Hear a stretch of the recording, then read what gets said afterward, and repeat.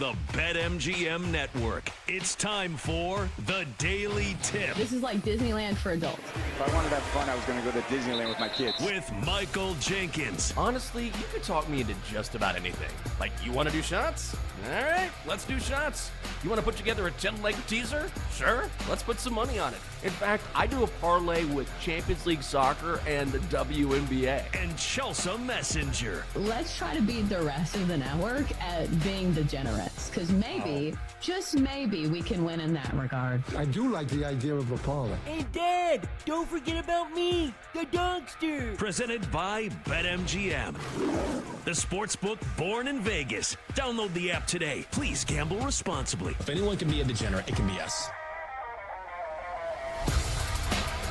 Let's do it. It is a daily tip on the BetMGM Network on a Thursday. Great to have you along with us. Good morning to you. Coming up, we'll look back at our afternoon of baseball bets before jumping into the NFL. And Jerry Jones, of course he is, speaking out again.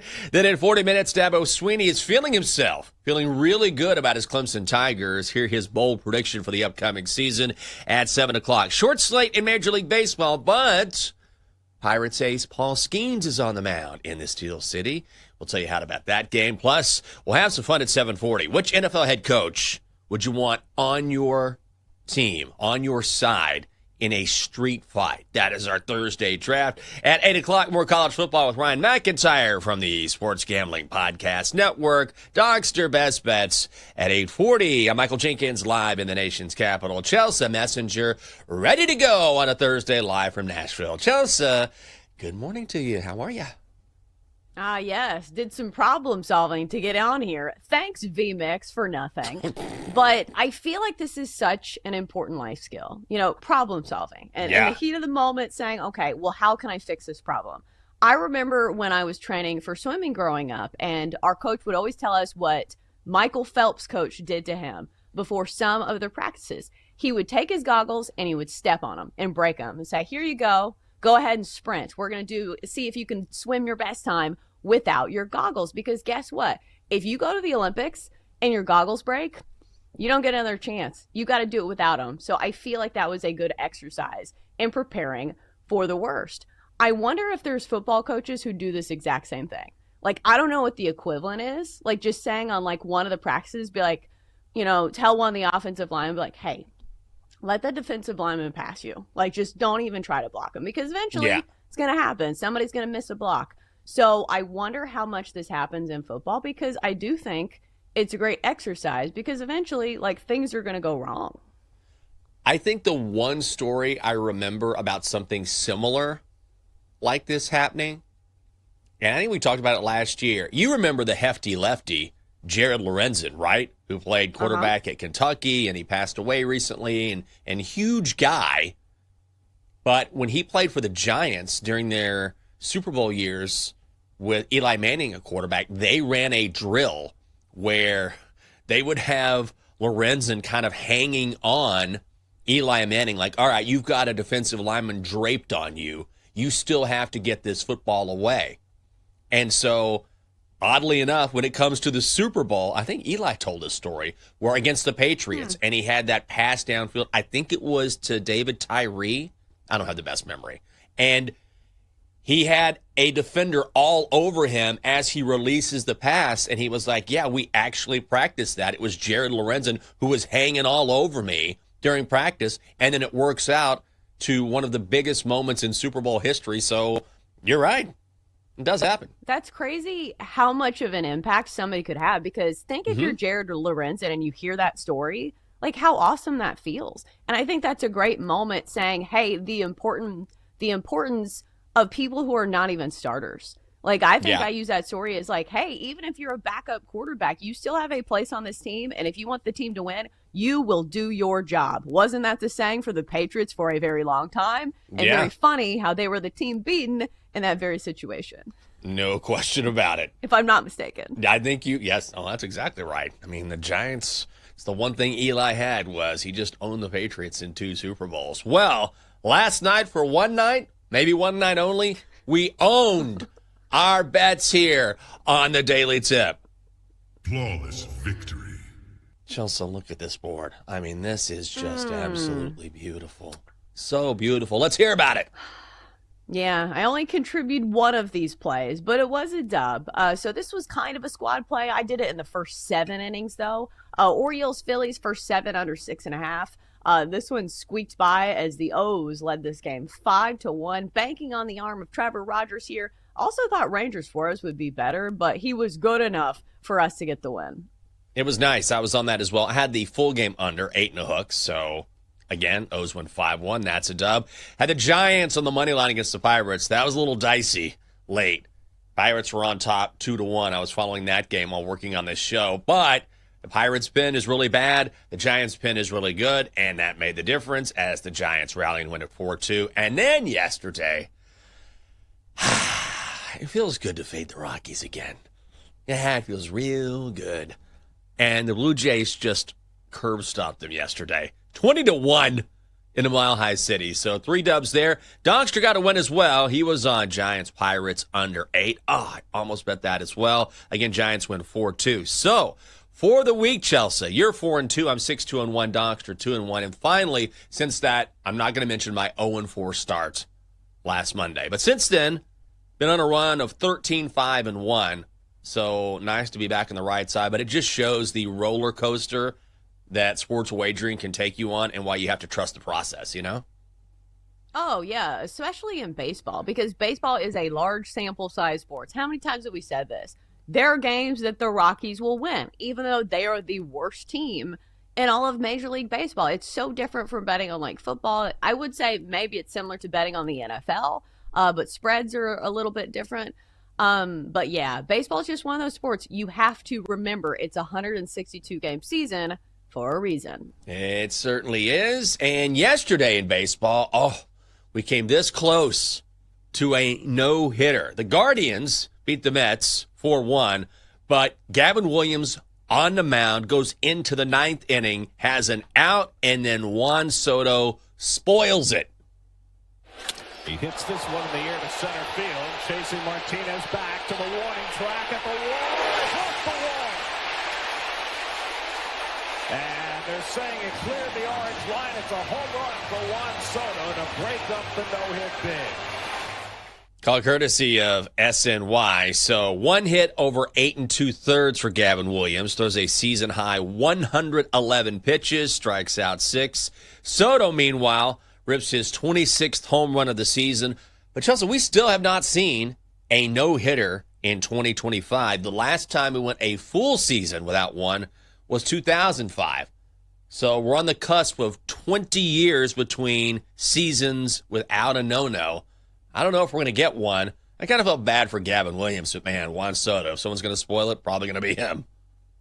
Yeah, at least it's a good story. At least it's a $500 or $400 million man, whatever. Yeah. So it's not like the last batter in the lineup that ruins it. At least you get a good story. But we still have, a month and a half of the season left. I still think that there is a good chance that we do see a no-hitter, especially with all the trade deadline moves that some of these sellers have made. Remember, like, September call-ups are coming, and we're going to have a lot of rosters that have a lot of young guys on them. Mm-hmm. So I would not be shocked if, the Rockies or even like a team like the A's, who offensively have been pretty good. I'm not trying to pick on them, but I'm just saying the teams that are giving the young guys a shot, those teams are fully capable of being no-hit by some of these guys who are finding their stride late in the season.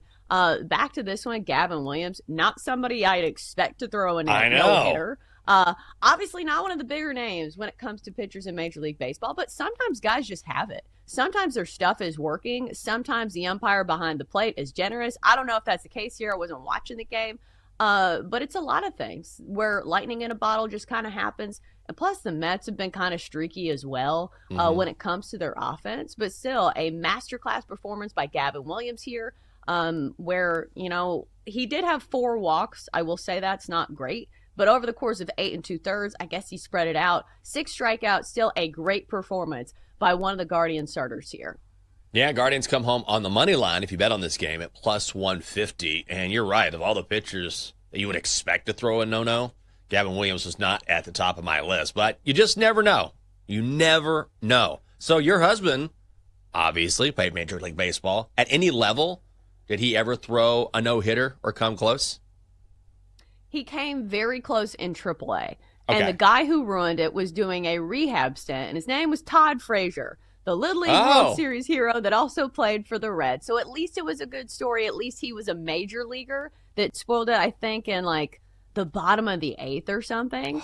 And I think afterwards he either bought him like a bottle of whiskey or like he bought drinks at the bar like later that night. Like I think that team and Jake's team were out at the bar, and he like bought a bunch of drinks for Jake. So it was like a cool moment for Jake being in AAA. But yeah, it's one of those things where you watch it, and if you imagine how nervous you are as a significant other of somebody, just in general, watching them pitch, then you add on the layer of a no-hitter, it felt like I couldn't move. Because like I'm extremely superstitious. Like I was at the game. And you're like, oh my God, I can't go to the bathroom. I can't uncross my legs. Like you feel like you have some sort of control, and you do not. But that was basically being a pitcher's wife in a nutshell, is that you feel like you have control. Oh, well, I should have, let him sleep in a little bit longer. I shouldn't have nagged him. But it's definitely not that. I made him take out 3 bags of trash this morning.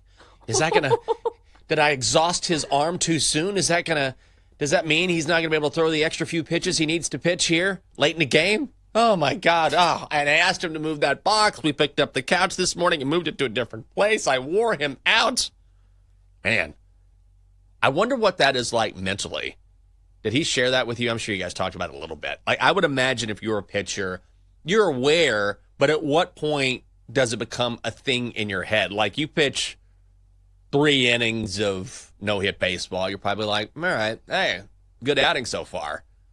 And as we know today, Major League Baseball, most pitchers go, 5, 6 innings, and even the best pitchers, unless they're having a really good outing. Some guys are innings eaters, but most of the guys are out soon. At what point, as a starting pitcher, do you say, I got a no-hitter going? And then it finally creeps in like, oh, I'm going to be in the game for a while now. And sometimes you get taken out, but a lot of times a skipper will say, you know what, do your thing. Maybe you can make history here.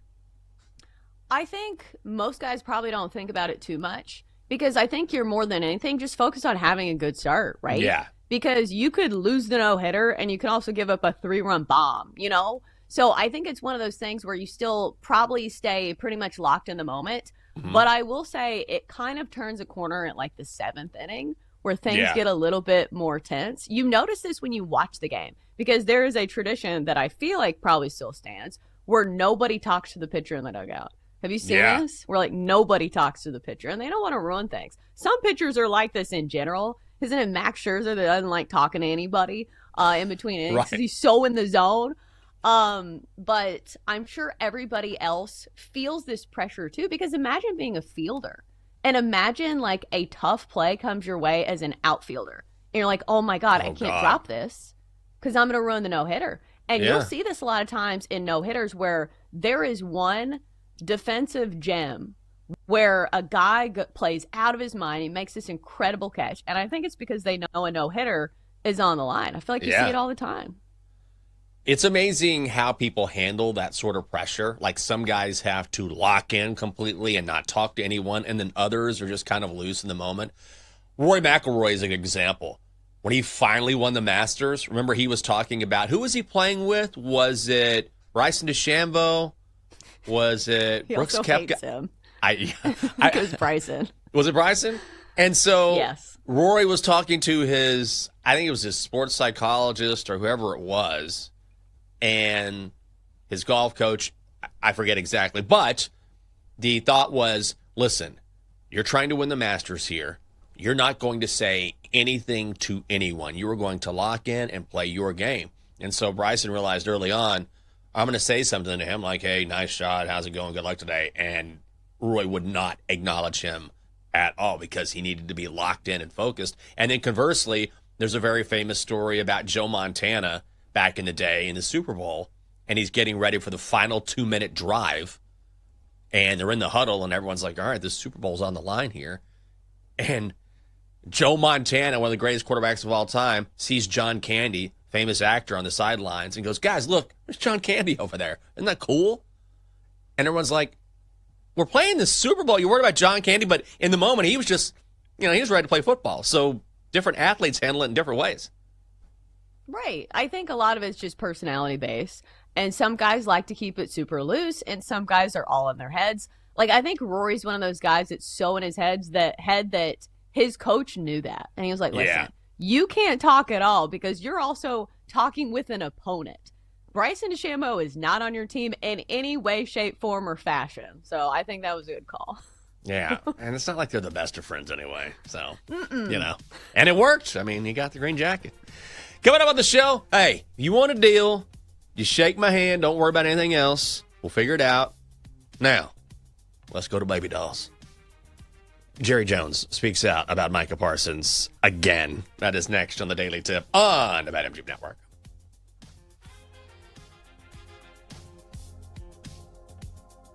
Chelsea and Jenks will be right back on the Daily Tip on the BetMGM Network. Download the app today. Please gamble responsibly.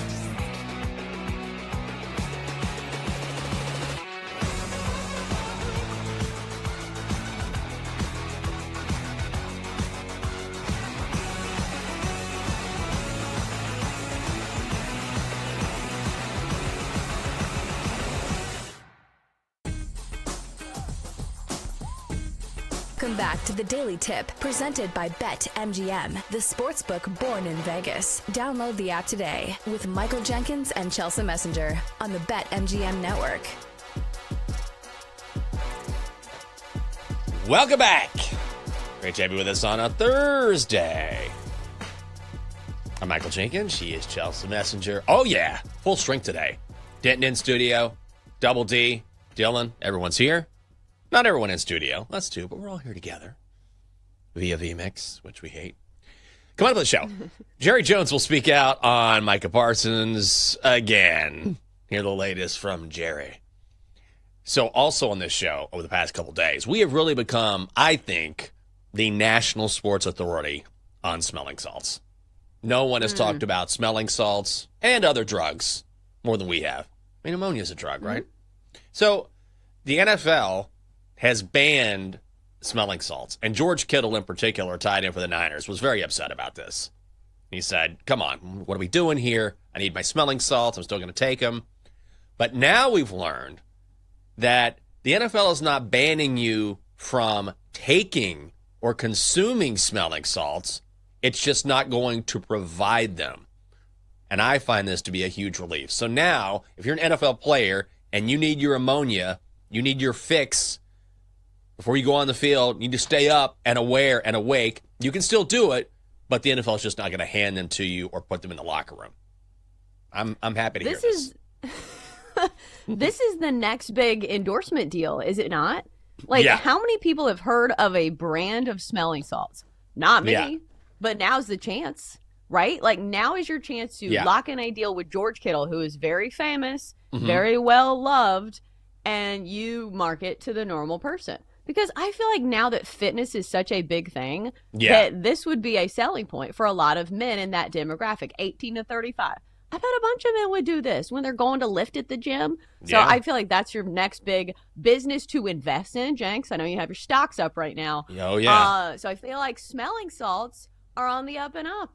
Yeah, if you can find a company. Amazon may be the way to go because they sell everything, including smelling salts. Okay, so we have the soundbite from George Kittle. This was his statement a couple days ago. I think he interrupted an interview on NFL Network when he heard the news. So George Kittle and why he loves smelling salts so much.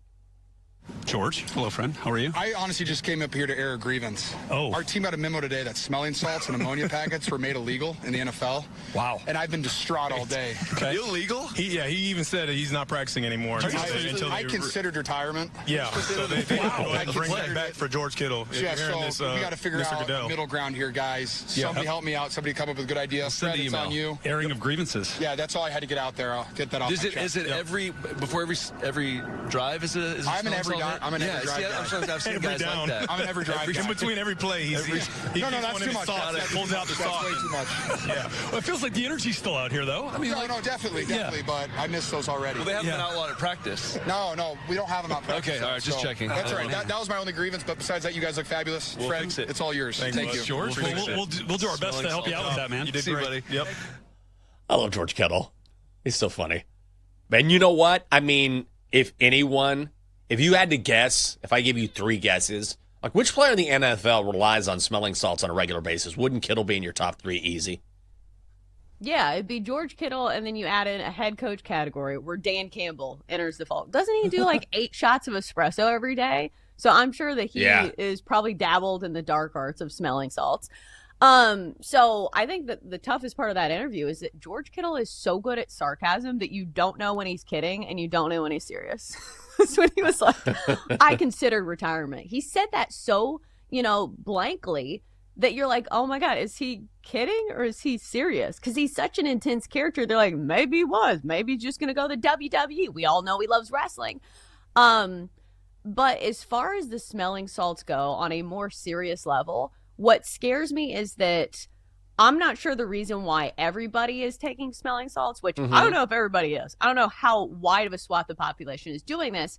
But if they're taking it to get hyped up and get ready for the next drive, that is one thing. But if they're taking them to mask taking a big hit, that's when the problem starts to arise. And I think that's why the NFL stepped in here, because they've got to shield themselves from litigation and the underlying narrative that the NFL does not care about players' health, because we have all this stuff with concussions. Yeah. So I don't know why these guys are taking it, because I haven't talked to them, because I only know the baseball side of things, because I've heard of relievers in Major League Baseball doing this because they have to sit on the bench for 2.5 hours, and then all of a sudden, they have to snap it into, being throwing 102. So that's why they do them. But I don't know why football players do it. But as far as, if they're just getting hype from it, that's one thing. But if it's to kind of shimmy off taking a massive hit, that's when it starts to become a problem.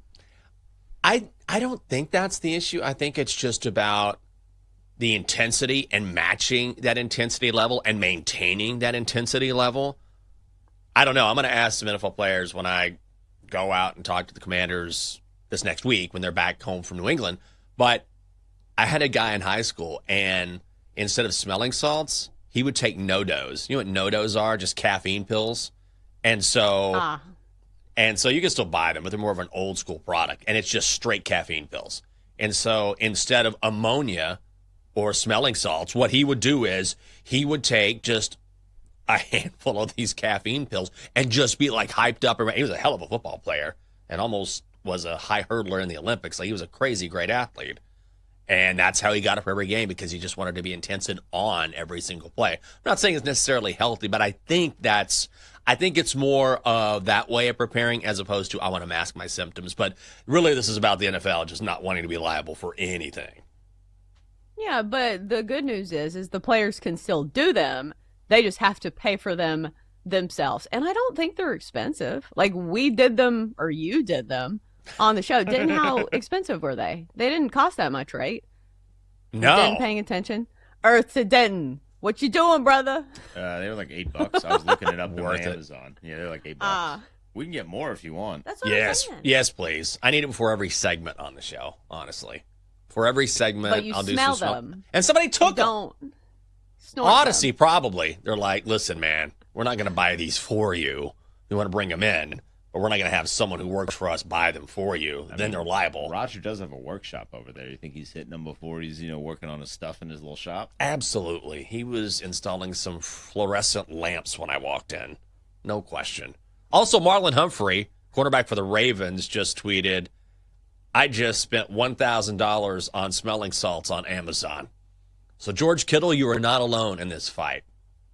I'm for it. Okay. So if they're $8 each, that's a ton. Honest, that bottle that we had, $8 would last you a couple seasons. I think the bottle gets, I think it's 800 or not 800, 150 uses.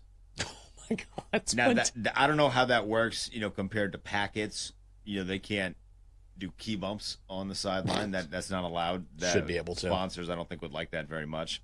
Verizon, I don't think, would love being on commercial after they watch George Kittle snort smelling salts.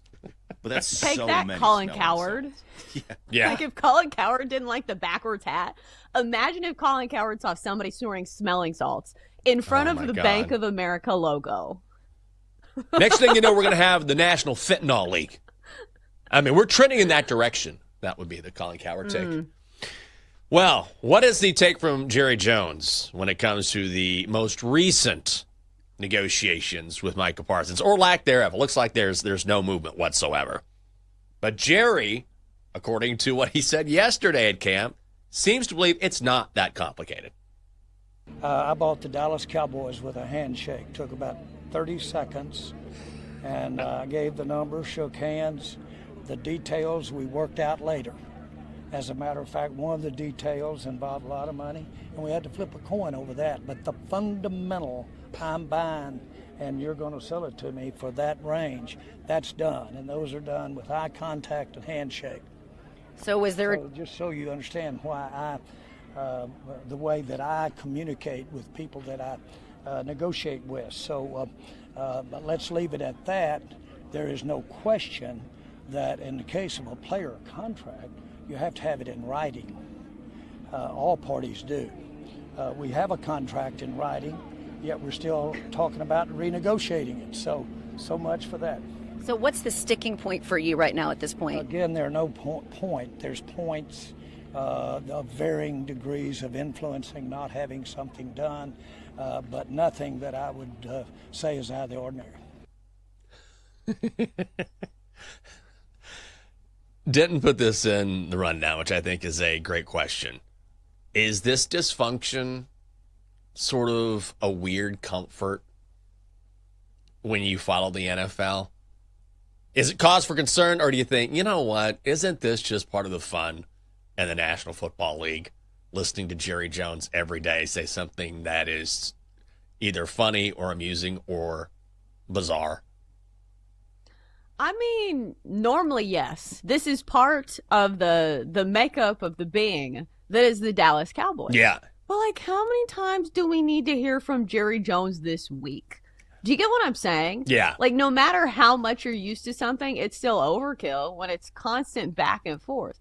I don't want to hear from Jerry Jones anymore. I am so ready for the season to start, and I'm so ready for this story to be over. So I'm tired of Jerry Jones saying the same nonsense every single day. Like, the only point that I will agree with him on is that Micah Parsons is still on a deal, still has a contract. And guys do this routinely where they want an extension, but, like, they still have a contract in place. Right. So, like, if this were to go, like, somewhere in the legal category, like, he still is under contract to play. It's the only thing I agree with Jerry Jones on, but this, like, handshake deal nonsense, that doesn't work. Like, this is 2025 where you have to sign a consent form for everything on the internet, no matter if it's signing up for Pet Supplies Plus. Like, you get what I'm saying? Everything has a contract. There's no such thing as a handshake deal in the era of everything being online. I sort of love this. I have to say. Like, the sadistic side of me and also the Commanders fan side of me loves this. I kind of get sometimes tired of Jerry, but the thing about Jerry is, as opposed to some players like Aaron Rodgers, for example, like Aaron, they both need the attention, but I never know if I believe Aaron Rodgers because he gets paid to do these interviews with Pat McAfee, right? So you never know if what he's saying is being exaggerated to a greater degree because he's got to bring something to the table. With Jerry, he just wants the attention, and he'll say whatever's on his mind. It's kind of stream of consciousness. And I love the fact, I said this a few days ago, I love the fact that he's treating a multi-million-dollar contract negotiation with a player in the NFL like a handshake deal next to an Arkansas oil derrick. We shook hands.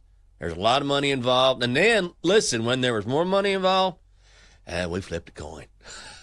Like, all right, Micah, guaranteed money. Here we go. Heads, $90 million. Guaranteed. Tails, $70 million. Huh. Tails it is. Like, why would you ever think that having that sort of negotiation would play in the National Football League? Like, when he bought the Cowboys, this was, what, 1989? Something like that. Like, things have changed, and also this isn't the oil field in Arkansas. But I sort of love it because he just, this makes me know, well, football season's back. Jerry's in the headlines, and he's speaking a bunch of stuff that is amusing or nonsensical. I kind of love it.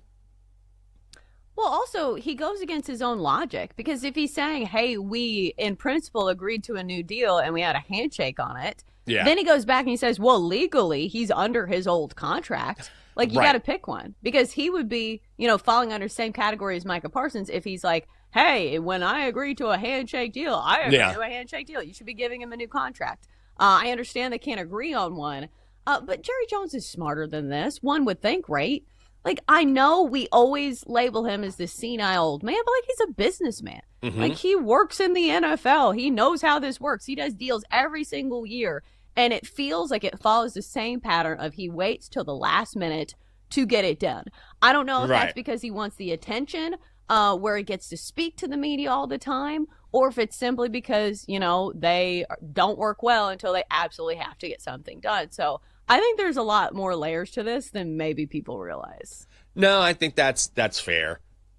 I do have a guy who I've made handshake deals with, But the difference is there's a difference between, hey, this is our roofer. We just made a deal on how much it's going to cost me to renovate our deck. This is a few years ago. And there's a difference between that and also I'm negotiating a multi-million-dollar NFL contract that has endless clauses. Like John the roofer, we call him, at our condo. Like, we negotiated. He shook my hand, and that was, John's a handshake guy. We shook hands, and it was like, that's it. That's the deal. Got the bill later. It was exactly what he said. And I kind of love that. But that's a very simple negotiation compared to, obviously, the National Football League. And the fact that Jerry kind of wants to treat it so simply is just, that's just quintessential Jerry Jones. Coming up next year on the show, it's the time of year for bold predictions, Chelsea. We know that. And Clemson head coach Dabo Swinney has won himself. That's coming up next here on the Daily Tip. Great to have you along with us.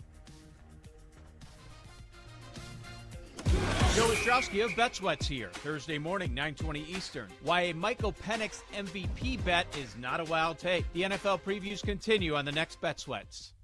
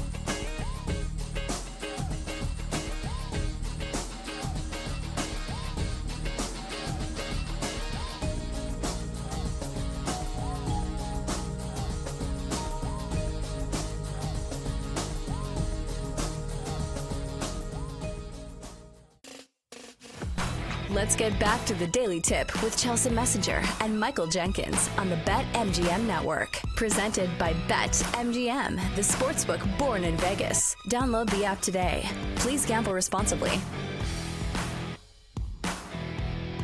Welcome back on a Thursday. It is Thursday, right? Okay, good. I always have to double check.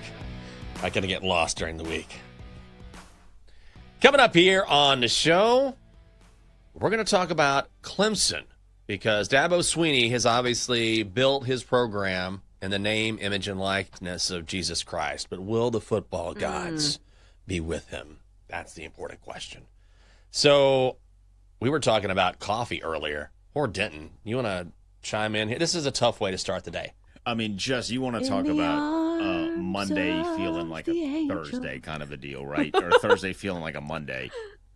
I was leaving my apartment this morning. My routine is pretty simple. I put my dried cranberries and protein bar right at the corner of my island, coffee in the fridge, because I'm an iced coffee guy. So I make it the night before, plop it in the fridge overnight, take it out. Nice. And then as I'm putting my backpack on, putting my water, stay hydrated, kings, put my water in my backpack, I go and pick up my coffee, slips out of hand, falls. It doesn't even fall that far. Like, it literally falls about the height of my laptop to the kitchen counter, shatters. Oh. Everywhere.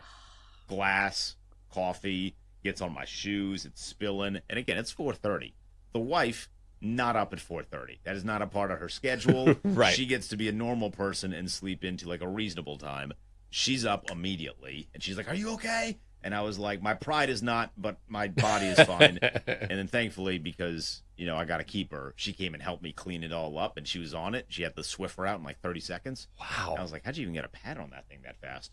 But we got it situated, but it was not great. And then on top of that, it was the last pod that I had of that particular blend. Oh, no. I like a more dark roasted coffee. It was the last pod. Yeah. Oh, that's a bummer. It's all about battling through adversity, though. Great wife, though. Yeah, Great move. Yeah. 10 of 10. 11 of 10, actually. Wow. Amazing. I woke up. Yeah. And, go ahead. I had a similar issue, but I'm like, not as bad as Denton's with my coffee. Like, I had a whole coffee thing this morning where yesterday some sort of breaker tripped. I don't know why in our condo, so it turned off the stove, the microwave, the coffee maker, whatever. It's fine. So it threw off the programming on the coffee maker because it's set to start brewing at like 3:45, 4 in the morning. So I looked this morning and it had brewed. I didn't realize it. It had brewed just way earlier because the timer was off. So I looked and I'm like, it didn't brew my coffee. I guess I just need to, but I saw there was liquid in the carafe. And so I was like, it's the water came through. I forgot to put in the grounds. I'll just pour the water back in. It'll make the coffee. I'll be good to go. But I'm so sleepy, I didn't realize that the coffee had been made. So there was coffee in the carafe. So I poured already made coffee into the water bin of the coffee maker. And then I realized, oh, my God, you just poured a whole pot of coffee into the water bin, into your coffee maker. So I had to unplug the whole thing and then wash out the whole thing with water. It's everywhere. Finally got, and then I'm like, and then water's coming through like the front of the coffee maker, like where the electronic system is located. I'm like, oh, God, I'm ruining this thing. But anyway, I got it all cleaned up, started from scratch, and guess what? All is well. I got my coffee made, but there was about 10 minutes there where it was a real Keystone Cop situation downstairs. Well, I think this is why we should get extra credit for doing the show at this hour. Because I think everybody can relate to the fact that your brain does not function well when you first wake up. Like, nobody's does. So I feel like these type of incidents are very common for those of us who wake up in the middle of the night. Not the crack of dawn. The middle of the night. Like 3:30 a.m. is not waking up early in the morning. It is the night.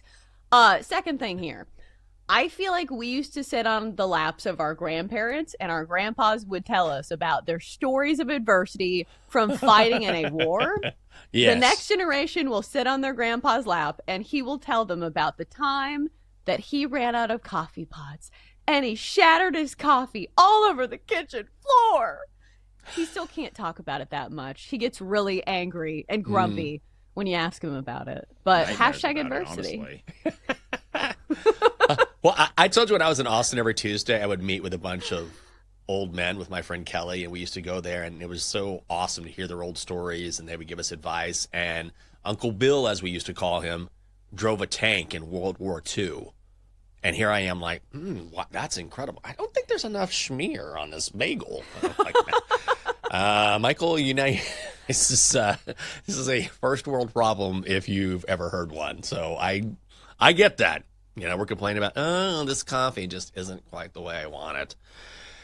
Well, how will Clemson's season be? Will it be the way they want it, the way Dabo wants it this year? A lot of people are on Clemson to win the national title. And you know who's feeling it? Dabo himself. So he says that this year's Clemson team, his squad right now, as it is currently constituted with Cade Klubnik at quarterback, can be the first 16-0 team in college football history. Now remember, he had the first 15-0 team in college football history. That was back in 2018. So he certainly knows what a championship team looks like. If you look at their schedule, the 40th ranked schedule in the country right now. As a comparison, Texas has, because of course I was looking at Texas, strength of schedule is number 4 in the country. So really tough schedule. Playing in the ACC, 40th ranked schedule. So yeah, they have LSU, they have SMU, South Carolina at the end of the season, but the ACC is pretty weak. Do you really think Clemson can go 16-0? Can any team go 16-0 this season? And by the way, to win the national title, Clemson is 9-1. I mean, it's possible. A team can do it, but will they do it? Because my first reaction to this sentiment was, do they not play South Carolina anymore? This year, South Carolina looks to be pretty good. South Carolina was good last year. You know, and I understand Clemson beat South Carolina last year, and that was a good South Carolina team. But, like, this is a rivalry matchup, and I feel like it always presents a challenge for both sides in this game. But 6-0 is different. Like, Clemson can still win a national championship and lose a game. Like, they do have an easy schedule, but we see this in the NFL probably more than college football. Yeah. That there's always a team that shouldn't scare you that actually does. Actually, we see this in college football a lot. You know, Clemson will probably mess around and lose to, like, Boston College or somebody, but beat, like, LSU and SMU and South Carolina. That's just kind of how things play out. In the grand scheme of things, I don't think it ruins their chances to play in the college football playoff. I don't think it ruins their national championship hopes. But 16-0 is a much different accomplishment than winning a national championship because it means you have 0 slip-ups, and it's just hard to count on, like, 18 to I was going to say 22-year-olds, but now it's like 25-year-olds to keep their heads on straight for an entire season. So maybe they could, if anybody has the schedule to do it, it's Clemson. But they start the season with LSU and they end the season with South Carolina. Those are 2 challenges that I feel like you cannot just assume that you will win. Yeah, and also that game is in Columbia. So that's going to be a game where South Carolina. I mean, that's a massive rivalry game, and the Gamecocks are going to be huge and just up for that game. Lenore Sellers is a wizard, so that's absolutely a potential upset spot.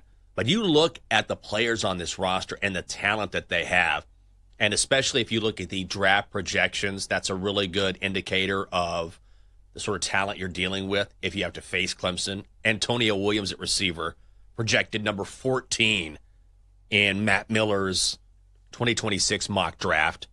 Also have TJ Moore at receiver. He had 5 touchdowns last year, 659 yards. TJ Parker at defensive end, number 3 in a 2026 mock draft. Peter Woods at defensive tackle, number 6 in Matt Miller's 2026 mock draft.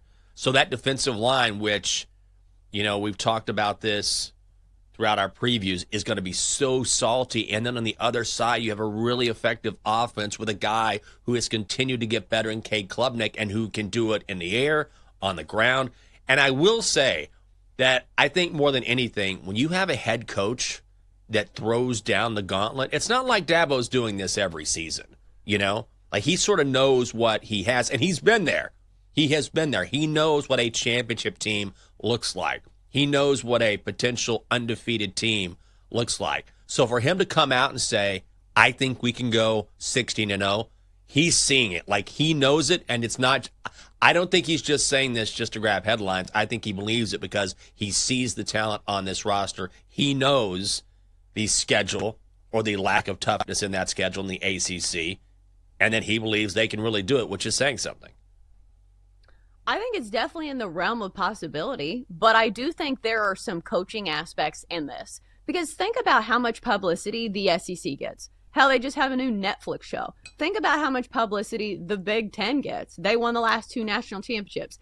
I feel like this is him trying to reroute some of the attention back to Clemson and the ACC. Because some of this is just like an attention and a headline war where it feels like people kind of forget about the ACC. Mm-hmm. And in normal situations, like say it's the NFL, it doesn't really matter because, it's a level playing field.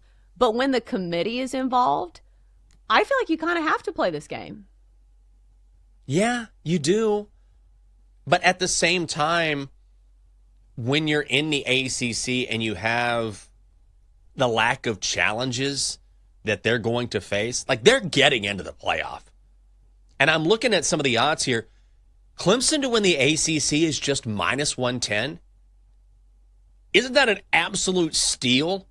This is a team that has the talent to win the national title. Those title odds have gone from 14-1. I think Denton got them at 14-1. Now they're sitting at 9-1. So there's been a lot of money come in on Clemson, and I feel like that they're under the radar compared to maybe Texas, Ohio State, Penn State. But Clemson is right there. They're going to win the ACC. Who else is going to win the ACC?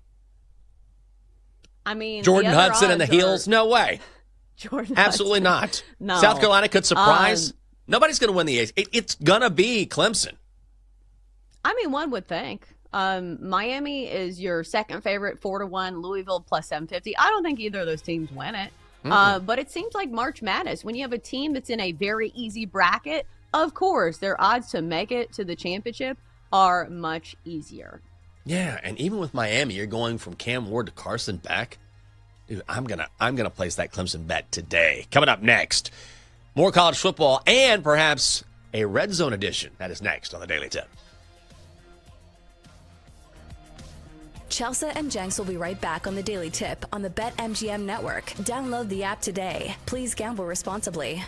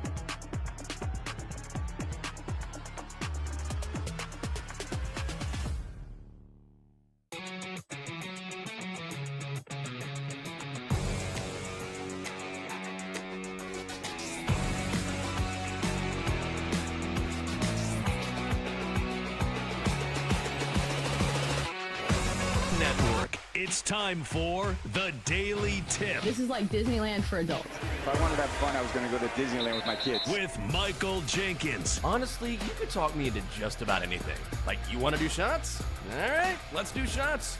You want to put together a 10-leg teaser? Sure, let's put some money on it. In fact, I do a parlay with Champions League soccer and the WNBA. And Chelsea Messenger. Let's try to beat the rest of the network at being degenerates, because maybe, just maybe, we can win in that regard. I do like the idea of a parlay. And Dad, don't forget about me, the dogster. Presented by BetMGM.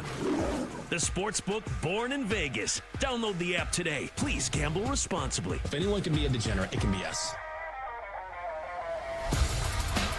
Hour 2 of the Daily Tip starts right now on BetMGM Network. I'm Chelsea Messenger. He's Michael Jenkins. Over the next hour, we will tackle these topics and much more. We'll start with ESPN and the big talk about the Red Zone programming since they acquired NFL Network. Will we ever get a college football version of Red Zone? At 7:20, we'll go on to our daily baseball bets. At 7:40, our summer draft series rolls on. This week's installment, NFL coaches we'd want to fight for us in a street fight. Obviously, we are living in reality here on the Daily Tip. It's all coming up next here on the show if you stick with us. All right, Jank. So I feel like it is kind of a known thing if you're an NFL fan that the Red Zone program is awesome. You know, you get to see every team in the Red Zone, and if you want to see touchdowns, that's the place to go. So what I'm about to say feels almost sacrilegious. I like Red Zone, but I feel like it's a second screen experience. I want to watch a game in its entirety unfold as opposed to watching a team simply punch it in from the 3-yard line. Do you feel this way? Like, is this something that you can consume just on one screen? Like, if you had one screen to choose from, would you rather watch an entire game of a team you follow, or would you rather watch Red Zone? No, I'd rather watch a full game of a team I follow, for sure. I mean, there's something about watching a full game where you get to see the ebbs and flows and maybe plays that aren't going to make Red Zone, because Red Zone is really about maybe a fourth down conversion or scoring touchdowns. Mainly about touchdowns, right? It's about scoring or, you know, a player being injured, something like that. So it's great for highlights, but I don't want a full game of highlights. Even though, look, Red Zone is amazing, but I don't want a full day of highlights when I can dig into my favorite team and watch my favorite team play. And if there's a good matchup, like there's a great game, like let's say it's Bills-Chiefs is a easy one to choose, then it's like, I want to see this game. You know, I with all due respect to the Jags and Falcons, and Michael Penix runs it in from 2 yards. Like, great, I'll follow that later, or I'll look at highlights. And look, during halftime, commercial breaks, I'll pop over to Red Zone and keep up with what's going on. But a good game is something you can't really beat, at least for me. Yeah, doesn't it make you feel a little nervous even saying that? Like, I feel like somebody's going to come for me. It's like, have you seen the running joke about people trying to say mean things about Adam Sandler movies? Like, people trying to talk about Happy Gilmore 2. They're like, I can't badmouth Adam Sandler. I just can't do it. You can't. This is how I feel about Red Zone, right? Where it's such a cult classic, where everybody who follows football is like, oh, Red Zone is back. Scott Hanson's going to hit like crack, you know, when the season comes back, which I understand if you have 2 TVs. But I'm in the camp of you, in which I want to watch a game unfold. And some of the best plays, you know, you'll see a pass that goes, 47 yards down the field, but it's not in the red zone. Right. So I think it's one of those things where it's like if you were reading a mystery thriller and you're like, why don't I just skip to the last page and see what happens? Yeah. I don't want to do that. Like, I want to see the whole thing. So I think I'm in the favor of watching the entire game. I think maybe if I only played fantasy football, maybe if I only bet on anytime touchdown props, or if I didn't have a team to root for, because, like, that's the only thing I can think of. Like, if you're not a fan of any team, which would feel strange because I feel like everybody has somebody, because I'm like this in the NBA. I don't have an NBA team because nobody's that close to us. Like, the Grizzlies are kind of close, like 3 hours, but Memphis is a very different city than Nashville. We are not the same thing. So I'm trying to think of the scenario, and I just can't. So I do think it is a great second screen experience, and I think that's how most people use it. Also, if you're at a bar, Like, this is a great thing to have on. Oh, yeah. But I don't know. I feel like people herald it more than I do. I think it's awesome, and I think it's the perfect second screen experience, and it's so well done. That's the thing about Red Zone, is that they do such a good job of, just giving you football information, and Scotty does a great job, and they just nail it.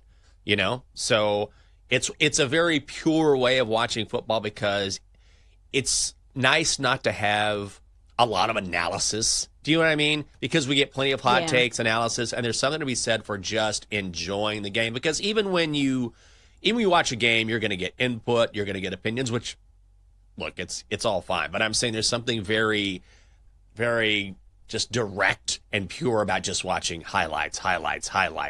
Here's what's going on here. Here's what's going on here. And it's the perfect way to, pop up a second screen, open your computer, and you're watching the game. And then whenever there's a break in the action, you're like, all right, let me pull up Red Zone here for a second and find out what else is going on.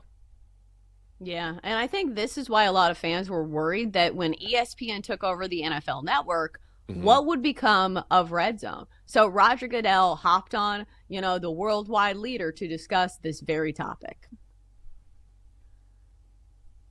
Well, that'll actually stay the same. It'll continue to be produced right here in this building. It will be the NFL Red Zone. I don't think fans will see any difference to that. Obviously, in the context of that, though, ESPN purchased the Red Zone name, and they will be able to utilize that for other sports, college football and other things. And I think that could be an exciting thing for our fans also, to see a Red Zone maybe in college football or other sports. That's something that they now own and have the ability to do that. But as far as Red Zone, NFL Red Zone, there won't be any changes for our fans. Well, it's an absolute staple. That's good news. And expanding that's pretty fascinating. Yeah, it is fascinating. I think that was Hannah Storm. So if Scott Hansen hits like crack to NFL fans, imagine what this would do for college football fans. So, Jenks, you were a huge college football fan. I am. Were you excited, or at least interested, when you heard that college football could get a Red Zone? Oh, yeah. Absolutely. I mean, obviously, I'm going to be locked into every Texas game ever. Had to do some negotiating yesterday with the lovely Catherine, because they have this thing called Duddington Day, which is, Duddington is a neighborhood in Capitol Hill, and some of our close friends live in Duddington. It's actually really cool because it starts early in the day, and they have like pony rides for the kids. They have a little happy hour. You go around cleaning up the neighborhood if it needs it. They have all sorts of festivities. It's really cool. It's like a nice, fall activity. But I'm like, okay, but also Texas plays at 4:15. But last year, they pulled a TV outside for me, which was awesome. So we were, in the neighborhood. There's a ton of people out, and also I've got a drink in my hand and watching Texas at the same time. So I'm always going to be into Texas no matter what. But as an aside, yes, if I'm not into Texas and I can keep up with the rest of college football and it's Red Zone-esque, oh my God, yes. I mean, if the NFL Red Zone is crack for a lot of people, then college Red Zone for me would be, is there such a thing as double crack? I don't know. But whatever is more powerful than crack, that's what it would be for me. I would love that. Yeah, I need to study the gateway of drugs. Like, remember in school they taught us like the gateway? It's like, oh yeah, well, beer leads to weed, and weed leads to cocaine. Like, I don't know what the next rung is. I need to ask my local DARE representative. But just to be a negative person about this, would college football be different for Red Zone? Because I think of this. I feel like there are more long touchdowns in college football. Am I wrong? Like, maybe it's different for the big teams that play actually closer to an NFL brand of football. But, like, think about watching, like, Maction. How many of those touchdowns are, like, run-of-the-mill touchdowns? Like, they ain't punching in from 1 yard. Like, it's like a punt, blocked recovery. He's going to scamper for 47 yards down the other way and then throw up on the sideline. Like, that's why I feel like the Red Zone in college football might not hit as good as well as the NFL. I think the problem, or the potential problem, is the number of teams in college football, right? So True. in the NFL, you have, 32 teams? Am I getting that wrong? Probably. I'm terrible, right? I'm telling you. For a guy who does sports for a living, I forget names, numbers all the time. Like, I don't know what I'm doing here. But 32 teams, like, you know exactly what you're doing, right? This is a finite number of teams. Like, you're good to go. In college football, how do you decide which play? You don't have enough time in the day for the number of plays that you're going to see that are incredible. Like the amount of monitoring that would have to take place. And then do you say, okay, this is an amazing play, but also we've got Ohio State and Texas playing right now. Here's a touchdown there. Are we concerned about this 40-yard bomb in the Western Kentucky game? Can we throw it in later? Like, at some point, some great stuff is going to have to be on the cutting room floor. You don't necessarily have that problem in the NFL. I mean, there are going to be some plays you just, by virtue of time, you can't get everything in. But in college football, like, multiply that by 4. And then what do you decide what people care about? Because some teams have more gravitas than others. You know, some plays will mean more based on what it means for the conference standings, potential college football playoff. I don't know. It would be just as addicting, I feel like, but it would also be a more difficult thing to pull off in the right way. It feels like one of those things would be great in theory, but difficult in practice. Like, imagine trying to produce this version. Oh, my gosh. Where, like, if Roger Goodell, like, walks in, it's like, yeah, just do it for college football. Simple. And you're like, wait, does he know how many teams play in college football? Yeah. Like, it's one of those things where, like, somebody would suggest this that's not on the technical side of things. Like, we've all had this happen to us before. We're like, oh, simple, just do that. And you're like, have you ever worked behind a camera? Right. Have you ever edited something? So I would love to hear from, like, a production standpoint how difficult this would be. Oh, I think it's fascinating to think about. It can absolutely be done, and it will be done, because ESPN, they just continue to add different properties so they can roll out this streaming app. And this is just going to be another way to, like, draw people in. It's a great idea, but man, the effort that will go into trying to make this work, and there will definitely be some trial and error. Like, the amount of, you're going to have more staff. Honestly, how do you monitor this many games, especially the ones that aren't the big time games where maybe you're streaming on some sort of service, but it's not on traditional linear cable channels or whatever? Like, it's going to be really, I don't know how you do it.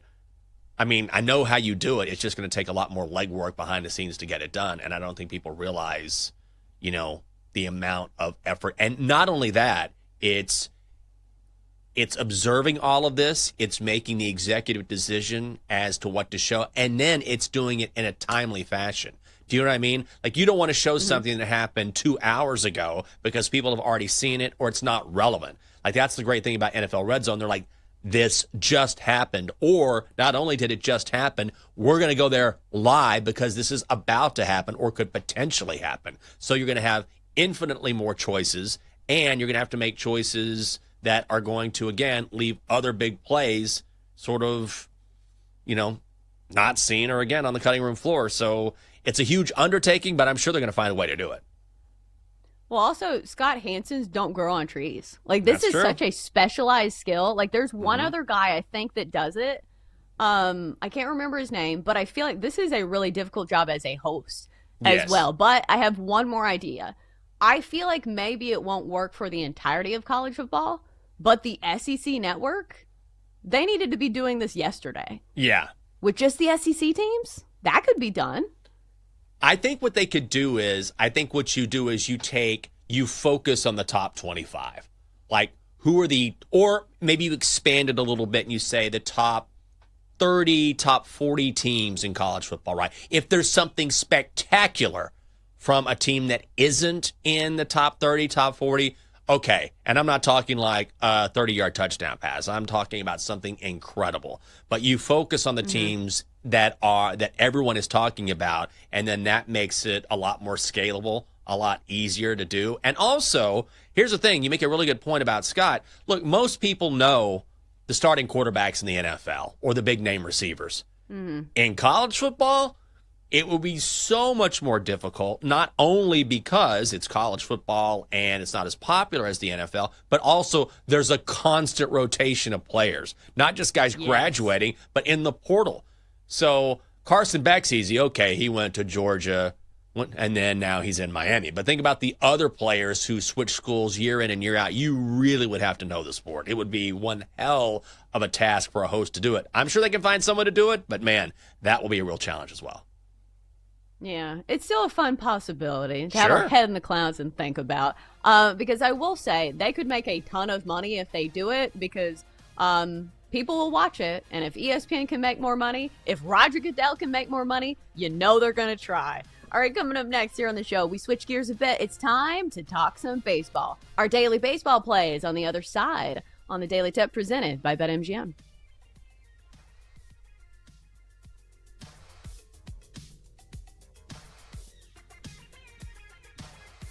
Chelsea and Jenks will be right back on the Daily Tip on the BetMGM network. Download the app today. Please gamble responsibly.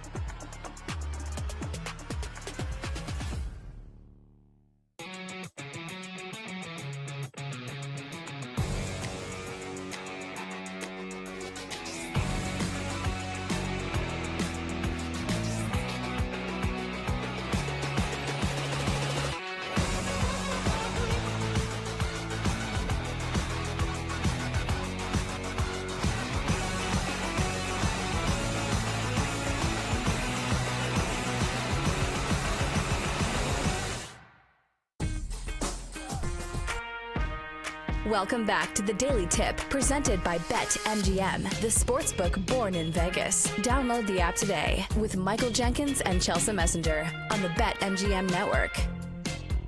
All right, we're back on a Thursday. It is August 7th here on the show. And although the baseball slate today is not big, maybe we can find a couple winners for you today, because we do have some good pitching matchups. At least Paul Skeens is going. Not sure if I'd take Pittsburgh as huge favorites here, but maybe there's a way to play that when you just back Paul Skeens.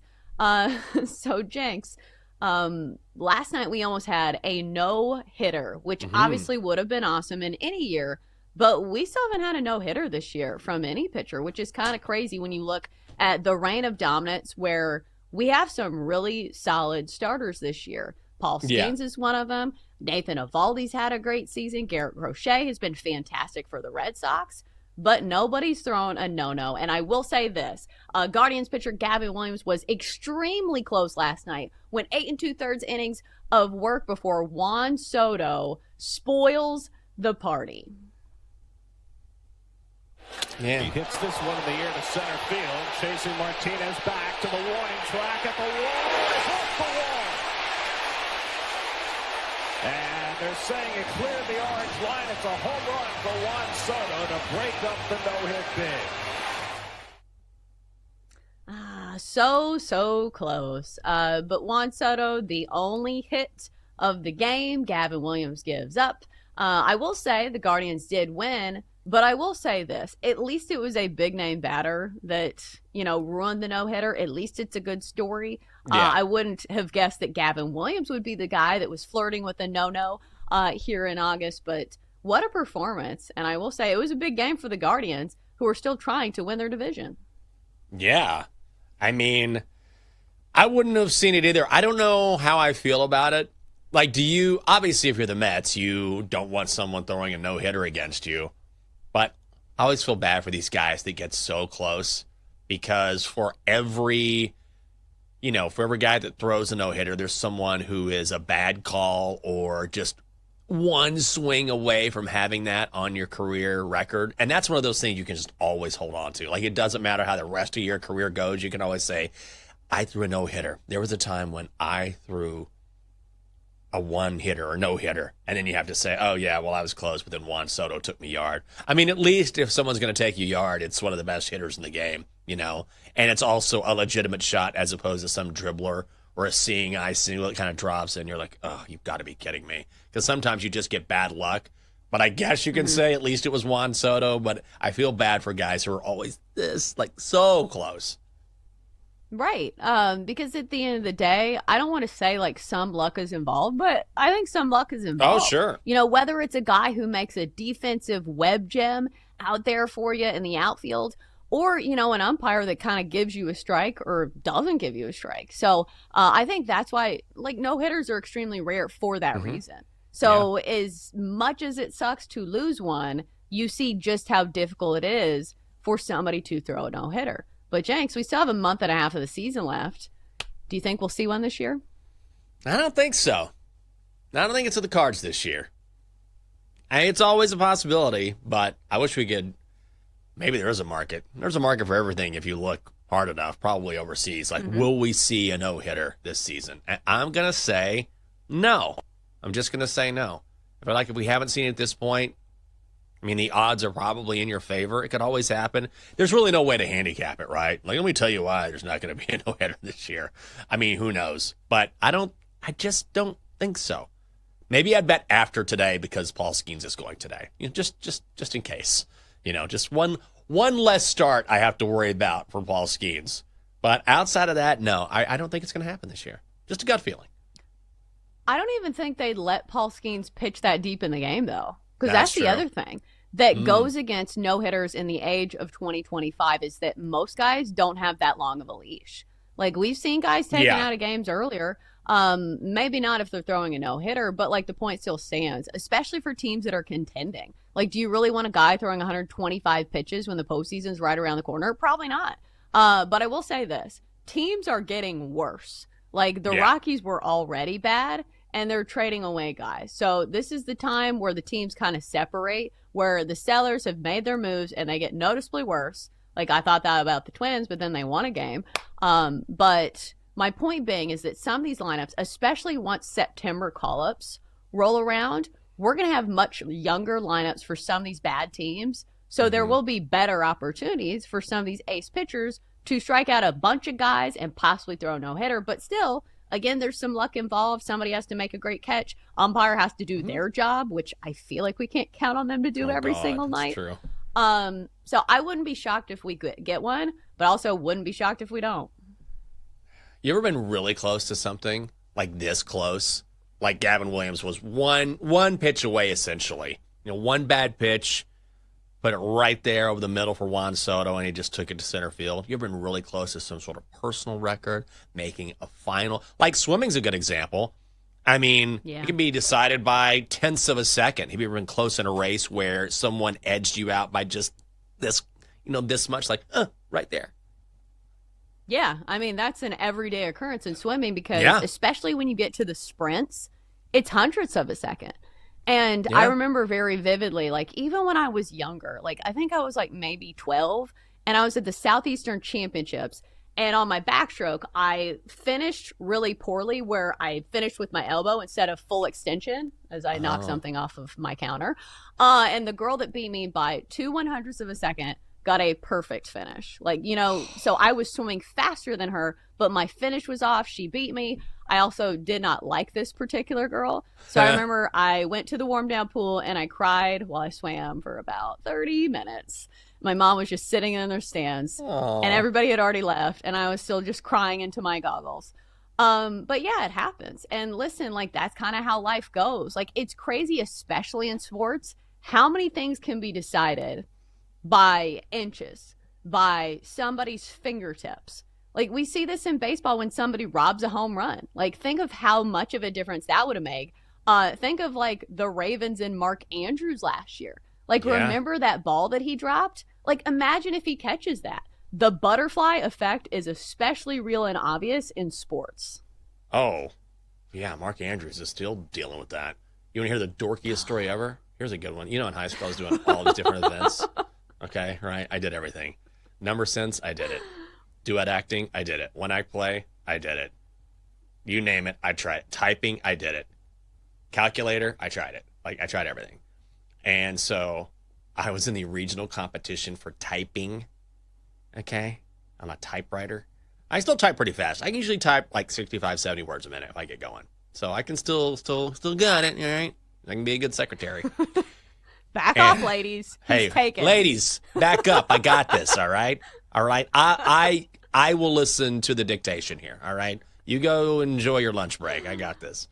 And I was one hyphen away from making the state finals. Is that like the dorkiest story ever? On my typewriter back in the day. But do you think that would have changed the trajectory of your life? Do you think you would have gone into typing? No. I wanted to compete, and also it got me out of so many classes. It was so, like, my teachers were like, he's already smart, so instead of doing the work that everyone else is doing, I told you this before, they were like, practice here for your competition, and we'll match your grade with the highest grade in the class. That happened to me in like 3 or 4 classes. It was awesome. It was like everyone else is practicing typing, and then my teacher was like, hey, stay back here, practice for the competition. I'll match your grade with the highest grade in the class. I was like, awesome. That happened like 3 or 4 classes. I was in what class was it? English? Was it English? I forget what it was. And my teacher was like, hey, you and Shane go to the auditorium. We had an auditorium to ourselves. Practice your duet acting. I was like, okay. So there were so many classes I didn't even do. I was working, but I was working on something different and didn't have to worry about these regular boring assignments. It was great. I was just thinking, and I was in my fields about the butterfly effect. And like, you think about it in your own life, like the big ones. Like, what if I never went to NC State? What if I went to another school and I never met Jake and I would never Blake? But think about the athletes that, like, the butterfly effect is especially real for them. Like, think about just about anybody in the AFC. Like, think about Josh Allen. Think about how many close games they played against the Chiefs. And then think about maybe like Russell Wilson, if he would have given the ball to Marshawn Lynch instead of the other team.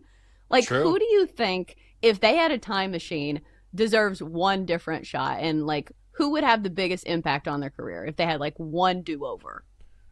Definitely whoever, I forget who it was, that Seattle offensive coordinator who called that play. I mean, everyone on that offense.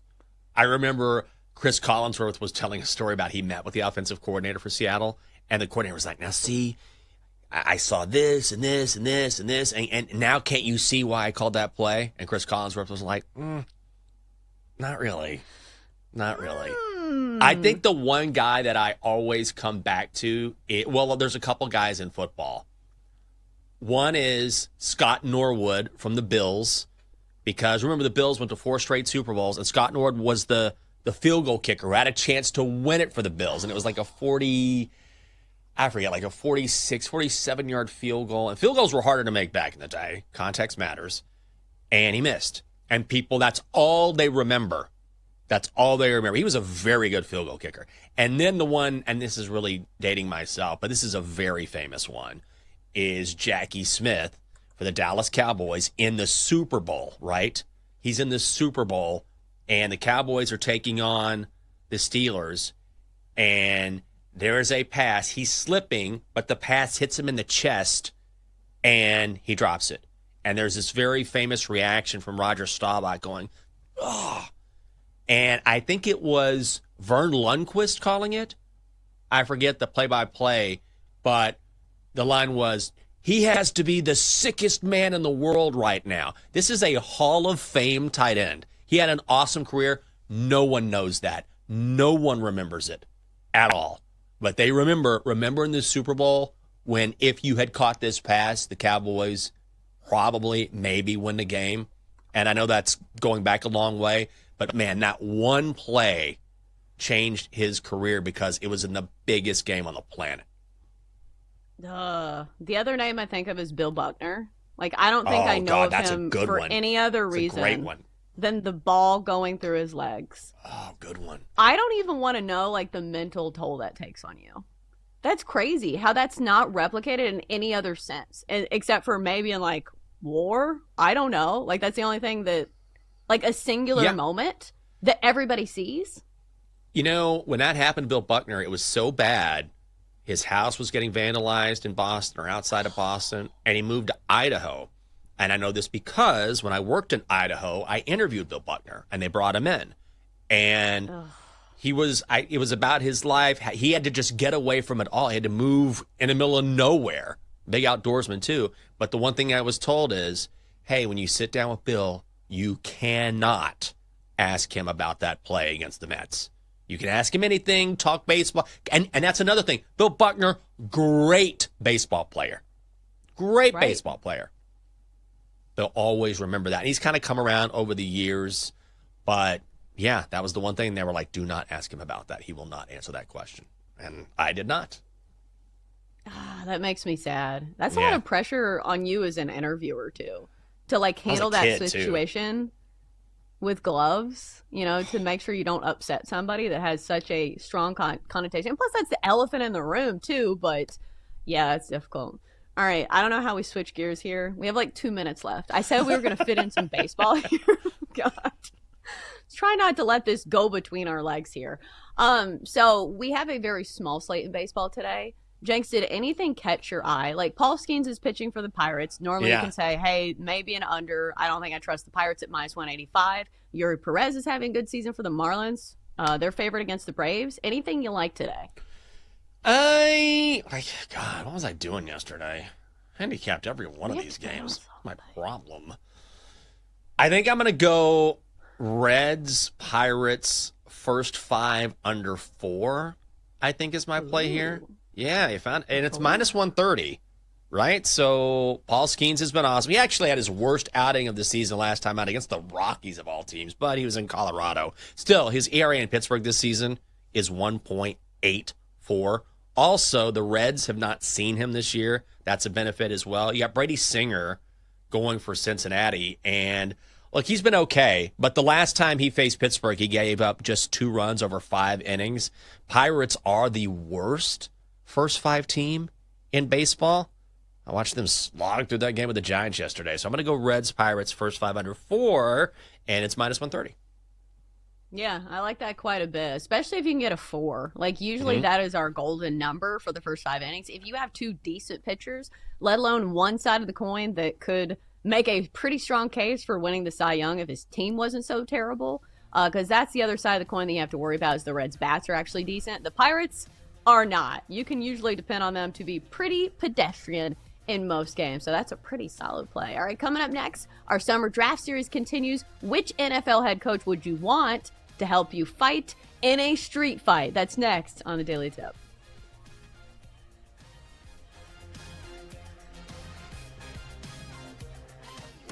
Joe Ostrowski of BetSweats here. Thursday morning, 9:20 Eastern. Why a Michael Penix MVP bet is not a wild take. The NFL previews continue on the next BetSweats.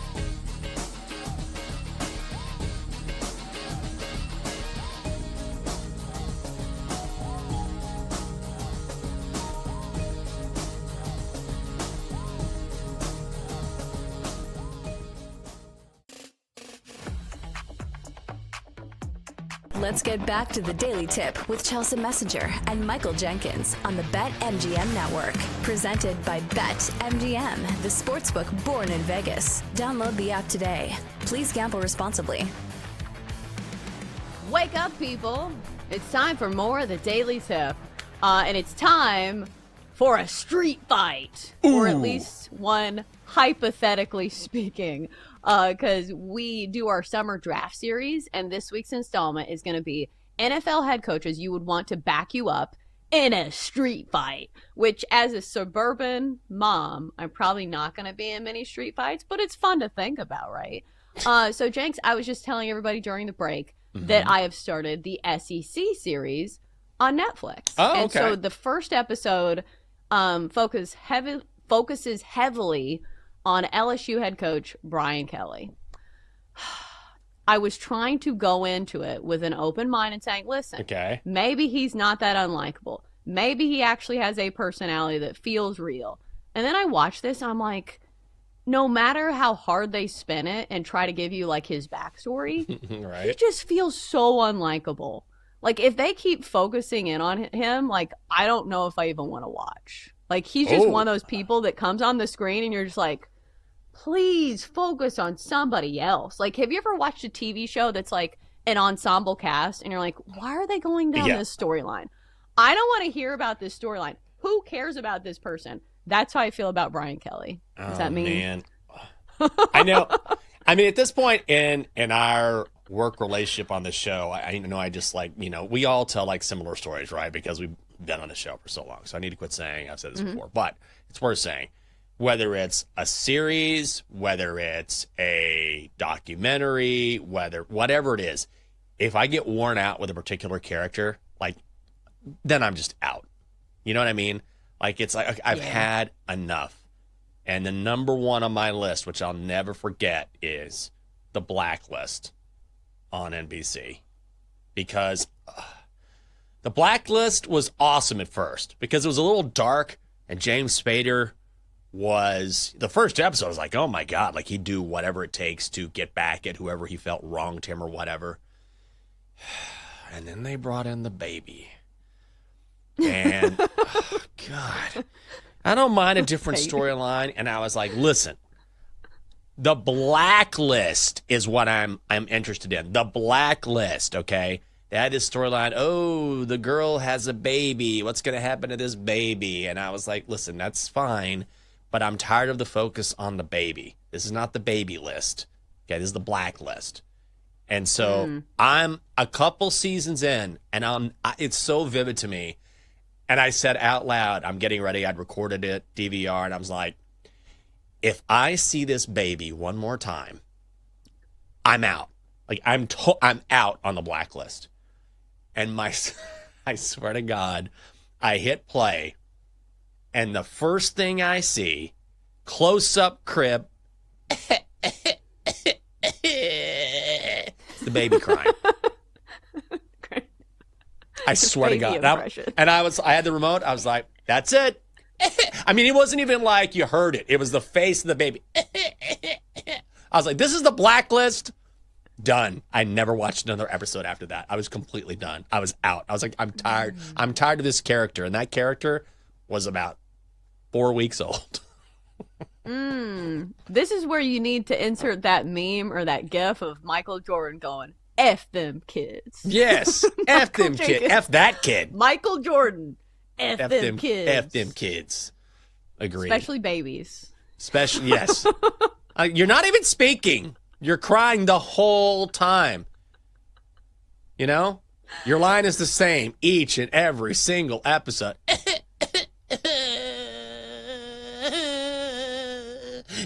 All right. Okay. See, it's annoying. So, yes, I'm annoying myself. But, yes, sometimes I'll see a character. I'm like, I've had it with this character. I'm enough. I had it with that baby. So I totally know what you're talking about. Yeah, Brian Kelly fits the baby mold for me. Like, yes. Enough with Brian Big Kelly whiner. on the show. I want to hear about somebody else. So hopefully SEC Untold or whatever the name of the show is, any given Saturday, hopefully it goes down a different road because I'm tired about hearing about Brian Kelly. I will not be rooting for LSU this year. Sorry, guys. All right. So speaking of head coaches, it's time to kick off our weekly draft with this week's installment being NFL head coaches you want to back you up in a street fight. Welcome to the 2025 Daily Tip Draft. All right, ladies and gentlemen. So I get the first overall pick, and I feel like this is a very obvious one if you've watched any NFL games. The pick is in.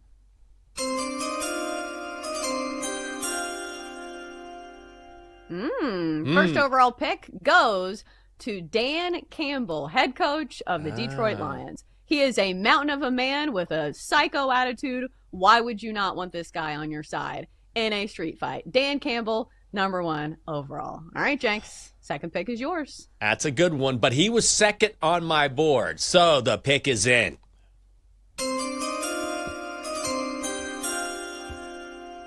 With the second pick in the street fight NFL coaches draft, DeMeco Ryans, head coach of the Texans. Only 41. I looked up height and weight of all these coaches. Dan Campbell's bigger, but DeMeco Ryans is still cut. 6'1", 247 pounds during his playing days. DeMeco Ryans. That's a good one. I don't know if he's as big of a psycho as Dan Campbell. I True. don't know if that goes into your handicap, but still a good pick nonetheless. All right, producer boys. I don't know who's going first here, but the number 3 pick, you are on the clock. So I'm stunned with this. I'm going to take great value where I can get great value, but this whole topic idea was based off of one man and one man alone. So with that said, the pick is in.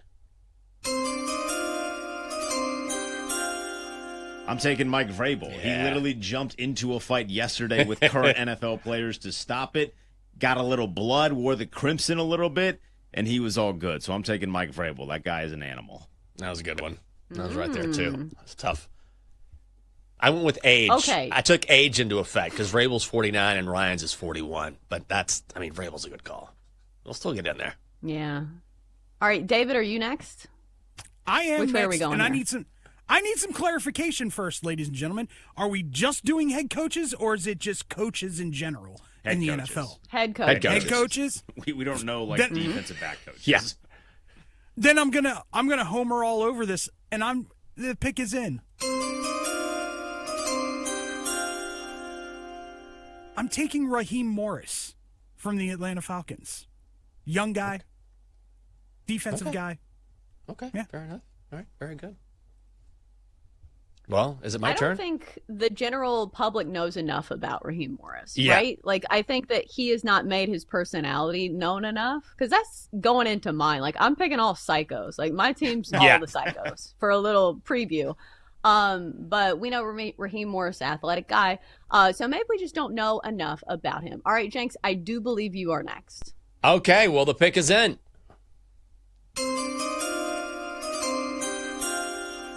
I'm glad you said psychos, because I'm going Nick Sirianni. No. Because I feel like this guy is picking fights constantly with Philly fans. 44, young guy, still pretty spry. Sometimes his own team doesn't like him, so I'm going Nick Sirianni. Ooh, he's got that Philly attitude. That does count for something in my book. All right, next up for me, I have two picks here that I need to narrow down. All right, the pick is in.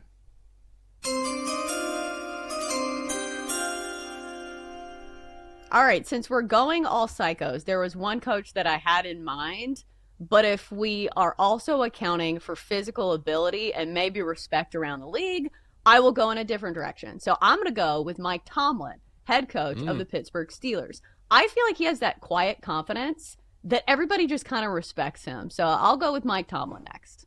Oh, that was close. That was right there. One of my next picks. I'm going to go under the radar here. Chelsea gets another one. Oh, she gets another one. Oh, yeah, sorry. Yeah, she had to pick between two, but it's a snake draft. You get two. My bad. So I didn't even have to choose. All right, next up, pick it in.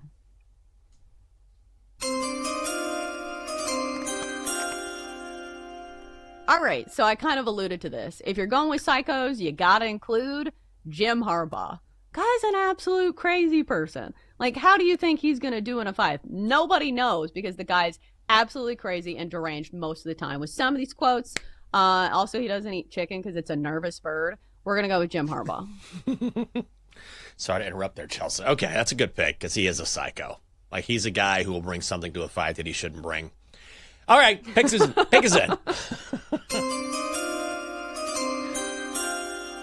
I'm going under the radar here, but I saw a picture of this guy the other day. He's pretty cut. Dave Canales from the Panthers. 44, former college receiver, 6'1", 203. So not huge, but man, he is in really good shape. So Dave Canales is the call for my third pick. I've seen him on TikTok. I think the ladies have noticed him. I think he's a good-looking guy. Yeah, I mean, he's been hitting the weight room, so that's where I'm going. All right, who's next? Is it me, Den? Yeah, you are up, and I will have our final pick. All right, the pick is in.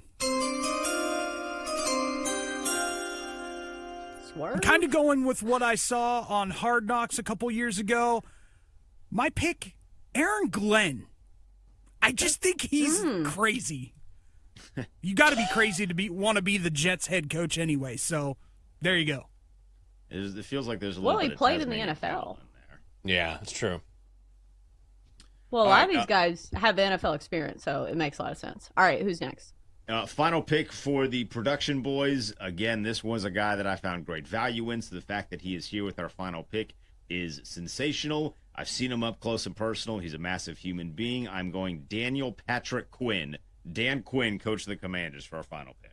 That's a good one. Well, and well-loved. He gave me reason to live, honestly. All right. Final pick is in for this guy.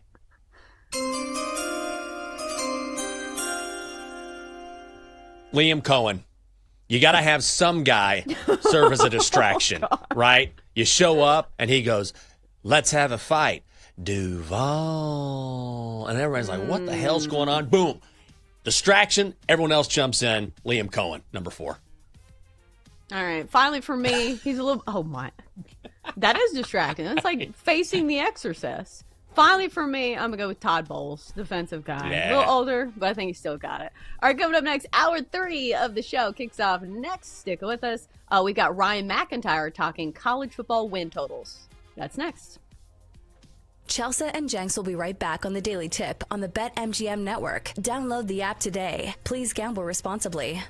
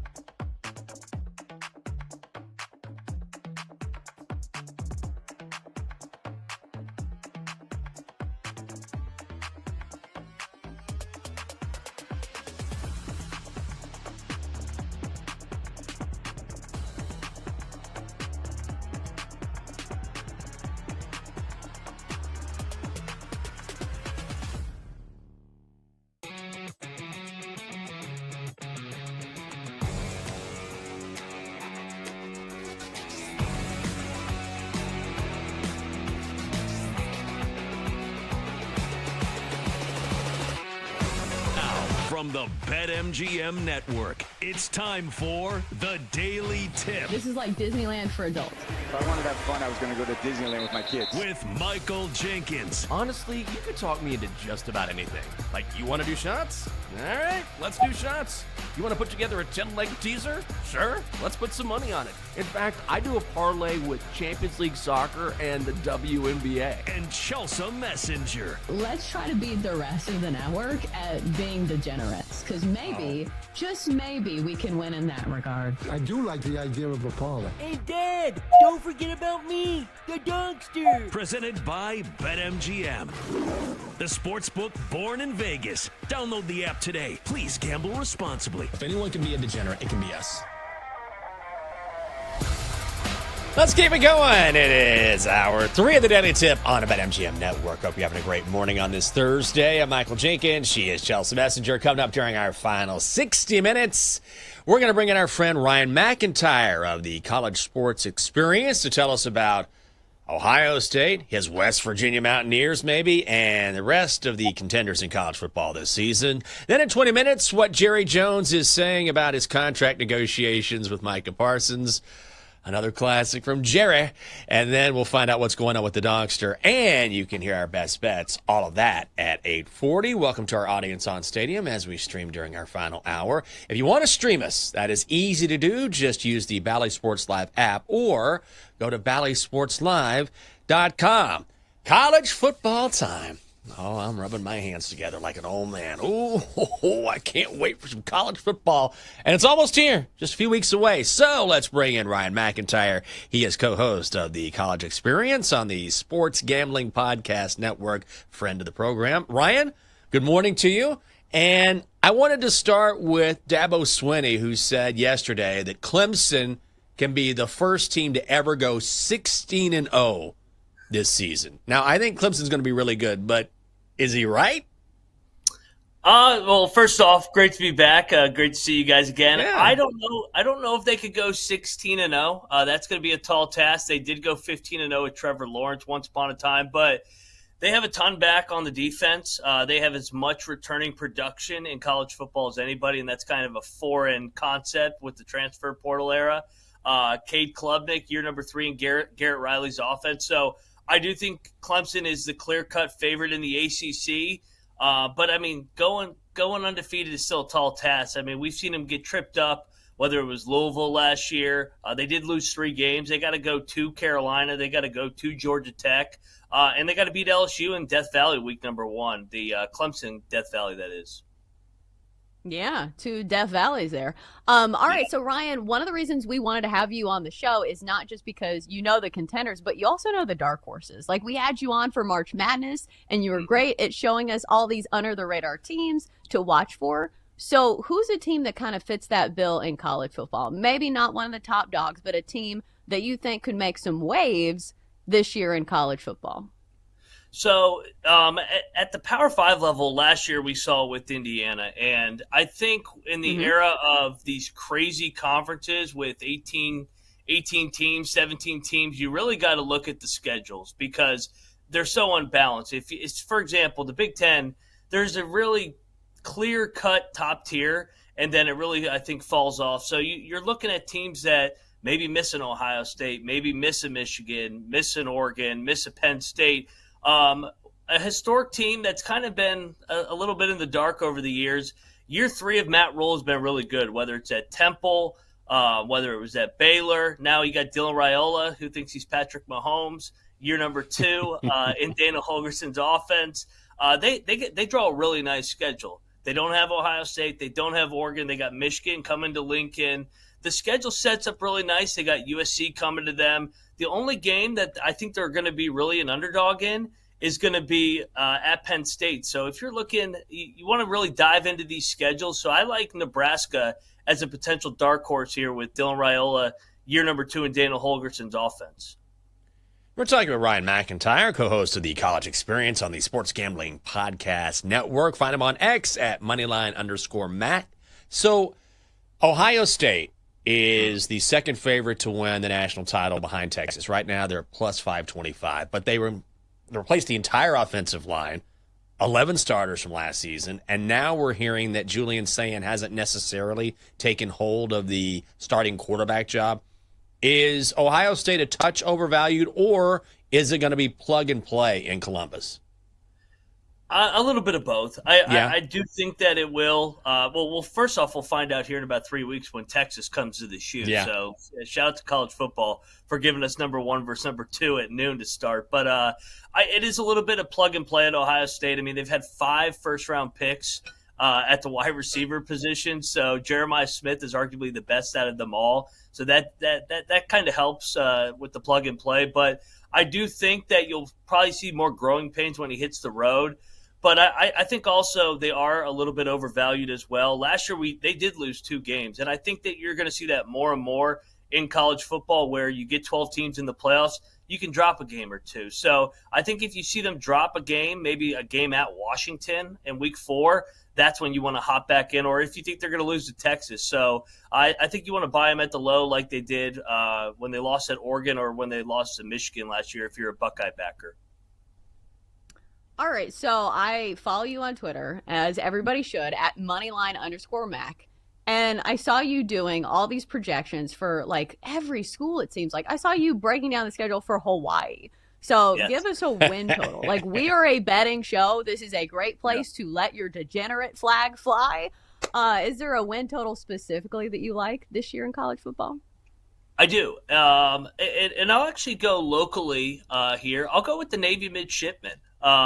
Navy's over-under set at 8.5. Newberry, year number 3, they really took a big step in year number 2. I thought they got Horvath back at the quarterback position, who I think is really, really good. And, with the continuity of the triple option, they got 9 starters back on the offense, including both their running backs. Their schedule breaks really, really nice. Like I said, the AAC is another super conference. Their toughest game is going to be at Memphis. And another thing, too, is the Army-Navy game is later in the year. So if you do like the conference future there, I see them at 4-1 to win the AAC or plus 380. I think Navy's worth a stab, but I also like the over 8.5 just because they draw almost everybody in the bottom half of the AAC, which has a huge drop-off, in my opinion, from the top tier. Ryan, there has been so much talk about this being the year for Penn State. This is the year for Penn State. This is when James Franklin finally gets over the hump. Do you trust James Franklin? I know you probably been asked that before. And is this really the year for the Nittany Lions? So, yes, full disclosure, I do have Penn State as my national champion. Oh, okay. They're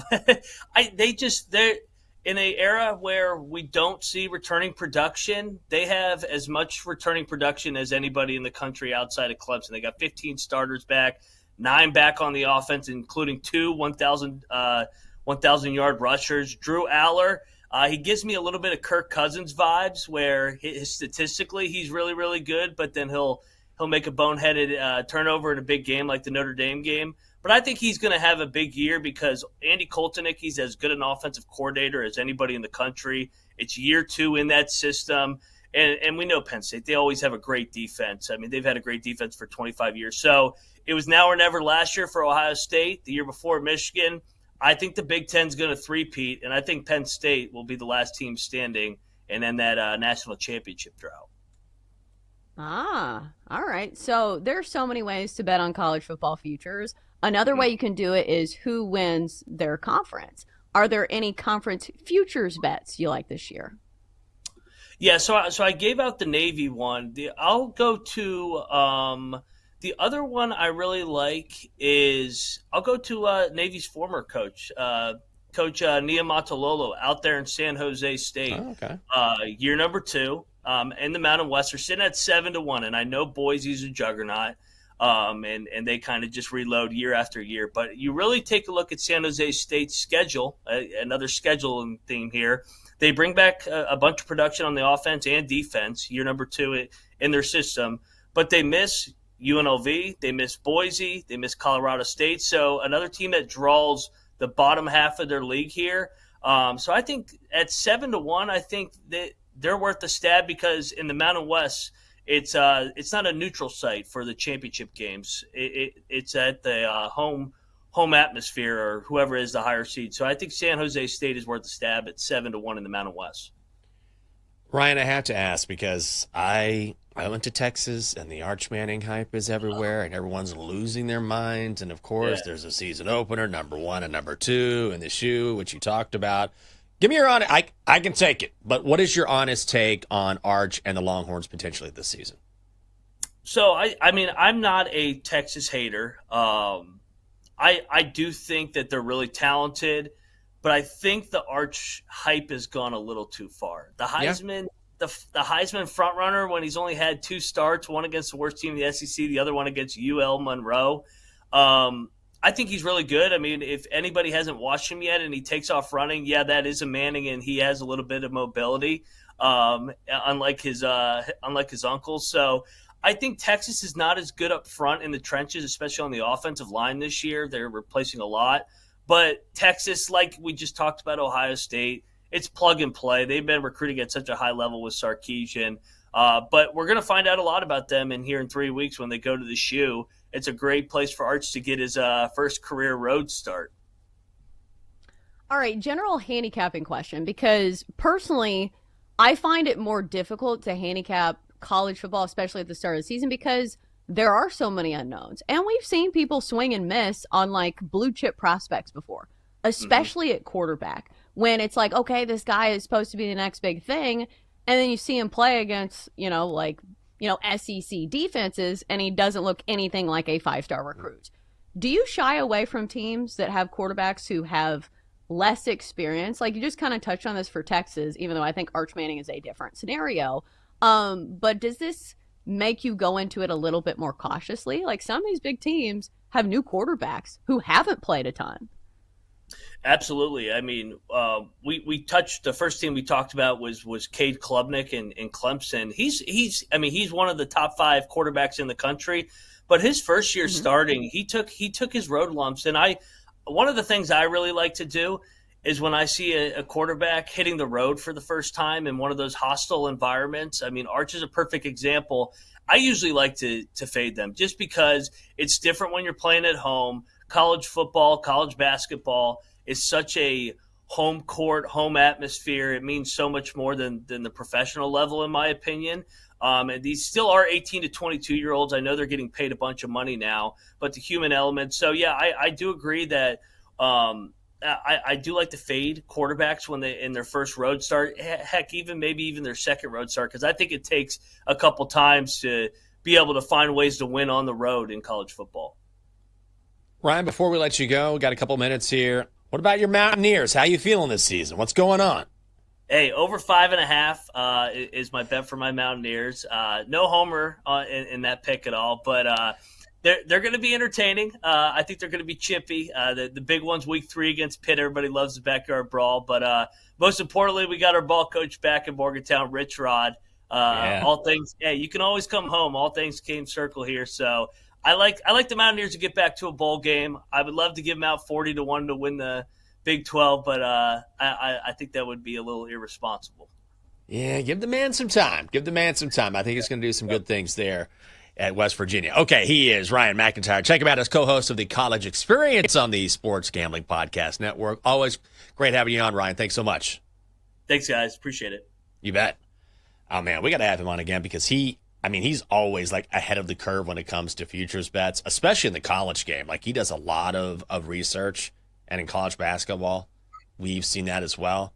Like, man, that's when I feel like a dumb guy. I'm like, oh man, I don't know half of what I should know when it comes to the upcoming season.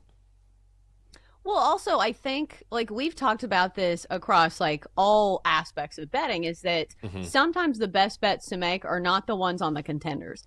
It's the ones in the other conferences, because you can kind of catch the odds makers sleeping a little bit because they're not going to draw the handle that they get on Ohio State as they do in, like, the Mountain West. So I feel like if you're really looking to make money, like, hone in on some of those smaller conferences and really learn those teams, because usually those lines are a little softer.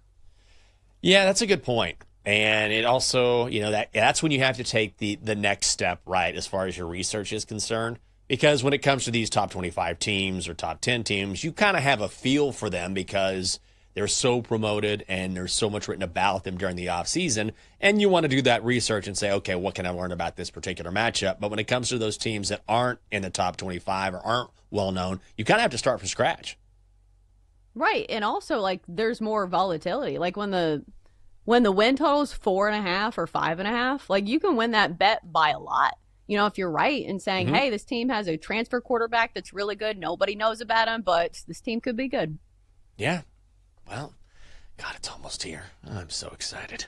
I cannot wait. And week 1 is just going to be an absolute banger. Like, college football is starting, boom. Like, no easing into it at all. Coming up next on the show, if Jerry Jones shakes your hand, that's a deal. At least it was in Arkansas. And Mike Vrabel sees blood. And it's next on the Daily Tip. It's on the BetMGM Network. Come on back. Joe Ostrowski of BetSweats here. Thursday morning, 9:20 Eastern. Why a Michael Penix MVP bet is not a wild take. The NFL previews continue on the next BetSweats.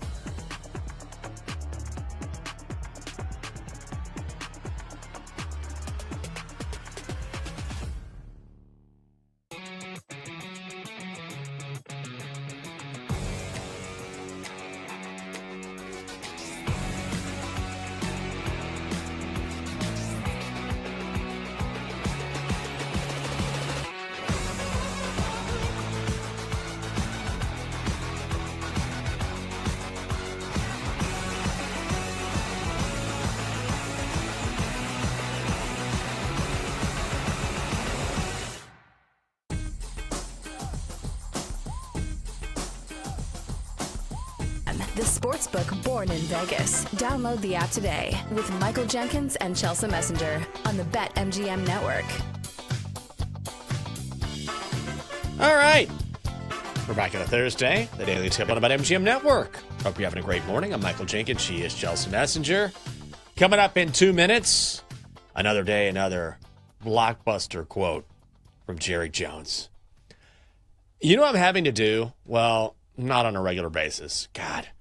You know when you've done things a certain way for a long time and you need to change for the better?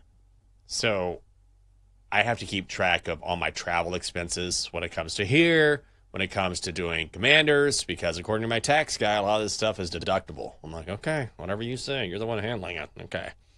So I've been doing this in Microsoft Word because I have like zero skills when it comes to Excel, right? So adding these numbers up myself, it's so annoying.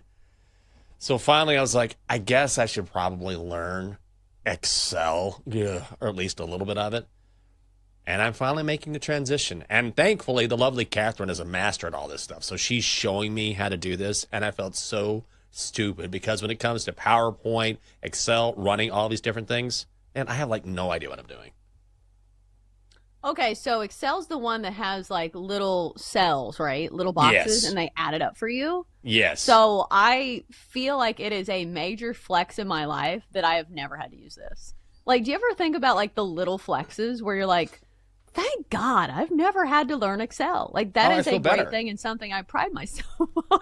I thought you were going to say it's a hate flex stuff that I like know that. how to work it endlessly. Like, I know everything about No. it. It's easy for me. I was like, oh, my God, that's amazing. I haven't had to either. That's why I'm just like, I have no idea what It's a this flex. means.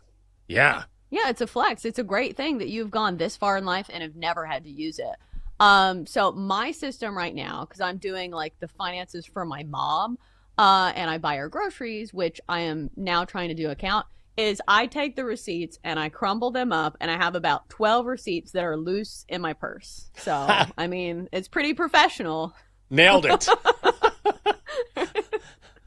Just I don't know how floating people do it. I mean, it's like, oh, I want to add this up. Don't worry. Sum, parentheses. Oh, my God. Like, my eyes roll back in my head. And people do this on a regular basis. Like, Catherine will create something for work, like some sort of PowerPoint presentation. I'm like, you did this. She's like, yes. I'm like, all of this. She's like, mm-hmm. I'm like, I can barely use a calculator. So it's always super impressive to me, and she was able to help me. So now I know the basics where I can kind of do it on my own. But let me tell you something. That transition is not easy because this is like the most rudimentary stuff ever.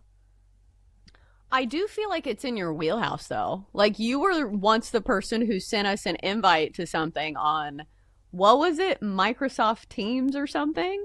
Remember when you sent that? And it was like so prim and proper. So, like, I feel like, please correct me if I'm wrong, I feel like you're an organized person. Like, Very people much. kind of fall into two types where they like things very organized, Yes. or it's like type B, and you're like, I know where things are. I know it looks messy. I feel like I have been more into type A lately because I have to be. But Yeah. at my core, I am a type B person. But do you, in your heart of hearts, love doing this? Like, I feel like there's a little part of you that kind of likes being organized and kind of likes seeing things in front of you in a very neat fashion. Yes. Well, it's because it's like it's the same reason why like I like everything organized and looking a certain way, and the same way with like our home and getting chores done. It's like I feel like my mind is chaos. You know, like I'm always thinking, I'm always in my head, I'm always working, and so anytime I can have the world in front of me organized and calm, I don't want to be looking at chaos, especially in my home. Like, I don't want to be, because then I get really uncomfortable. I'm like, I'm already anxious enough, so it makes me even more anxious when I can't find something, or I'm not organized, or I'm behind on tasks. If I can have that done, it actually calms me down, believe it or not.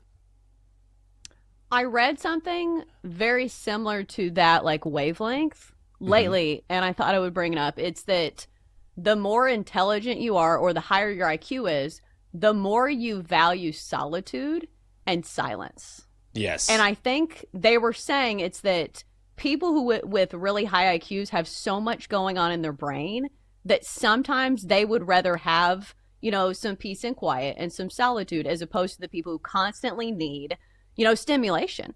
Like Yes. it was kind of equating it to people. I think what the headline was, the people who like to go out more are like lower IQ, which I think was like clickbait for people, on social media. But Right. like the hypothesis, because you go out a lot, but I also Right. think that your brain does a lot. So I don't know if that's a correlation there, but do you get the point they're trying to make? I think it is one that makes sense, is that the more your brain is going, the less stimulation you need.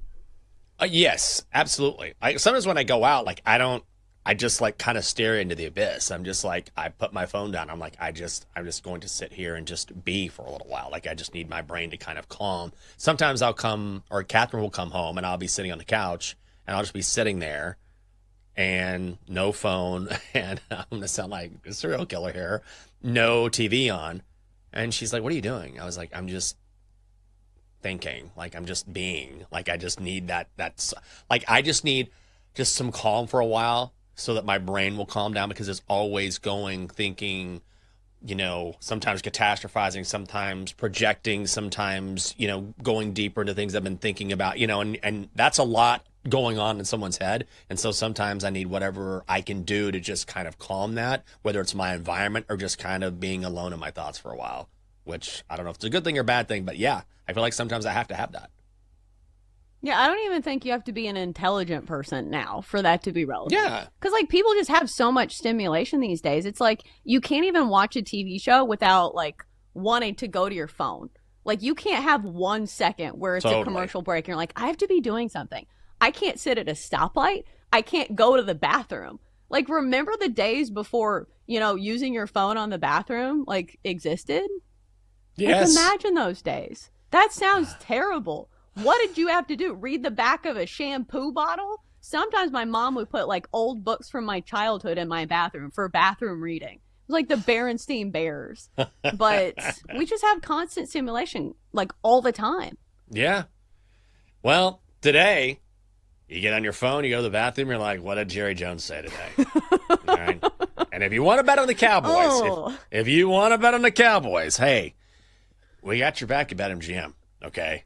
You can get in on all of the excitement, no matter who you're cheering for, BetMGM with any sport, no sweat token. If you don't win your wager, you get your stake back and bonus bets. That's only at BetMGM. So, Jerry, every day it's a new quote from him, right? No movement in the contract negotiations with Micah Parsons. And Jerry, in his mind, thinks it's pretty simple. I bought the Dallas Cowboys with a handshake. Took about 30 seconds. And I gave the number, shook hands. The details we worked out later. As a matter of fact, one of the details involved a lot of money, and we had to flip a coin over that. But the fundamental, I'm buying, and you're going to sell it to me for that range, that's done. And those are done with eye contact and handshake. So was there... So just so you understand why the way that I communicate with people that I negotiate with. So... but let's leave it at that. There is no question that in the case of a player contract, you have to have it in writing. All parties do.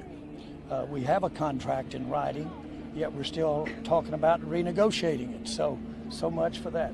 So what's the sticking point for you right now at this point? Again, there are no point. There's points of varying degrees of influencing, not having something done. But nothing that I would say is out of the ordinary. There's no sticking point. There's just various points. Jerry just wants to shake hands and have a deal. But I have to say, if you want any indication that football is back, all you have to do is focus on Dallas, because Jerry's at it again. Ah, yes, as he always is. But, like, think about a handshake deal in the year 2025. You can't even sign up for a gym membership without signing a contract. You can't get cable. You can't get internet without having something in writing. Yeah. Like, even imagine going to, like, a store and, like, looking the clerk in the eye and shaking her hand and be like, listen, I will pay for this dinnerware set in a few days. I promise. You have my word. She wouldn't be like, okay, come back in a few. No, this is not a thing in the year 2025. Like, I don't know what faraway land still does this, But, like, this is not the day and age in which we operate, let alone for multi-million-dollar deals. Yeah. I mean, it did happen to me last week at the flower shop. But also that was, there's a difference between a $75 purchase and a contract worth tens of millions of dollars. Do you know what I mean? And if you're an NFL player, I'm not trusting anyone with just a handshake agreement. These NFL owners, they're going to find a way. Wasn't there that collusion between the NFLPA and the NFL that was reported where they were trying to put limits on guaranteed money in NFL contracts? Like, if you're a player, just the league does not have your best interests at heart. It's a business. Get yours and make sure it's in writing. Don't just shake a hand and be like, yeah, we're going to be good. No way. No way. I would not do that at all. Well, also, if they did have a handshake deal, why doesn't he tell us what it was? Because that's the other thing. It's you can tell when people are lying when they don't give you any specifics. Yeah. When it's very... I'm not saying he's lying. I'm just saying that we wanted more from this answer. And you could tell the reporter wanted more from this answer. When she was like, hey, what's the sticking point? He was like, well, there weren't a sticking point. There were points. Okay, well, maybe list them. Right? Right.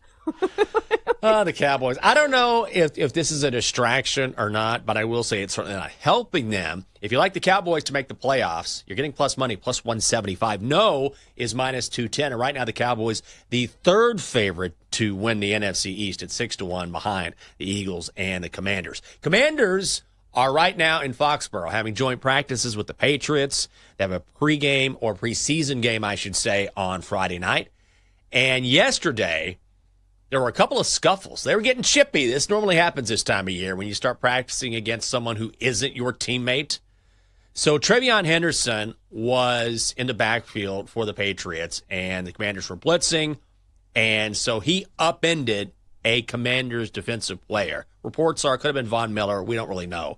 Regardless, because of that particular play, there was a scuffle, players going at it, and Patriots head coach Mike Vrabel jumped in to the scuffle.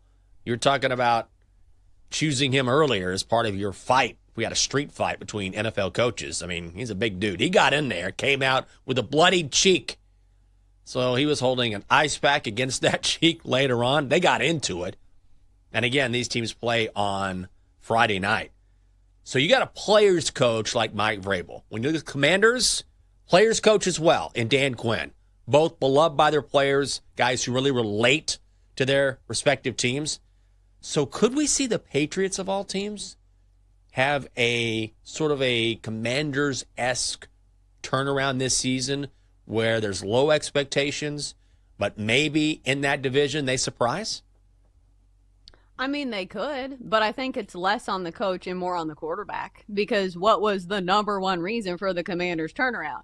It was Jaden Daniels, and I know Dan Quinn has done a great job, and the franchise as a whole deserves some credit, but it's a game based around the quarterback, and that's why quarterbacks make so much money. So I think a lot of this hinges on what we see from Drake May, who we have seen actually improving over his last, back half of the season last year. So I think there is reason for hope in New England, but I don't think it's going to be at the hands of Mike Vrabel. I think what Mike Vrabel does better than just about anybody in the league is that he can take teams, no matter what talent is on the roster, and mentally get them to the point where they are contending with just about everybody. We saw that when he was with the Titans, is when they had a skeleton crew. They had NFL record for the most players on their roster because they had so many injuries that they had to keep revolving players. And yet he had this team as the number one seed in the AFC. Did they win in the playoffs? No.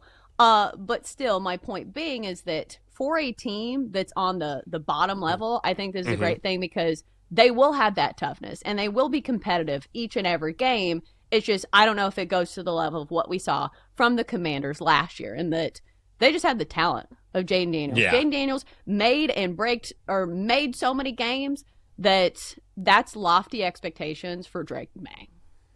Yeah, when you look at the odds at BetMGM, look, they're not going to go too far to win the Super Bowl 80-1, to win the AFC 30-1. But I will say this, to finish second in the AFC East, they're the favorite at plus 150, and I don't mind that.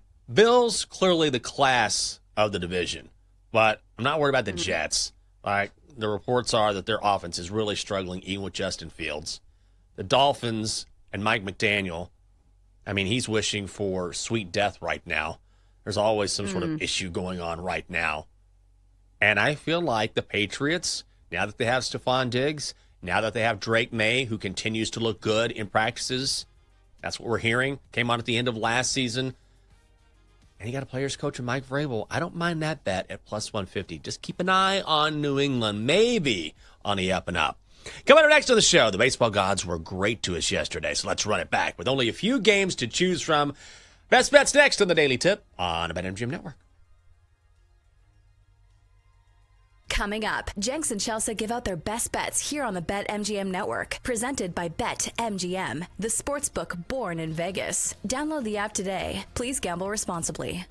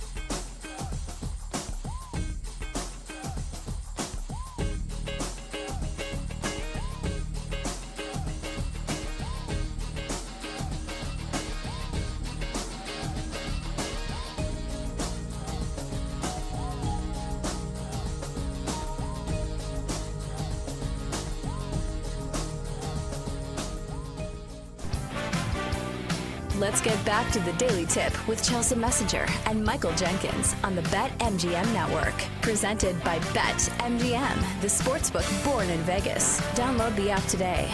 Please gamble responsibly. Welcome back. It is a Thursday on the Daily Tip on BetMGM Network. I'm Michael Jenkins. She is Chelsea Messenger. About to load up our best bets for the day. Chelsea, yesterday, I'm going to pull this up on my phone. I did something that is very difficult to do.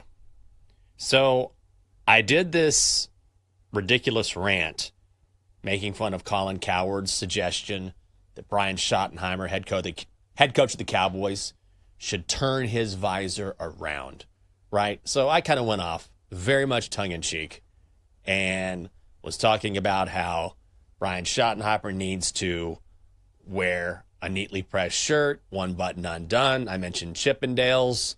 I mentioned cocaine. It was way over the top. And I thought, people are going to know this is a joke. A lot of people did not know it was a joke. A lot of people thought it was very serious. So, but what I did do yesterday, it's a miracle in 2025, is I turned someone around in the comments section. This never happens. It may never happen again. This guy, first of all, I'm not going to find this guy. You want to hear this reply? Here's a reply for the ages. This is a grown man. Bro, shut the F up. Because my eyebrows were kind of furrowed too because I was in character. He goes, I want to see chill eyebrows. Do you go looking around like someone farted in your face all the time? Mind your business and be humble. Get laid if you need to. Okay. So that's the first time I've ever been told that it looks like someone farted in your face, especially when told that by an adult. That was something. And I was like, dude, this is so over your head you don't even know the story. And so he immediately fires back. Well, you sound like a male Karen. And I'm like, are you an adult? Are you an adult? Because there's a story here and you're missing it. So he goes on. He goes, I'll be happy to admit I'm wrong. I'll be happy to admit it. Show me the story. Send me the link. And I'm like, what? You're on your phone. Why don't you just go online and find this? It isn't hard to find. So finally I was like, dude, it's easy to find this story. It's easy to Google. No one cares about how he dresses or how he doesn't dress. You need to check this out. This is a way overreaction on your part. So this guy, this is like all day. I need to get out of the comments. This guy, finally, I get a notification later, and it says, oh my God, I finally learned the story. This is hilarious. Now I get it. Hey, sorry about the eyebrows comment. It's like, okay. Sorry about the you look like someone farted in your face comment. But you know what? Do you know how hard it is to shake hands with someone in the end and say, have a good day? I was like, well, yep, no problem. Glad you finally figured out the story. Cheers. He's like, cheers, man. But I did it in 2025. I actually turned someone around. May never happen again. What a journey that was, though. Yeah, but was that worth it? No. Like, No. It blows my mind how much you go back and forth with people in the comments. Like, people are idiots, Jenks. You've got to, just... Oh, I know. Just leave it. It's like arguing with a pig. Like, you both get dirty and nobody's going to win. Like, and the pig likes it. Isn't that the comment? Or, like, the phrase? It's like you both get dirty and the pig likes it and you get nothing. There's no purpose. He did two things that make this worth it. One, get laid if you need to me, is hilarious. Like, that's the most hilarious way. If you need to. But you need not to. If you don't. You need to. Like, I don't know if you need it or not, but if you need it, you can go do that. And then a grown man on Instagram typing out, sorry for the eyebrows comments. It's hilarious. Nice. It's amazing. Well, sometimes you got to drive a little engagement. So that's what I was doing yesterday. I mean, normally I tap out pretty quickly. Yesterday, I was like, the number of people who don't get the exaggeration here. Like, if I saw something like this, I'd be like, this is an obvious joke. It's an obvious joke. Like, this is not real. But the number of people who took it as real was just mind-blowing to me. And we probably should have added some context there. I get it. You don't want to promote, hey, this guy's making fun of a fellow radio host, even though he's obviously at a different level. I understand that. But I was trying to clarify, this is not what you guys think it is. And so many people took it seriously. But, I'm just going to work on my eyebrows, and if I need to get laid, it will. That's what I took from that. But only if you need to. Only if I need it. People on the internet, you have to assume the worst. Like, nobody's going to get inside jokes. Nobody gets sarcasm. Like, I've come across this before where I'm sarcastic about something and it just, like, nobody understands it. So you have to lay it out like you're speaking to a 5-year-old, to Correct. people on the internet. People don't get things. And here's the other thing. People won't watch your video and still comment on it. I'm like, well, I talked about this very aspect in the video that you commented on. Did you watch the video? Well, no. Right. Don't comment on a video until you actually watch that video. Just a tip. Yeah. I said the same thing to someone the other day on TikTok. I gotta get out of the comments, man. I'm getting as bad as the lovely cat. She's always in there. Yeah, I do. And this guy was like, blah, blah, blah. I was like, we quite literally explained this in the video. Maybe you should watch it. And then he didn't have anything to say. I'm like, yeah, because you didn't even watch. You're just reacting. You're right. You're right, Chelsea. I'm going to work on that. I got to get out of there. Whew. Maybe you know what I'll do? I'll go home. I'll spend some time in solitude. And then I'll turn on Bet Sweats and enjoy my morning. Joe O, Sammy P, previewing the Falcons and the Buccaneers. Bet Sweats, NFC South Edition, baby. That's what I'm talking about. And then Bo Morgan of 92.9 The Game in Atlanta will preview the Falcons at 9:40. That's coming up in less than an hour. But right now, time to tell you who we like on the card today. Time to place your bets. All right, Chelsea. What's going on? All right. One and only bet on the card for me today. It's going to be a first 5 under in the Pirates game against Brady Singer and the Reds. So Pirates first 5 under, 4 here today, banking on both starting pitchers to have a good start here. And I understand Paul Skeens just gave up 4 earned runs.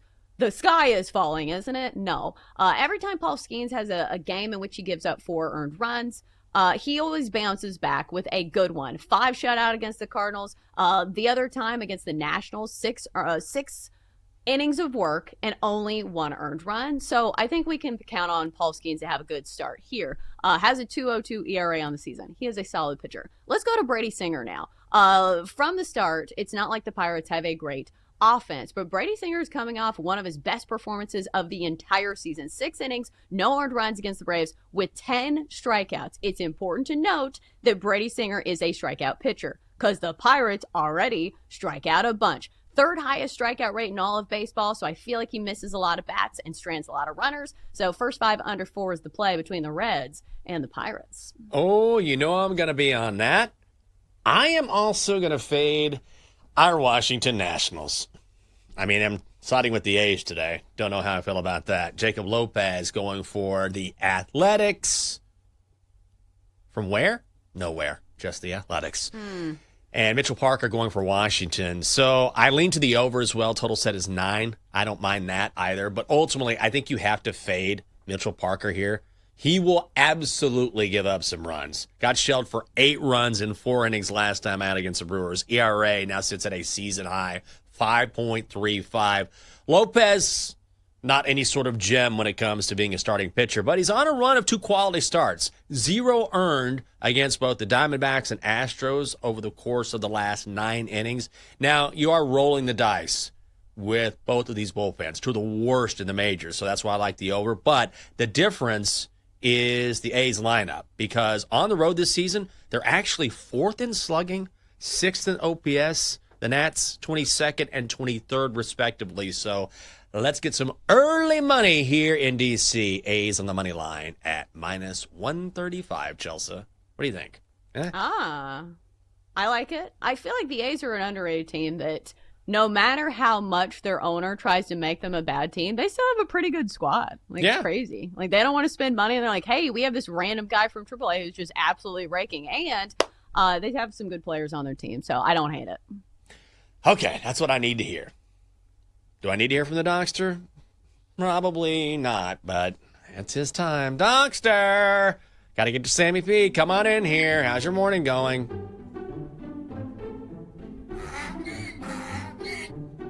What has happened to this show? What are you talking about? Yesterday, you were talking about cocaine. Denton was wearing a drug rug, and all Chelsea could talk about was smelling salts. I didn't know we were now into promoting drugs. Well, Dockster, we're not promoting drugs. It was just a discussion. That's it. Oh, yeah, that's how it starts.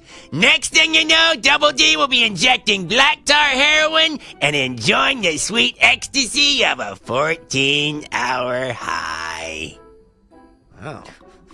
Sounds like you got some experience there. Just use my left leg because the right one is done. All right. Well, give us your best bet for today.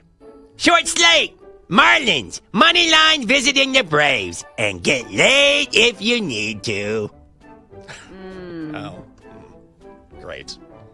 What an intro for our guy Sam Panayotovich coming up next on Bet Sweat. Sammy P, that's some good advice there. How you doing? Did he say the left leg was done? Is that what I heard? Yeah, I think so. I don't know. I don't know what's going on during his off time. Strangely specific, right? Oh, okay. So here's the question of the day. Have you done smelling salts? Oh, yeah. Dude, Sammy answered that. You were halfway through the sentence. Have you ever done? Yes. Oh, yeah. Done it all. I'm taking it you have not, Chelsea?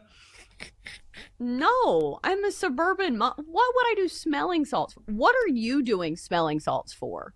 Oh, this is 15 years ago. I had buddies that played hockey. They're like, here, try this. Whoa! That's basically how it went. Okay. I thought it was like last Tuesday or something. Yeah, it was You this never morning, know. actually. To get out of bed, I take smelling salts. George Kittle. How about George Kittle? I'm thinking about retiring. Yeah. How about you, Sammy P? Have you ever done? Yes, I sure have. I've done them all. You name it, I'm in. My guy. Hey, have a great show, Sammy P. Good to see you, as always.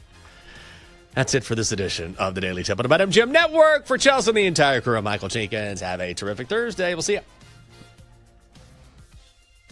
You've been listening to the Daily Tip on the BetMGM Network. Download the app today. Please gamble responsibly. If you missed any of the show, listen back anytime on the new and improved Odyssey app.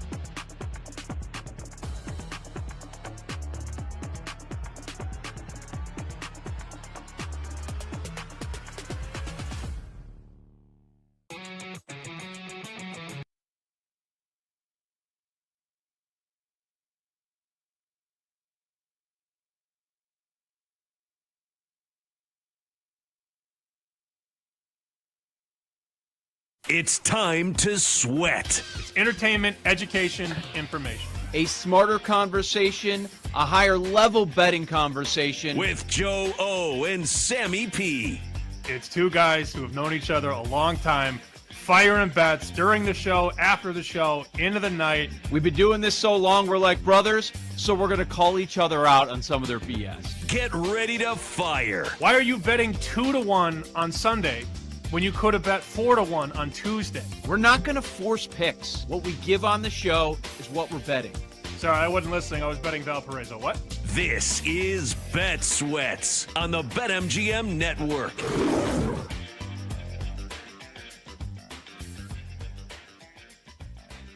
Happy Thursday. Joe Ostrowski, Sam Panayonovich with you for the next few hours right here. This is Bet Sweats. We're going to do two teams when it comes to countdown to kickoff. Today, we're going to live in the NFC South and break down both the Falcons and the Buccaneers, a couple of intriguing squads. Hey, we got football tonight. 3 games going on tonight.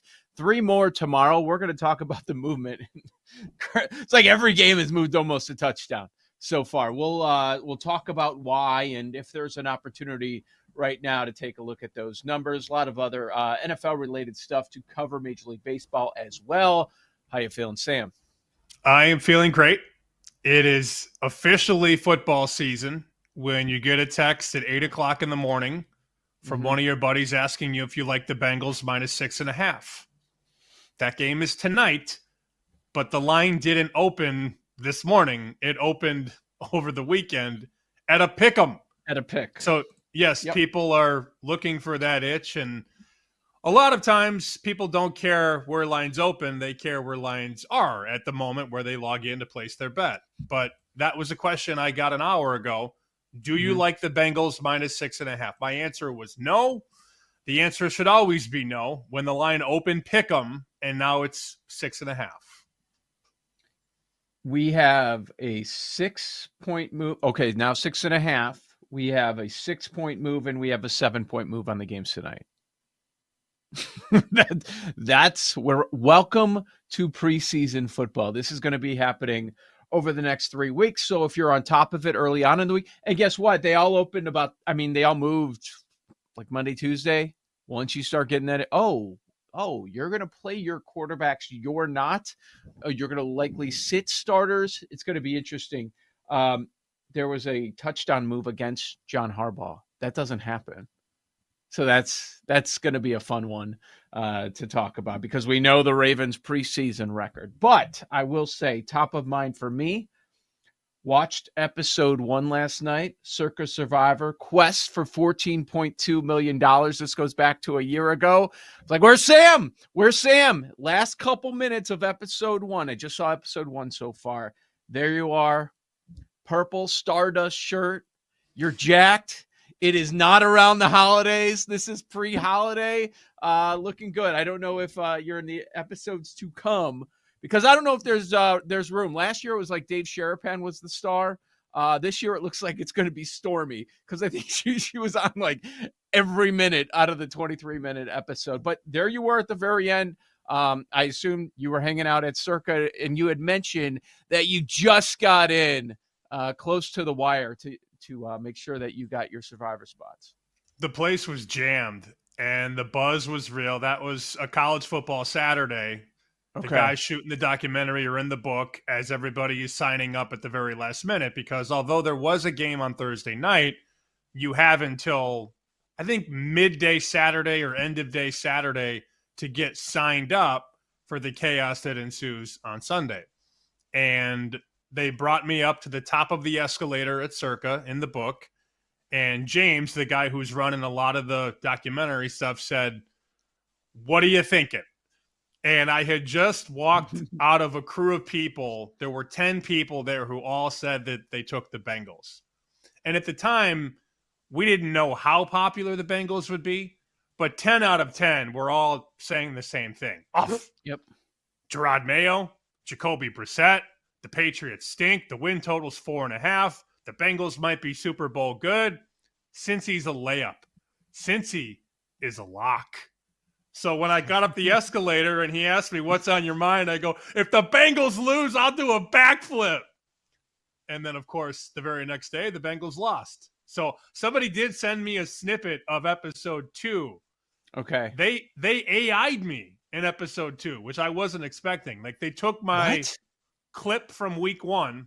Okay. And then when the Bengals actually lost, they showed me on the screen in AI realizing that I have to do a backflip. It was actually pretty well done. It's a very small part of episode 2, but I did make the cut again in week 2. Okay. So maybe I missed it. I didn't see that part. Maybe that's in episode 2. They didn't get to the week 1 stuff. Okay, it is in 2. I was thinking the flip was going to be like in separate weeks. Okay. It was. They paid it off in episode 2. It's not that big of a deal. No, it's huge. This is huge. I can't wait. Do I get paid for that? Do I get money for my appearance? I don't know how that works. And every time somebody watches it, I get a cut? I watched it on YouTube on the TV. It looked like a regular TV show. It was very well done. I know they did it a year ago. I watched that, and I think there are 5 episodes this year. 5 or 6. I don't know. That they release 5 at once. I don't know that you can fit an entire NFL season into 5 weeks. No. But there's a lot of work. Think about that.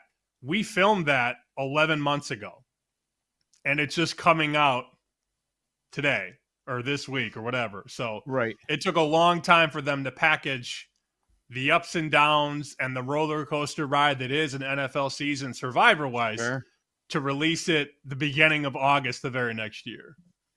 Yeah. Dana White featured early on. There's Greg Maddux in the book talking about you got to do Circa Survivor. Like, that's awesome. Could do with less Sean Perry.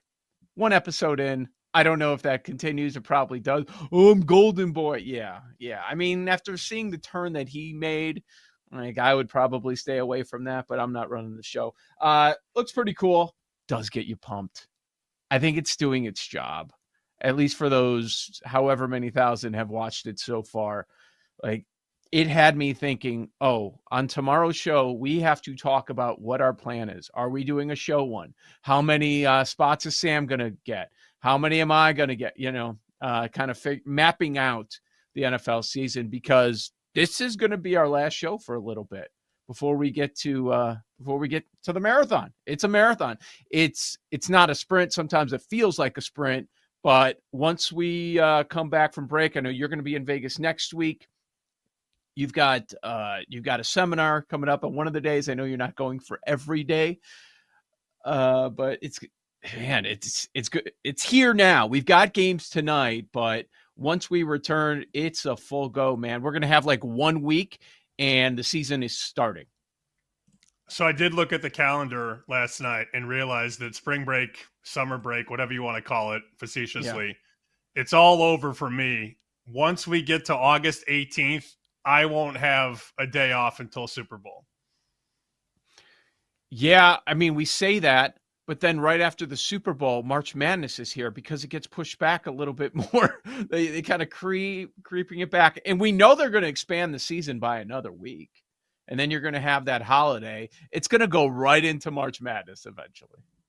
Oh, that's fine. But the week after the Super Bowl, I'm gone. Nobody will find me. I'll be gone. Oh, yeah. Just like it was last year. That's the way it should be. When you work 6 days a week from mid-August through the Super Bowl, you get to disappear for a little bit of time. Can't wait, though. It's a fun work. It's a lot of work going on. As far as yesterday went, I split on my bets. Cubs, a loser, and Milwaukee, a winner. Once again, they take care of Atlanta. On the Cubs game, I think there's something to talk about. Cade Horton looks real. And this is not a 1 or 2 start thing. This is his last 6 starts. Now, in his last 4 starts, he has not given up an earned run. He's been phenomenal. And in his last 6 overall, a 1.05 ERA. Went through a little bit of his struggles early on, but now he's really settled in. 15 starts into year number 1. And the dude has been phenomenal, and he was the reason they end up winning yesterday. So the Cubs salvage a game against the Reds, and the Brewers just keep on rolling. They take care of Atlanta. The Braves were the favorite. That was the only reason it was on my radar. We got this red-hot Brewers team, and the Braves are a favorite. Why? Strider gets lit up, gives up 11, 12 hits in the game. That team has been the Titanic since Memorial Day, and I will fall on the sword here. I jumped in and thought now's the time to buy. Was not. Horrible season for the Braves, and it just continues to remind me almost every day how bad of a decision that was to jump in and throw a bet on the Braves to make noise in the playoffs. Not a good bet, is what it is. It's a unit bet. Not very happy about it, but what are you going to do? I do laugh at the graphic here if you're watching visually on Stadium, YouTube, Twitch. The Blue Jays had 20 runs and 24 hits last night. Insane. Think about the last 3 games between Toronto and Colorado. 15-1, 10-4, 20-1. Quick math there. That is 45-6 in 3 games of that series. All Toronto. Yeah. I mean, it happened again. It is crazy. I was fascinated with that box score. I kept looking at it. I'm like, oh my God, look, they had 5 home runs. Holy crap. They had 7 doubles. They had a triple in it. It's like all extra base hits. The amount of runners in scoring position opportunities, it was ridiculous. The top 5 guys in the lineup had 17 hits. Top 5 averaged more than 3 hits apiece. Insane.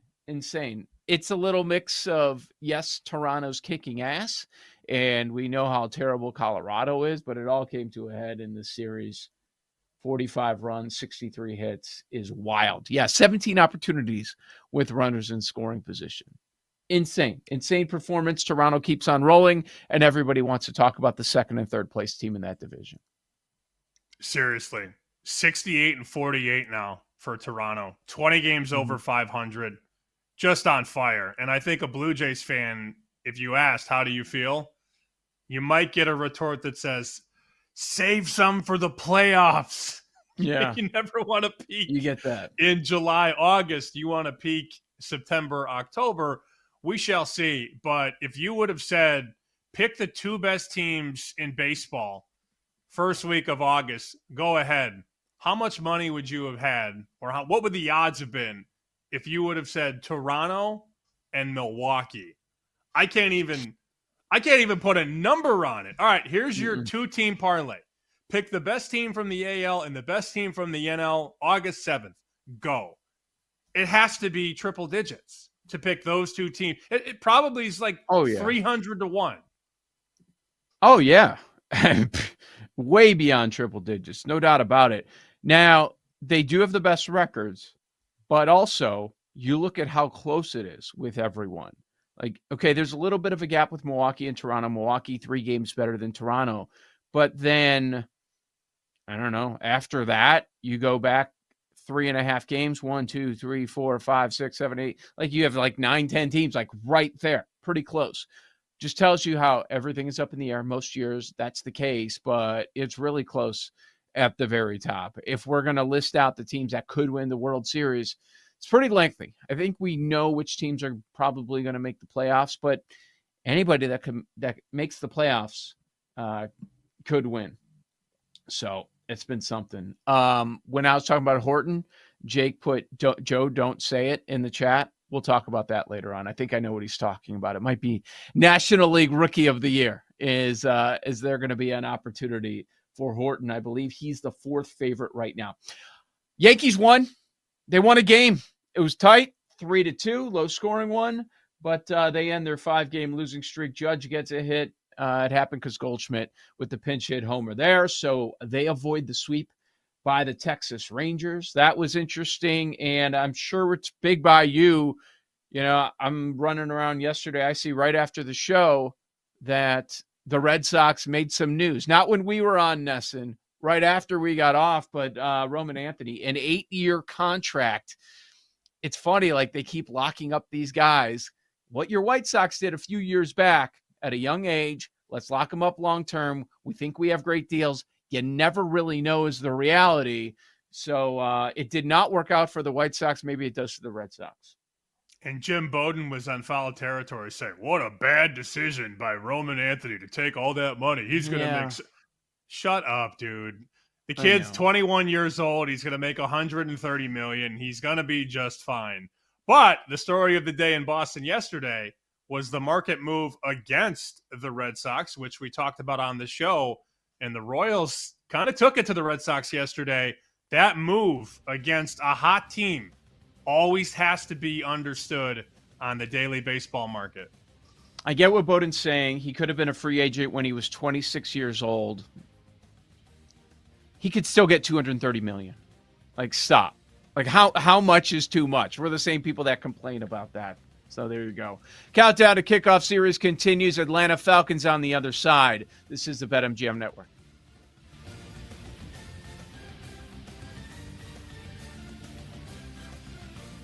You're listening to Bet Sweats with Joe O and Sammy P on the BetMGM Network.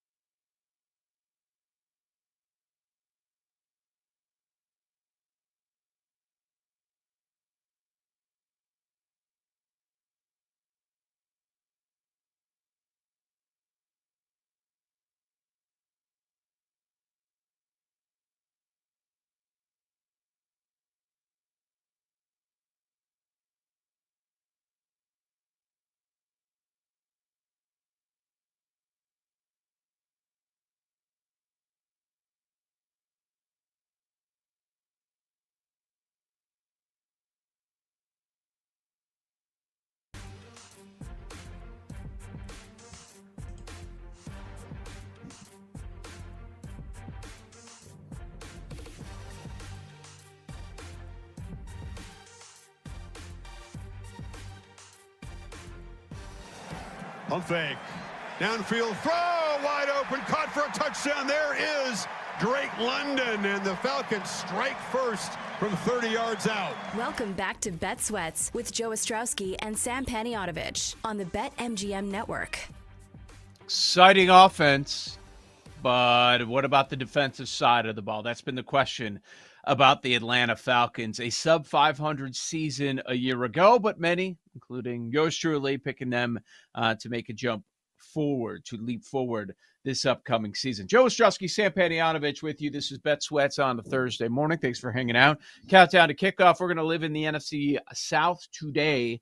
First, we'll break down the Atlanta Falcons. After our conversation, Bo Morgan, an insider for the Falcons, will be joining us to give some intel on this team.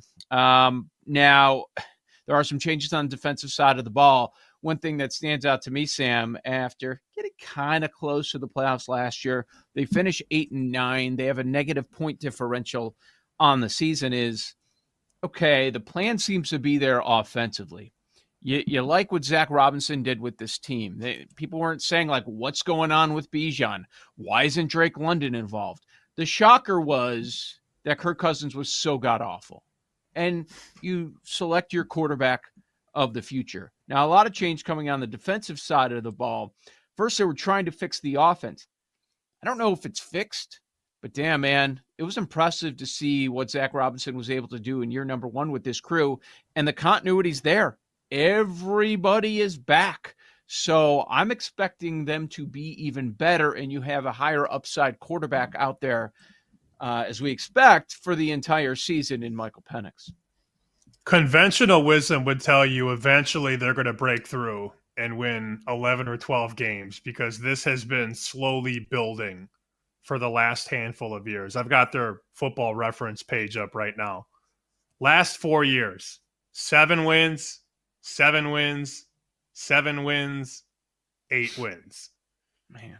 The definition of underachieving. And the win totals have been 8, 8.5, 9 for the most part. So they've gotten close, but they haven't quite gotten over the top. And I remember in the 23 season, I went over 8.5. They lost 6 games by 1 score. And I didn't go back on it last year because I said, I'm not doing it again. So I can see it clearly. I'm not upset. I'm not angry at what happened last year because I stayed away from it. Because I said, I'm not doing this again. Well, maybe I feel good now. Maybe I'm ready to attack. But really, any support that the Falcons would get from me, if it happens, and I haven't done anything yet, but we have about a month to figure it out. Mm-hmm. I love their draft on defense. Just 3 really good players. Bang, bang, bang. Right out of the gate. You know, they get James Pierce. They get Jalen Walker. Those are 2 guys that just have SEC speed and athleticism. I thought those were exceptional picks. And then in the 3rd round, they take Xavier Watts, safety from Notre Dame, to add depth to a defense that did get better from the year before. So when you think about the bodies they can bring off the edge now, Leonard Floyd, you bring him in from San Francisco, along with Walker and Pierce, who might not start right away, but Atlanta could very quickly realize, hey, these guys are probably deserving to play a little bit more. I'm looking at the depth chart. They're not in the starting lineup, either guy, but it doesn't take much to get a guy from Georgia or a guy from Tennessee onto the field if they're producing. This defense could be a really, really strong faction in a very, very weak division. I watched every game for Watts, and I couldn't believe that they got him at the very back end of the 3rd round. Like, this was almost a 4th round pick. You look at all those, and you mentioned Walker and Pierce both go in the 1st round. They traded back into the 1st just to get Pierce. That's been the issue with this team.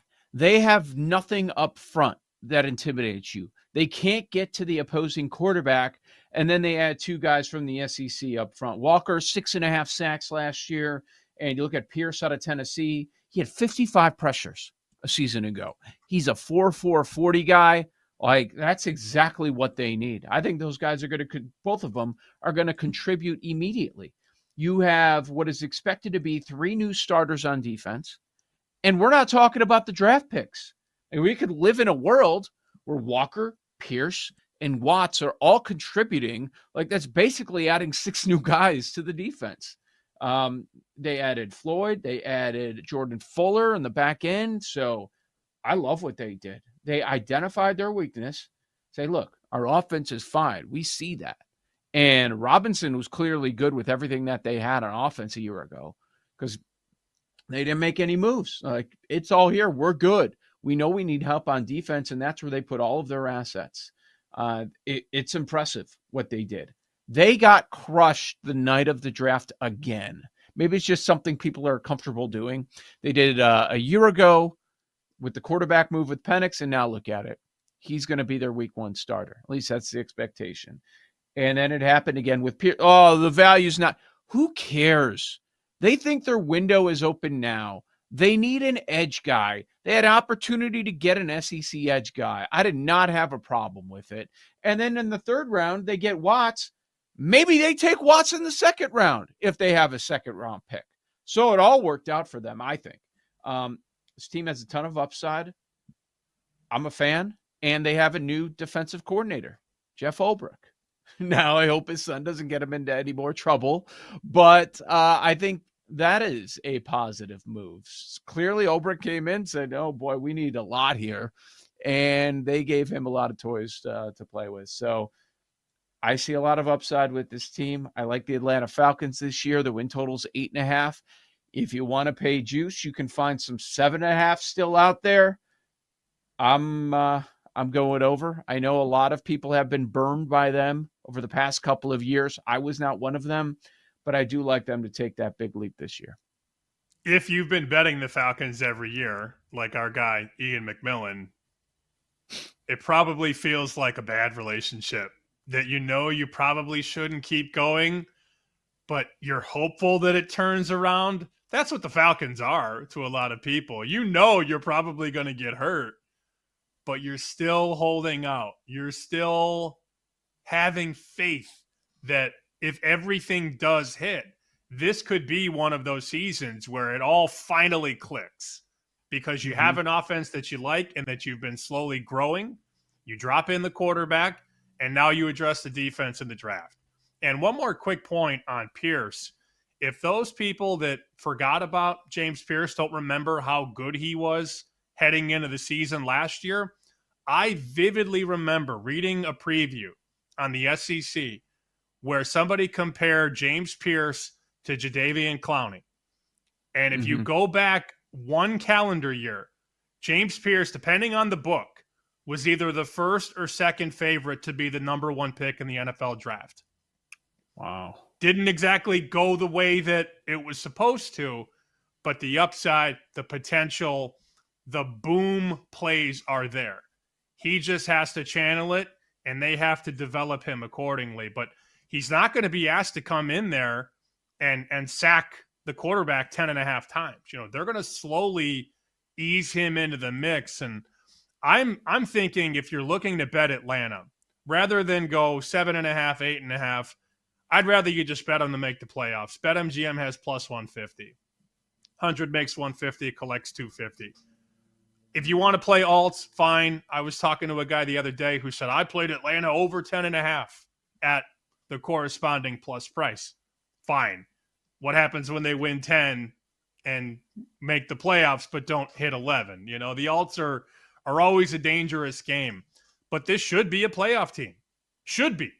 Not saying that it will be, but it should be, given the talent on the team and the time that they've all spent together trying to figure this thing out. Had me on the edge of my seat right there. When you said instead of playing the win total, I was like, what's he doing? Is he saying playoffs Super Bowl. or division? No. Playoffs or division. No. Division plus 250, if you're feeling that. And that kind of depends on how you feel about Tampa this year. That's what it really comes down to. I'm not as concerned about Carolina. Yeah, they'll be improved, but I don't think they're ready for that conversation for the division. But, that's pretty big gap, 155 or plus 250. Like, if you think this is a division that has one playoff team, you just play the division. Play the division if you don't think a wild card is going to come out of here as well. Schedule. according to win total, 4th easiest schedule. However, it is a tough start, really tough start. So if you're looking at the win total and you're not thinking that they get to 10-11, maybe this is a team you want to jump in after week number 7. Here's the reason. They start with Tampa Bay, at Minnesota, at Carolina. I know it's Carolina, but it's a divisional road game. Commanders, Bills, at the Niners. Those are the first 7 weeks, 6 games in 7 weeks because they have an early bye. Yeah, if you are thinking win total, I'd consider just coming in after week 7, after they go to San Francisco. In play, sort of an in-season play. Yeah. I mean, so what are they dogs in 5 of those 6 games? Probably, at least, maybe all of them. Could be. That said, if they come out week 1 and take it to Tampa, Tampa's got to incorporate a new offensive system for the most part, losing Liam Cohen, who directed that offense last year and really squeezed the juice out of Baker Mayfield. You look at the market for week 1, Tampa opened sub 3. So it's Tampa at Atlanta, week number 1. And you're thinking, oh, well, what's the spread? Not 3, 2.5 is what it opened. And you look at the board now, and there are a lot of 1.5s and a couple 1s. So the early respect in that game on the Atlanta Falcons as a very small home dog. And look, it'd be silly to think they can't come out week 1 and win 28-17 or something like that.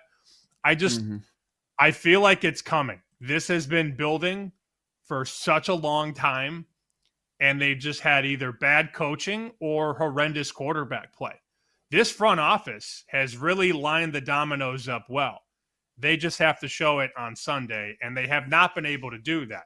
But the good thing for Falcons fans is that Arthur Smith is still not in the building. I mean, he wasn't really an issue last year either, but 2 years ago, I watched a lot of Falcons, as I told you, and I needed them to win. I think it was either 8 or 9 games. All these years run together.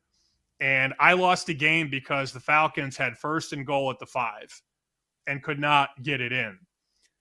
The drive ended on a 4th and goal from the 2. And he had the quarterback in the shotgun. And I was ready to rip my TV off the wall. We did see progression last year, figuring out how to use Bijan Robinson and keep him on the field inside the 5-yard line. No more tight end reverses to Jonnu Smith. No more shotgun sets when your nose is on the goal line. They got a lot better in that area last year, and if they can build on that with what many believe is a top 3 running back in the game, look out for Atlanta. It's hard for me to be this positive because the VP of football ops and player personnel is still Ryan Pace, but I like their moves. I really do. So I'm able to push that to the side. So we're high on Atlanta. We'll get some more intel with our guest coming up in a few minutes. As far as player props, the season props, what the projections are saying, what the numbers are saying, Sam, is there's going to be some regression setting in. The Bijan rushing yards is 1150. Last year, he had 1450 with Zach Robinson. Touchdowns, rushing touchdowns for Bijan, 10.5. He had 14 last year. Remember, before Zach Robinson, that was an issue. Same thing with Drake London, 158 targets. A lot of upside there. The number 1125. Last year, he had almost 1,300 yards. Number on touchdowns receiving, 7.5. He had 9 last year. So they're taking potential injuries into account, but they're also saying regression setting in a little bit for these playmakers. I disagree with the regression on London. I think a full season with Penix, assuming health, is going to be great for Drake London. And I think that number, 7.5 plus money to the over, is worth a whack. And I will take, if I have Drake London on the board in fantasy, first few rounds, I'm thinking this is the year for him to be a 10-11 touchdown guy, 1,400 yards. I think this is an explosive year for London. So Bijan had over 300 carries last year. He goes from 214 to 304. He went from 4 to 14 rushing touchdowns. I'm not worried. Year number 3 for him, 23 years old. I'm not concerned about Bijan at this point, about the workload and all that. I mean, wow. I know you're always concerned about injuries with running backs, but he should exceed this number of 1150. Joe O, Sammy P. We'll check in with Bo Morgan down in Atlanta next on the BetMGM Network.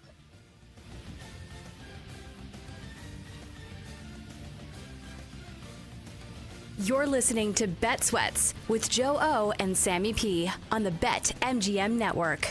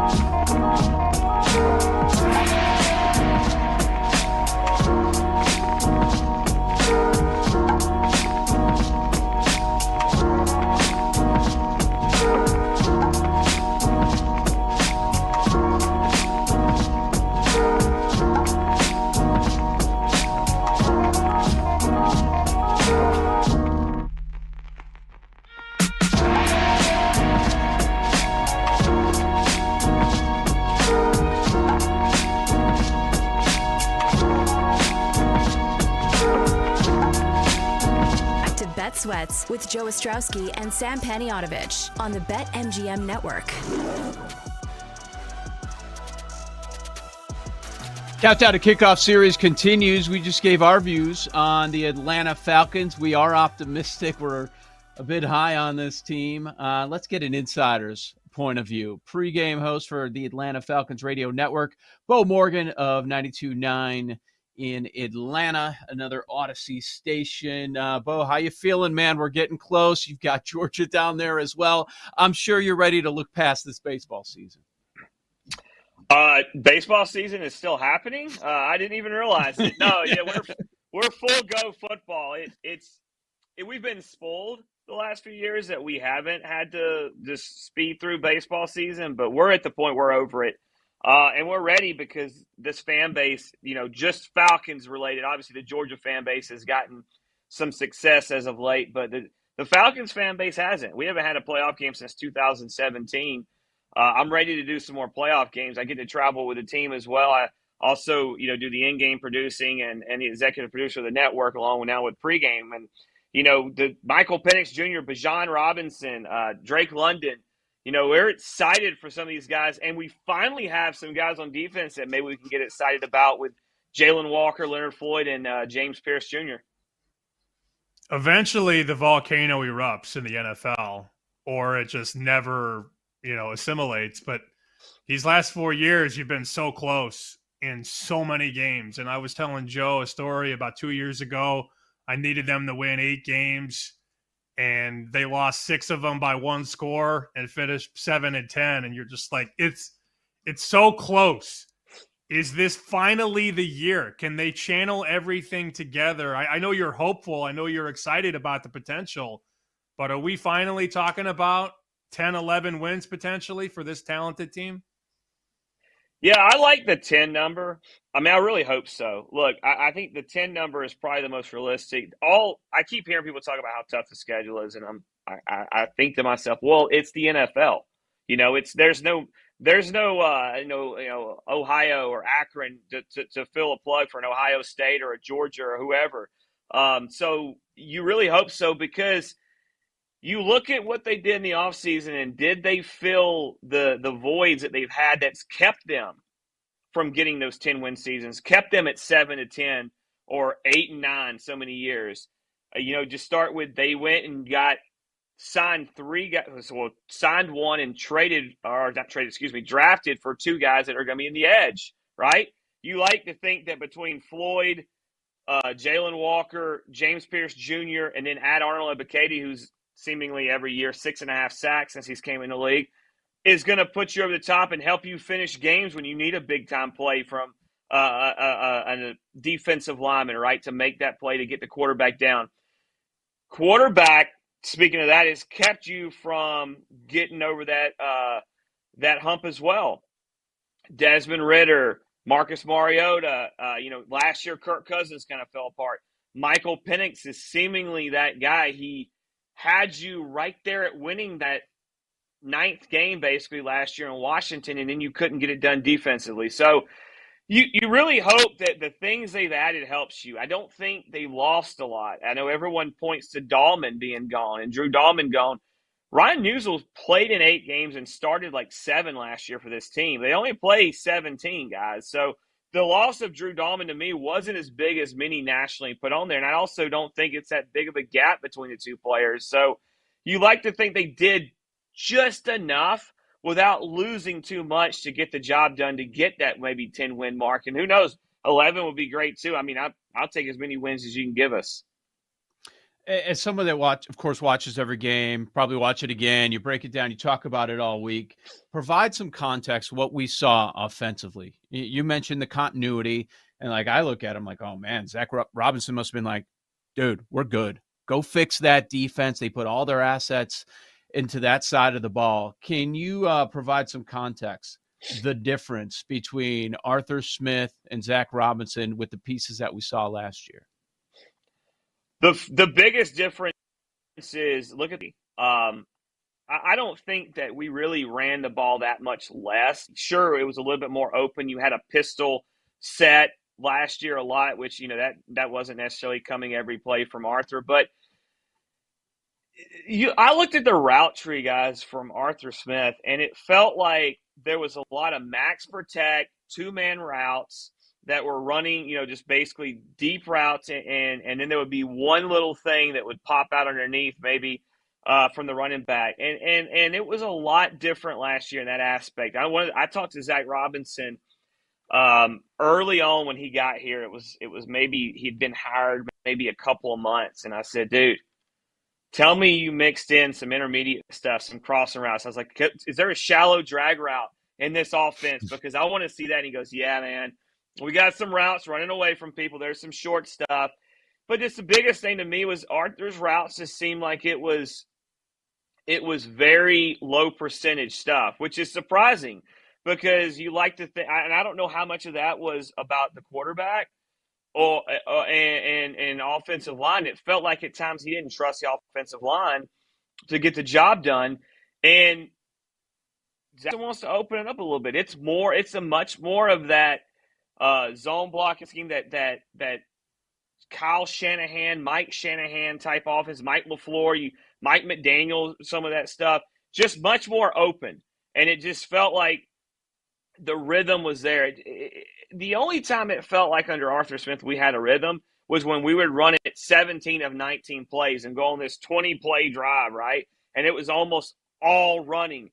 It just felt so much more opened up, I should say. It was just a lot more fun to watch. I mean, you had times where Arthur Smith was never going to have an offense throw for 500 yards like we did against Tampa, and I think it was week 7 in that Thursday night game. That exciting style play was not there. Sometimes you would score points, but the offense was a lot more ground and pound and seemed like you were watching a 1987 Big 8 team play. He'd use Robinson, too. He'd get Robinson all the way down inside the 10, Arthur Smith, get inside the 3, and then, all right, now we're going to run sideways with the backup. Like, what are they doing? Exactly. Like, it's worked the whole drive. And, all right, now here's what we're going to do. We're going to take the tight end, and we're going to have him run sideways, not forwards, sideways. I'm glad that you guys have brains inside the red zone now. That's a big deal. What does Michael Penix have to do to get better? What do you think he needs to do to take that next step? Go back to the Washington game last year. That's the biggest example. And he misses a throw at the end of the first half to Drake London. He's got Drake London out here on the left side and wide open for a touchdown in the end zone. Misses him. And then you go back to the end of the game. Remember the end of regulation. Remember the timeout that Raheem should have called, but he doesn't. He runs the play. He's got Darnell Mooney on I guess you call it like a bench route, an out route, and he misses him. And he was just off with some plays. Some of that's timing. Some of that's chemistry of the receiver. Develop that chemistry better, which I can already tell you from the training camp what we've seen. And they did a scrimmage yesterday, and everybody talks about the fact Darnell Mooney's been out. His chemistry with Drake London, even in late last year, in that very last game against Carolina, is on point right now. But it's hit those little routes that are very timing related. And a lot of that's just being comfortable and having enough playing time and knowing guys as far as working with them. That's the biggest thing for me. The biggest thing for me is that. And I said this 2 years ago. Boy, this was – I wish I could just eviscerate all record of anything I said with Desmond Ridder leading into and during, but because I was like, man, Desmond Ridder doesn't have to do too much. Just get the ball to your playmakers. Let them do the work. I don't want to repeat that mistake, but I feel much more comfortable saying that with Michael Penix because just get going early and hit some of these guys. And I'll say this, there's a lot of talk about Kyle Pitts. Big year for him, right? Find a way to get Kyle Pitts into the offense early. And that's a Zach Robinson thing too, guys. I mean, that's not just, that early the way last season started, I do put a little bit of that on Zach Robinson. I know he was dealing with Kirk Cousins, whatever was going on with he said his ankle didn't feel great at times, his scar tissue, whatever. get Kyle Pitts going early in games because that is a way to keep him involved in this offense. And look, it's not all on Penix. Kyle Pitts has to run crisp routes. He has to be physical at the top of those routes and find a way to create a little bit of separation and or make that contested catch. But Penix just needs to continue to do kind of what he was doing last year, hit those intermediate things because he's very good with his deep ball. But just that timing is the biggest thing for me. And I think that can really bring a lot together because they missed stuff that was there last year, the 3 games he had, and it's hard to blame it on Michael. I mean, he had put no work in for the most part with these receivers until the week of practice for that first game that he started. Another minute here with Bo Morgan. Bo, I think you're on the same page with us. We've got the Falcons go over 8.5 wins. The question is, are they going to wrestle this division away from the Tampa Bay Buccaneers? What do you think? It's a good question. I will say they beat Tampa Bay twice last year. So I like to think that they can. Now, Tampa went and just freaking loaded up with that offense. That wide receiver room is really good. And the biggest question mark to me is not about the running backs in Tampa, and I won't say the biggest, but offensively, but can they continue to get them involved in like Liam Cohen did a really good job of bringing the running game to life for Tampa Bay last year. Now it helps with what they had. Bucky Irving is a phenomenal player and Rachaad White, but the Falcons have to do it by winning games that they should have won. They lost the game to Carolina late in the season. It was kind of just to make the playoffs if they could. They can't lose games in New Orleans where they miss like 3 or 4 field goals. They've got to win these little games that they've just always have been wrestled away from them. But yeah, there's no reason why they shouldn't. As our offense is loaded. Our defense looks as good as it's looked on paper in a long time. Why can't they? I don't know why they can't do that.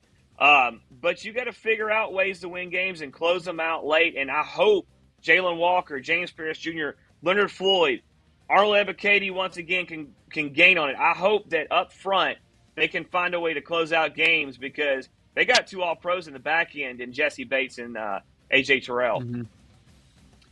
Bo Morgan at Squid Billy 92.9 over on X. Check him out, 92.9, the game in Atlanta Falcons Radio Network as well. Bo, appreciate your time on the other side. Preseason card starts tonight. 3 games in the NFL tonight, 3 games tomorrow. That's next on the BetMGM Network. You're listening to Bet Sweats with Joe O and Sammy P on the BetMGM Network.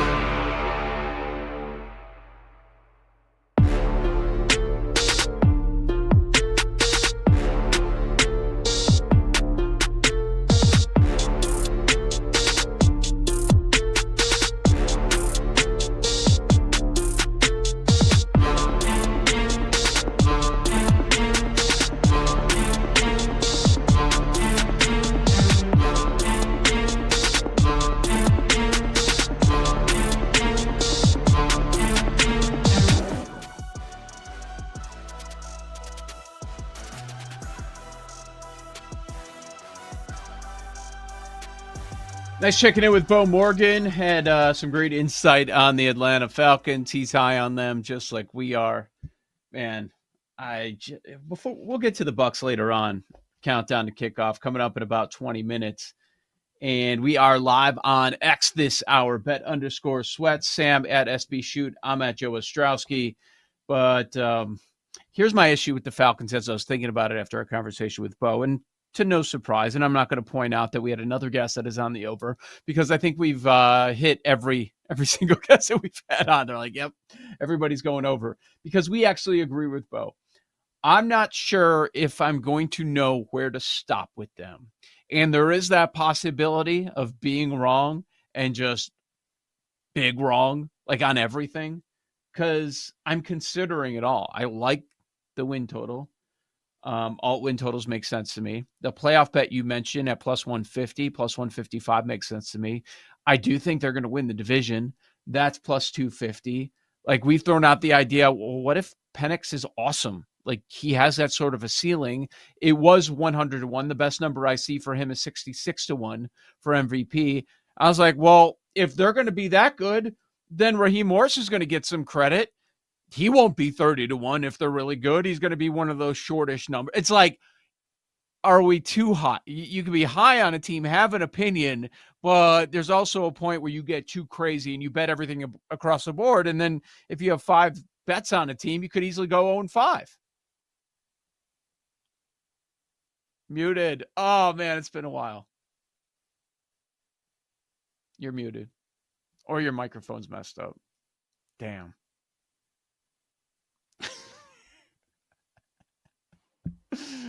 Oh, that was it. Like you said, it has been a minute since we've had one of those. Been a while. It used to be a very regular thing, like a daily thing. It's preseason, not with Joe. Sam. It's preseason. We're getting hyped. We're getting ready to go. Yeah. Nothing, Sam? I'm not muted. I don't You're know there. what that was. You're there now. I Okay. was not He's muted. back. Somebody this is didn't want you lovely. to talk. I've been Somebody fighting- wanted to keep the numbers where they were. I've been fighting the internet all morning, and now the mic doesn't work. I'm losing my mind behind the scenes, but everything is good. What I was trying to say was, you mentioned making multiple bets on one team. What if you're right? Yeah, I know. Like, that's the problem. Home run. And Home run. full disclosure, we've done this preview for a couple weeks now. I don't think we together have gotten to a team yet until today on the Falcons. Mm-mm. We've made cases for overs. We've made cases for unders. This was the first team that we've done so far where we are lockstep on this team actualizing its potential. We're not Falcons fans. I wasn't even a Falcons guy last year. I was a Falcons guy 2 years ago and got burned because they kept blowing close games. The quarterback, the offense, the schematics, the defensive depth, it's all there. It's all there. They just have to be the team that we believe they can be on Sunday. They have to win games that they're supposed to win. And that's been the biggest issue. We sure we don't want to do Super Bowl? NFC? I did. Okay, that's tough against those quarterbacks, whichever one comes out of the AFC. But for NFC, let's count 2, 4, 6, 8, 9, 10, 11, 12. They are the 13th favorite. Come on. Should they be the 13th favorite in a weaker NFC? I don't know about that. 35-1. I don't think they're winning the Super Bowl, winning the conference, but there's a possibility here because of how weak I think the division is, where you could contend to be one of the number one seeds. That's, most regular season wins, something like that. But I'm willing to halt myself at anything north of that. If you were going to say, all right, put a team in the NFC, here's $100, I'm not betting Atlanta. That's not happening. But I do think that they have the ability to win a lot of games. And while the schedule might be tough, we say that every year. Schedule was supposed to be tough for the Texans last year, and they just breezed through it because their division was horrible, and a lot of the quarterbacks in their way got hurt. So the schedule in August is very easy to say, oh, well, here's what the teams did last year, and this is what it means for this year. Well, last year's over, and things have changed, and coordinators have changed, and guys have changed rosters. Okay, yeah, they have a tough schedule on paper. We'll see. If they exceed expectations, though, this is a double-digit win team. Look, the North is loaded.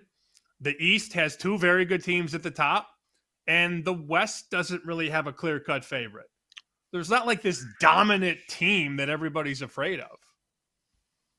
Number one seed in the NFC, Atlanta is 30-1 at BetMGM. That's the best number out there.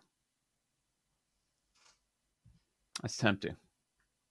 That's a tempting one. Yeah. Small. And they're what? They're Atlanta 30-1, Bears 18-1. No. I'm just saying.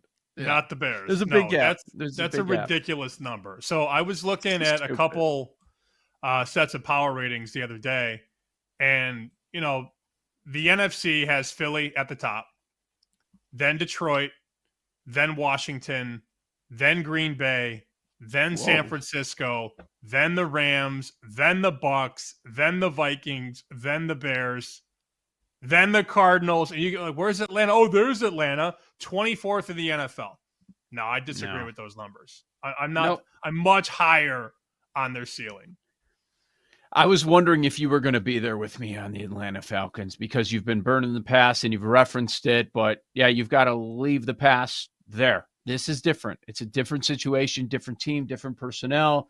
We're looking forward to the Falcons. But you're right. It's the first team where we are in lockstep, totally in. Like we're making strong cases. There are some leans, this and that. Like we're higher on, lower on, but no, we're in on the Atlanta Falcons.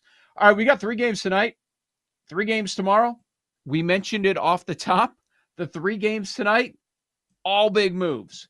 We have Indy, Baltimore. It goes from Baltimore as a short favorite to the Colts -6.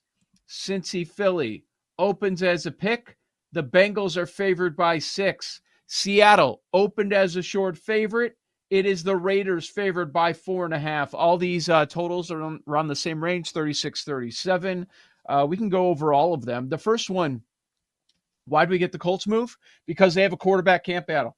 They're trying to figure out, is it Anthony Richardson or Daniel Jones? And the word is that the Ravens are going to be sitting their starters. There will be people that just bet the Ravens because they bet on the Ravens every single preseason, Sam. They had that 24-game winning streak in the preseason, which ended a year ago. But Harbaugh has a ridiculous straight up and against the spread record. ATS, I believe he's 40-21.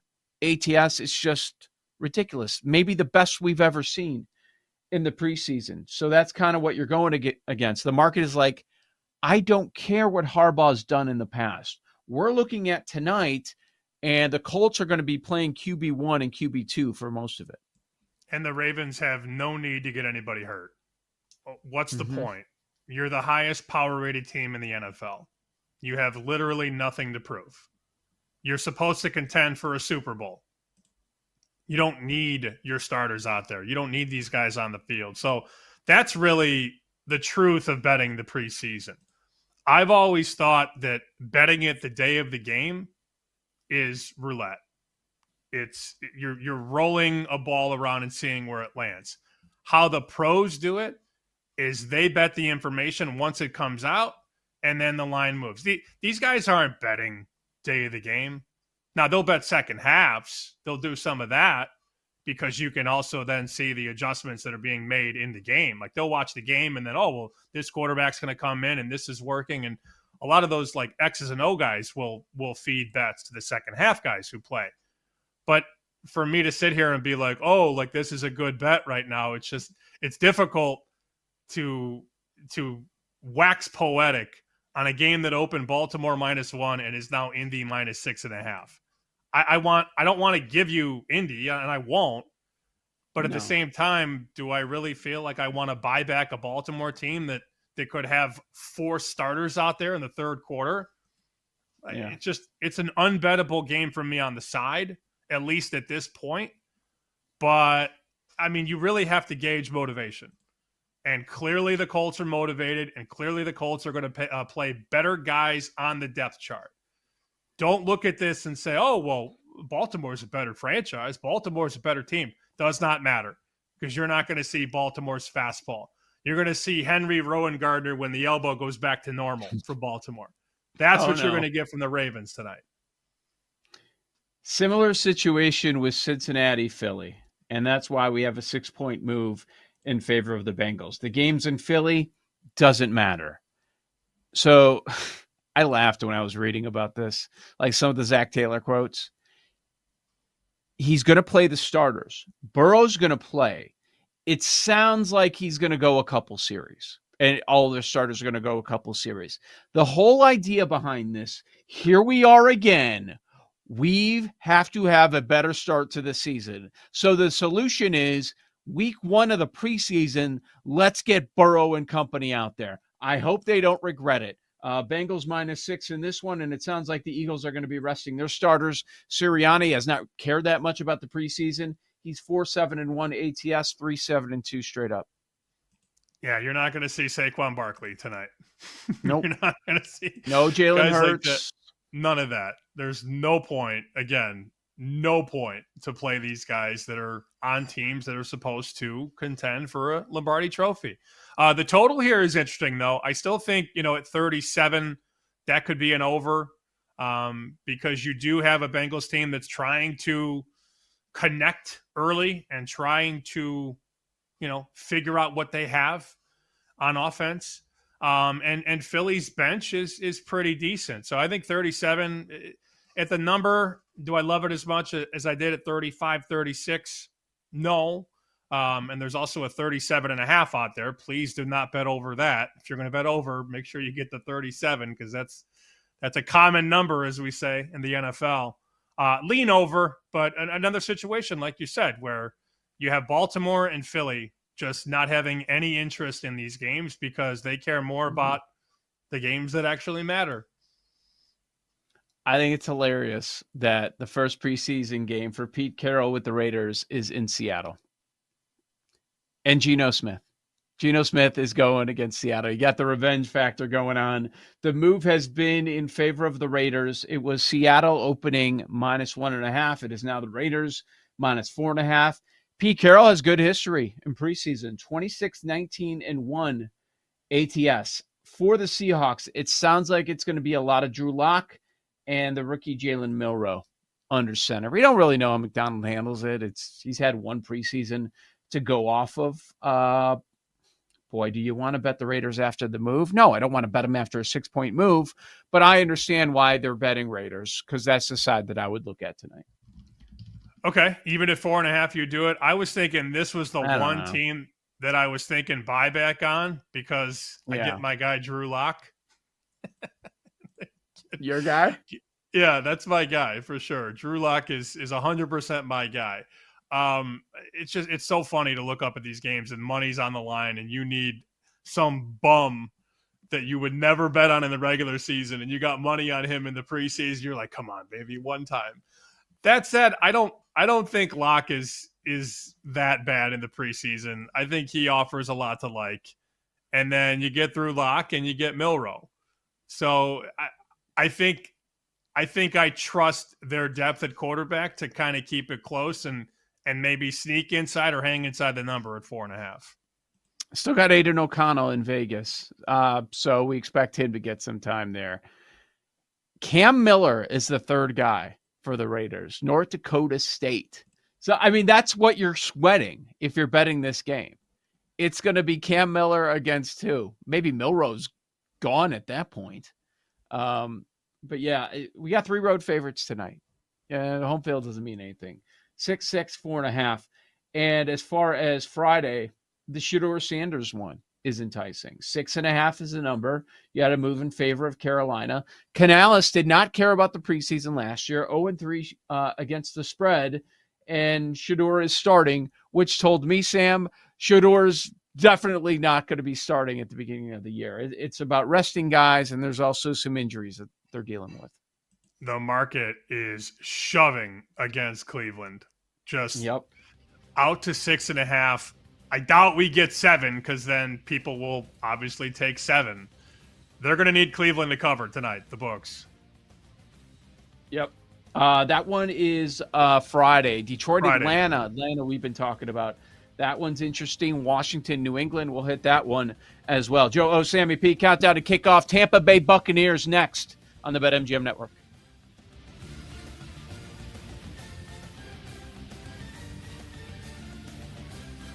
You're listening to Bet Sweats with Joe O and Sammy P on the BetMGM Network.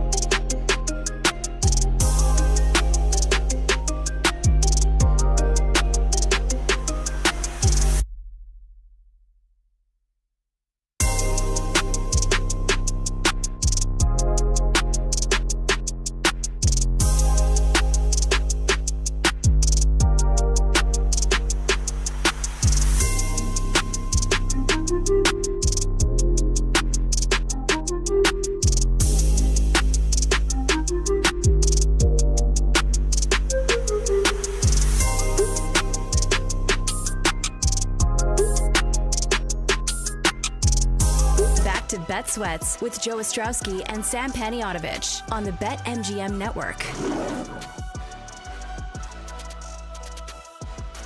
We have numbers, betting numbers for the preseason tonight. Where's the Room coming up in about 20 minutes? Glad that that's coming back. Looking forward to that. And countdown to kickoff. Gertz put something in the Ramley. And first off, I failed to mention this. Every time I check Ramley, if my daughter's around, she cracks up and she's like, "What's Ramley?" And she starts laughing her ass off about it. And I'm just like, it's a thing. I don't want to get into it. And she's like dying to know. It's like, what is Ramley? It's like, I don't understand Ramley. Like, it's a long conversation. But anyways, what Gertz threw into Ramley brought me to the Polymarket Sports Twitter feed. And like, you go down it, everything is green dildos. and so you are not, WNBA is not in on this. Gertz sent us something that I guess this was put into place yesterday. You cannot bring bags into WNBA games now. Is this true? Come on, what are we doing? I don't know. I've never been to one, but I've been dying to go, as you know. Did you see what Polymarket tweeted yesterday? That the betting volume on the Goblins was higher than the betting volume on who will win the games. Yep. That tweet had 3.7 million views. Tell me people don't care. I think you're right. Because yesterday we come in off the top and I start talking about all these Vikings injuries that are mounting up and the suspension. Because we were off Tuesday. You had the suspension news from Addison, and then Hawkinson was hurt over the weekend, and they announced it on Monday, so we missed all that. I was ready to lead fully with Vikings and the injuries because I'm a Vikings better this year, over. And we talked about it. You gave me about 120 seconds and said, that's not the top story, though. And I knew exactly where you were going. I knew it. And you're right. This clicks. It traffics. I get texts about it all day long in all my group threads. It has taken over the summer. Yep. It's hilarious. It's phenomenal. I didn't see if anything happened to WNBA related last night, but I don't have to look because if it happens, we're getting it. Like we're getting some of our listeners to the show. Anytime there is a tweet related to betting on this, they're putting us in the comments so that we see the tweets on this. I think it was listener Harry yesterday that put us up on the Polymarket stuff. So fun times in the sports betting world. Countdown to kickoff. Tampa Bay Buccaneers. We hit the Atlanta Falcons earlier on in the show. What about Tampa Bay? This team has won the division 4 straight years. They're going for year number 5. They were plus 117 point differential a year ago. That was one of the best numbers in football. Nobody else in the division was above 0. Plus 117, the only positive number. Still got Todd Bowles there, but the reason we bring up the coaching staff is because Liam Cohen is not. You had all that drama. They were prepared to make him the highest paid offensive coordinator in NFL history. If he did not do a second interview with the Jacksonville Jaguars, he gave them the double bird. He said, I'm out of here. I'm taking my head coaching job. He is now in Jacksonville. So how are they going to replace the OC Liam Cohen? Well, they're just promoting from within. Josh Grizzard is now the OC. He was a passing game coordinator a year ago. So you like that continuity. Is he going to be as good? Probably not. Is Baker going to repeat what he did a year ago? 4,500 yards, 41 touchdowns? Probably not. We can get to all that, but obviously this team is favored to win the division. They're about even money, and the win total is sitting at 9.5 after a 10-7 season a year ago. Sam, where do you want to start with the Bucs? Not only are they favored to win the division, they're even money at some places. Like that's where we're at. I saw one book in Vegas minus 110 on Tampa. So not me. No, I'm not laying it. Of course, I'm not, because as we discussed earlier in the show, we're on another team in that division. Baker is the cog, though. He's the guy.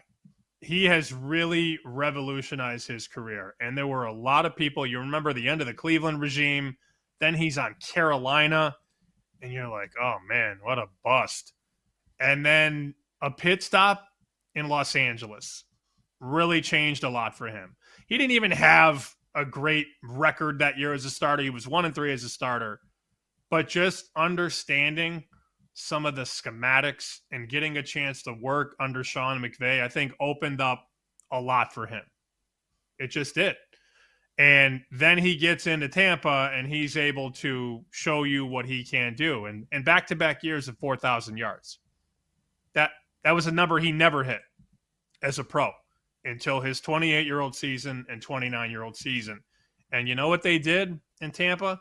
They decided, not only are we going to bring everybody back at receiver, we're going to draft a kid out of Ohio State named Emeka Egbuka. And we're going to give you this fancy toy as well. They're going to throw the ball. I mean, he threw the ball 570 times last year. I don't know that he can match the production in terms of 4,500 yards and 40 touchdowns. But, Joe, there's a world where he throws the ball more. He might throw it 600 times this year. Man. Yeah, 4,500 is tough to match. And the betting market is saying what? Well, you're going to get some regression there. They're knocking him down 700 yards. They put the number at 3,800, 28.5 passing touchdowns. That's where he was in 23. He had 28 passing touchdowns. They make the number this year 28.5 after having 41 a season ago. Let's see. This guy's been around 8 years, right? Number of times he's gone over 28.5. 1 last year. Only time he's gone over 28.5. That's a sharp number. I think that's exactly where it should be. Only time he's got a quarterback rating over 100. You mentioned back-to-back 4,000-yard years. The Bears are still waiting for that to happen for the first time in team history, and he's done it in back-to-back years. But he's been available in every game. Also part of it, being tough, being on the field. We can't say the same about some of these receivers. Evans he had another 1,000-yard year, but we know he's near the tail end. And on the other side, you have Godwin. He was only available in 7 games last year. So the move to draft Egbuka makes a lot of sense. He's our receiver of the future. After that, boom, boom, boom, boom. 4 defensive players. That's how they attack the draft, working on Todd Bowles' defense. Are we going to see regression? That's the big question. Is Godwin going to be available? What version of Mike Evans are we going to see? And as a rookie receiver, how involved is he going to be? And when we were talking to Bo Morgan earlier, like a good point out of him on the Buccaneers is you saw how creative they were with the run game.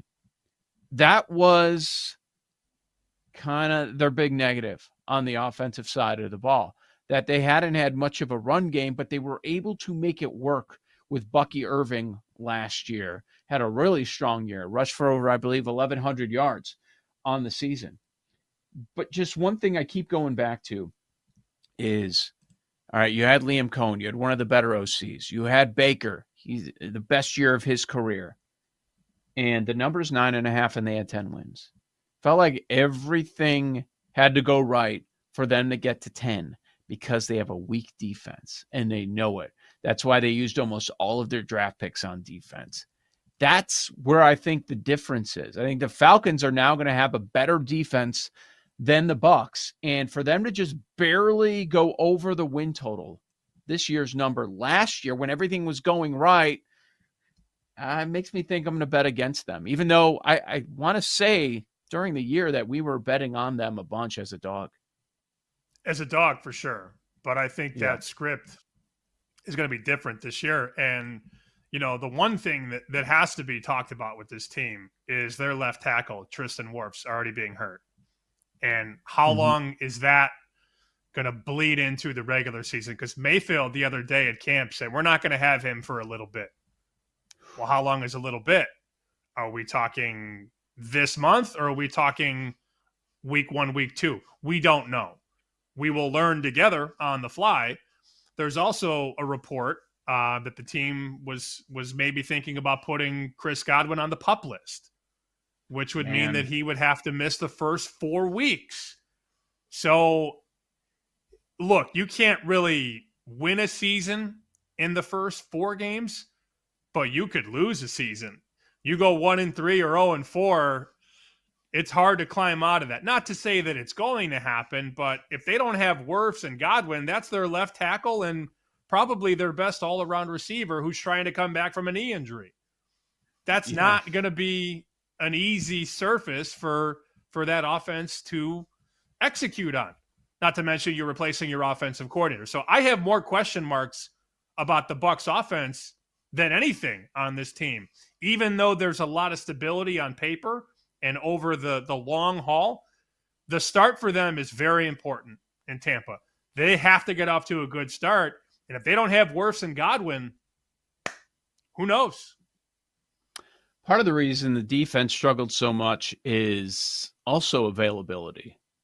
That a lot of their key players just not available. Like, it felt like Vita Vea was on the injury list every single week. He ended up playing most games, but the guys in the secondary did not. Antoine Winfield, he missed half the year. I think he played in 9 games last year.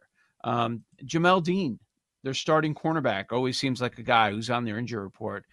They might have some injury-prone players. And Otten is beat up right now. He missed a few games last year.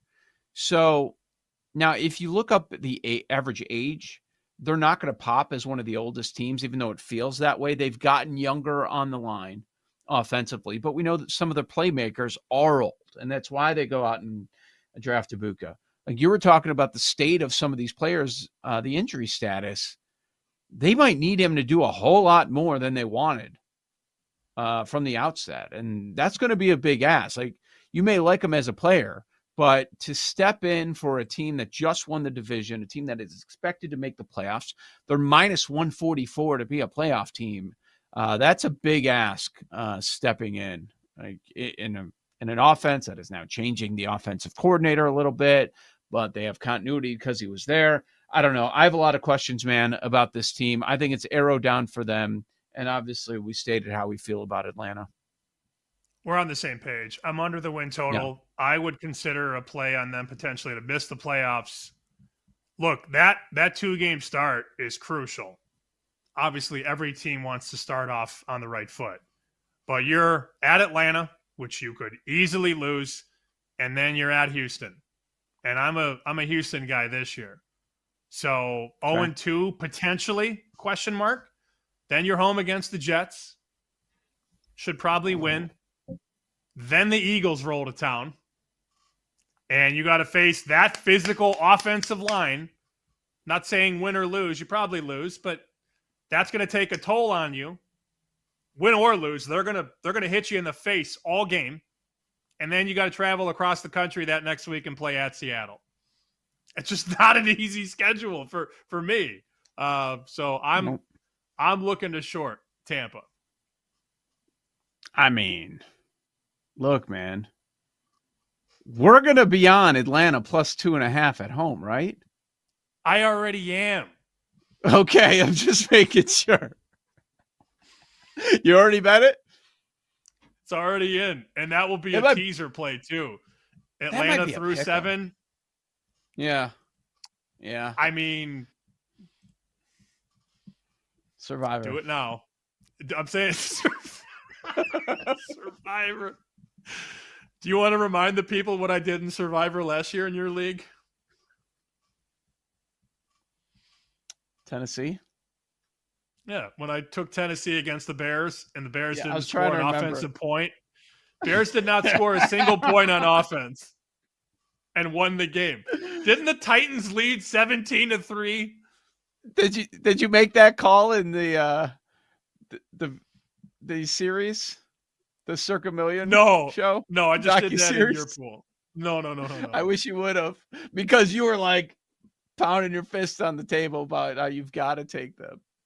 It's hilarious. Well, we kept hearing Matt Eberflus Coach of the Year, Caleb Rookie of the Year, Bears make the playoffs, and I said they're going to lose, and they should have lost. They didn't lose. They should have. And you know what? It kind of plays into what you already said, how you're taking the Vikings week 1 against the Bears. Like, and now people are turning on the Vikings, and they're high on the Bears because they're always high on the Bears. So it'll be fascinating to see if that number ends up moving. So I know what side you're going to be on no matter what. Man. All right. There's our preview on the Tampa Bay Buccaneers. I'm happy we've got numbers for tonight.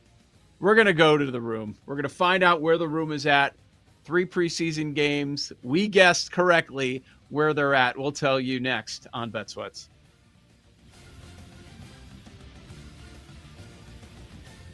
You're listening to Bet Sweats with Joe O and Sammy P on the BetMGM Network.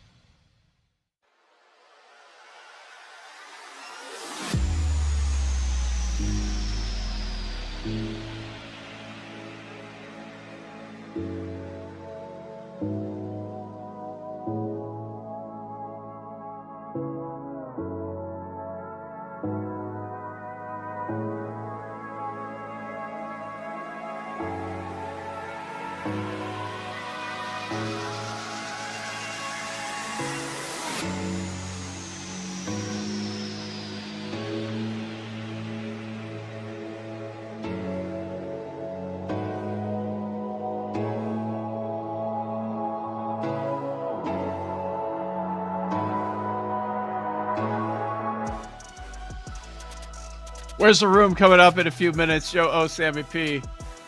Yeah, I remember you going Titans, Titans, Titans. Titans are the play. But I did forget last year, week number 1, when you put your balls on the table and said, I'm going against the Bears as like a 6.5 point favorite with Caleb Williams. I'm going against them, and I'm taking the Titans at Soldier Field. I forgot how it happened until we decided to look it up. And it was 17-0 Titans late in the first half, and then they never scored again. And if I would have told you, this, believe it or not, is actually putting me in a good mood because this is very funny. Looking back, it's funny. In the moment, not funny at all.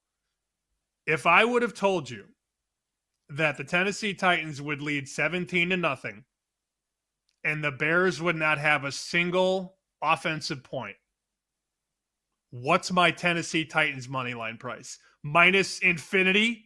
You can't even make a price that high. Not to mention the Bears are starting a first-year rookie quarterback for the first time in his career. What are the odds that the Bears win a game, that they're down 17-0 and don't score an offensive touchdown? Down 17-0, don't score an offensive touchdown. The quarterback, Caleb Williams, plays the whole game. He does not have 100 yards. The leading rusher has 30 yards. Like, what are the odds that they win that game? It's almost impossible, which again is funny to laugh at now. But when I got knocked out of your rich people league at $250, I was very unhappy. Very unhappy. Right. Was it a stupid pick? I don't think so. Because you were very happy. You rode the wave, right? You were very happy. You're like, this is perfect, 17-0. And then it all happened.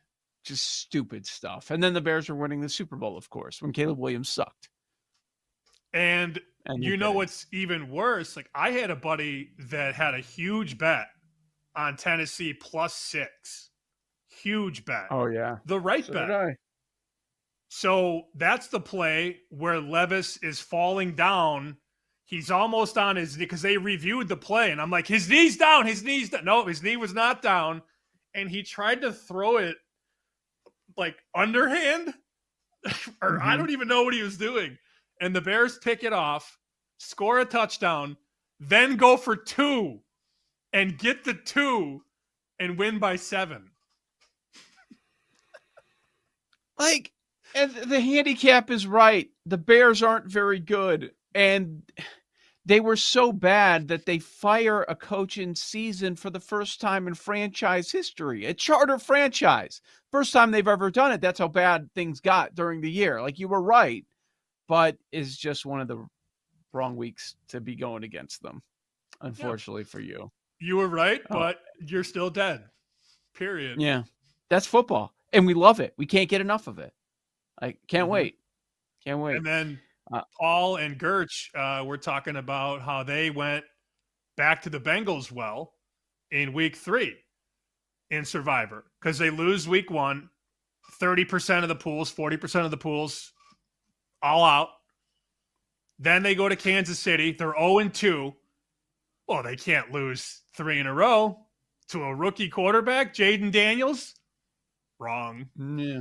Survivor is a bitch, man. It's a bitch. Jeez. Yeah, the Bengals were terrible. Terrible. Then they win their last 5 games, and so now people are picking them to win this year. Do I need to add the Bengals to the Jacksonville side of things, just stay away.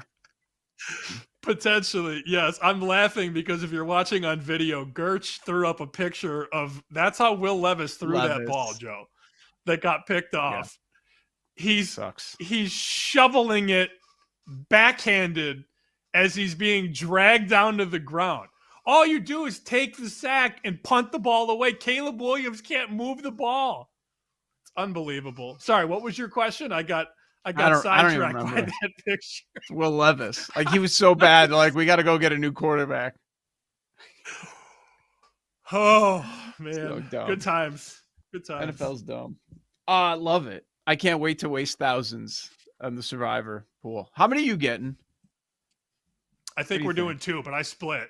So I'll have 1,000. He'll have 1,000, and we'll split 2 entries.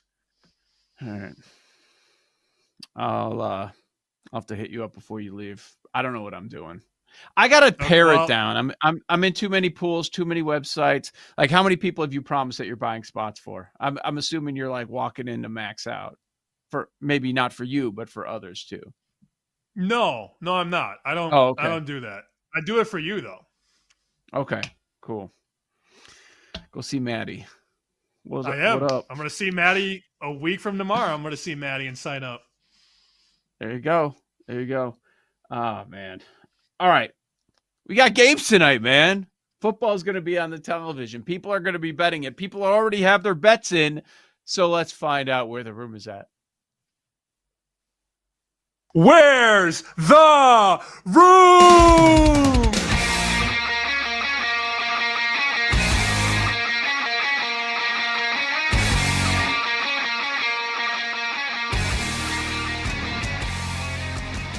Three NFL games tonight. Massive moves. We're talking 6-7 points on all of them. So let's see where the room is at. We bring in our executive producer, Paul Aspen. Paul?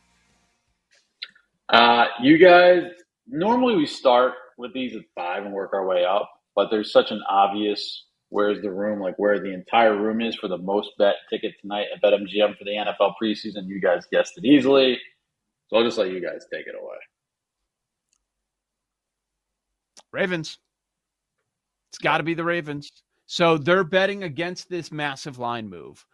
This is the Sharps versus Square game, I guess, right? So the Squares are on the Ravens, and all the Sharps have moved this thing 7 points in favor of the Colts.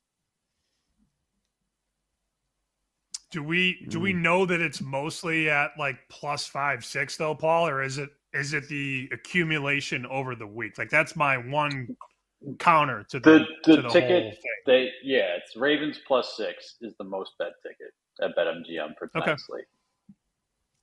So I have 2 thoughts about that. Number one, at least they're getting a good number.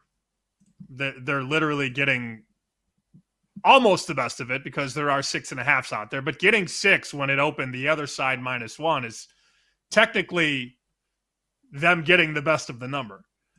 But when you see everybody run to the window to bet that side, I still wouldn't be surprised if they got blown out. I mean, the Colts are going to try as hard as they can for 30 minutes, maybe more. How many maximum minutes do you get from Baltimore? 5, 10? I just don't know that they care at all. Makes me want to bet the Colts, but I don't want to bet even at -6. It's hard to bet I don't want to -6, bet but I know. Yeah, I know. I'm in a pretzel. All right, the rest of the most bet tickets at BetMGM for tonight and tomorrow's pregame NFL slate. So number 2, give me Philly. Eagles. Give me Philly +6.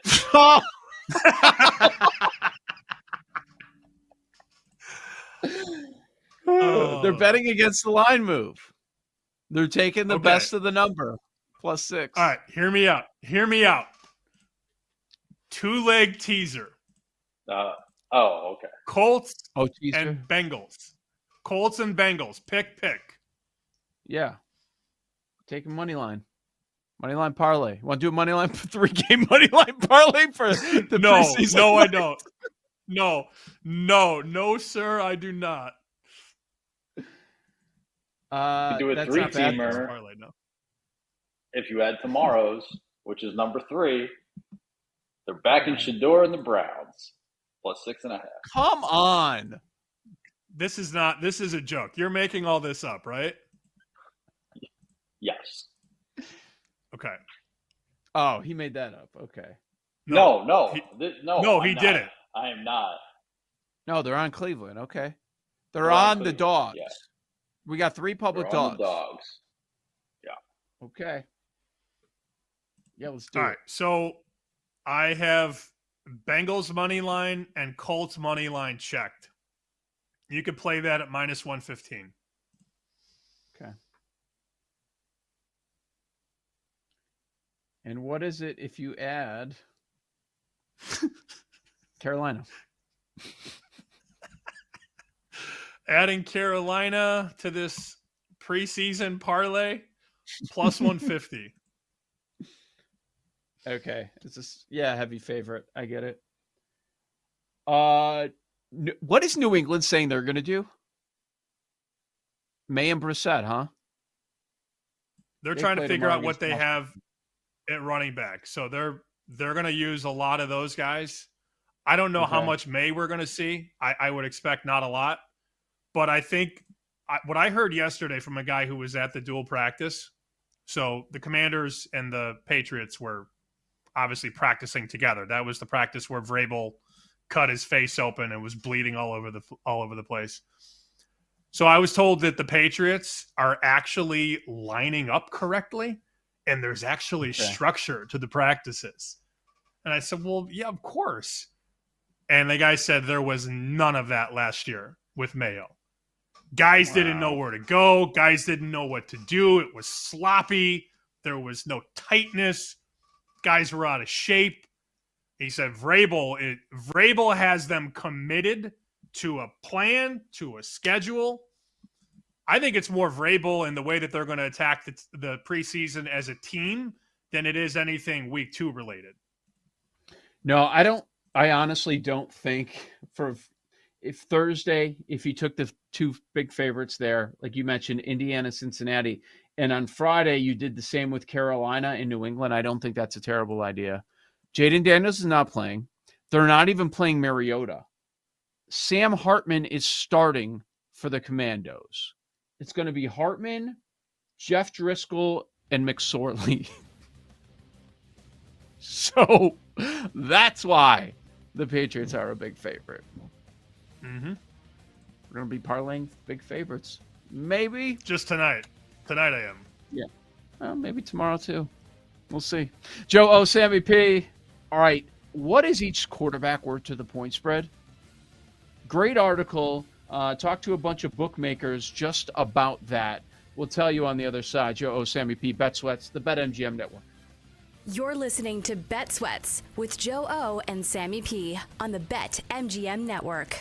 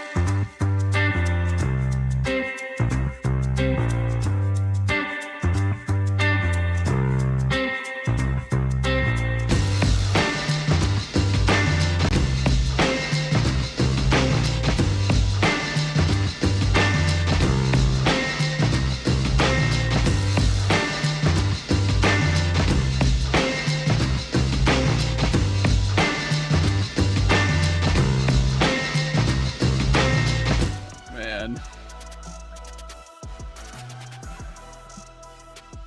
Happy Thursday, Joe Ostrowski, Sam Panayonovich with you. Thanks for hanging out.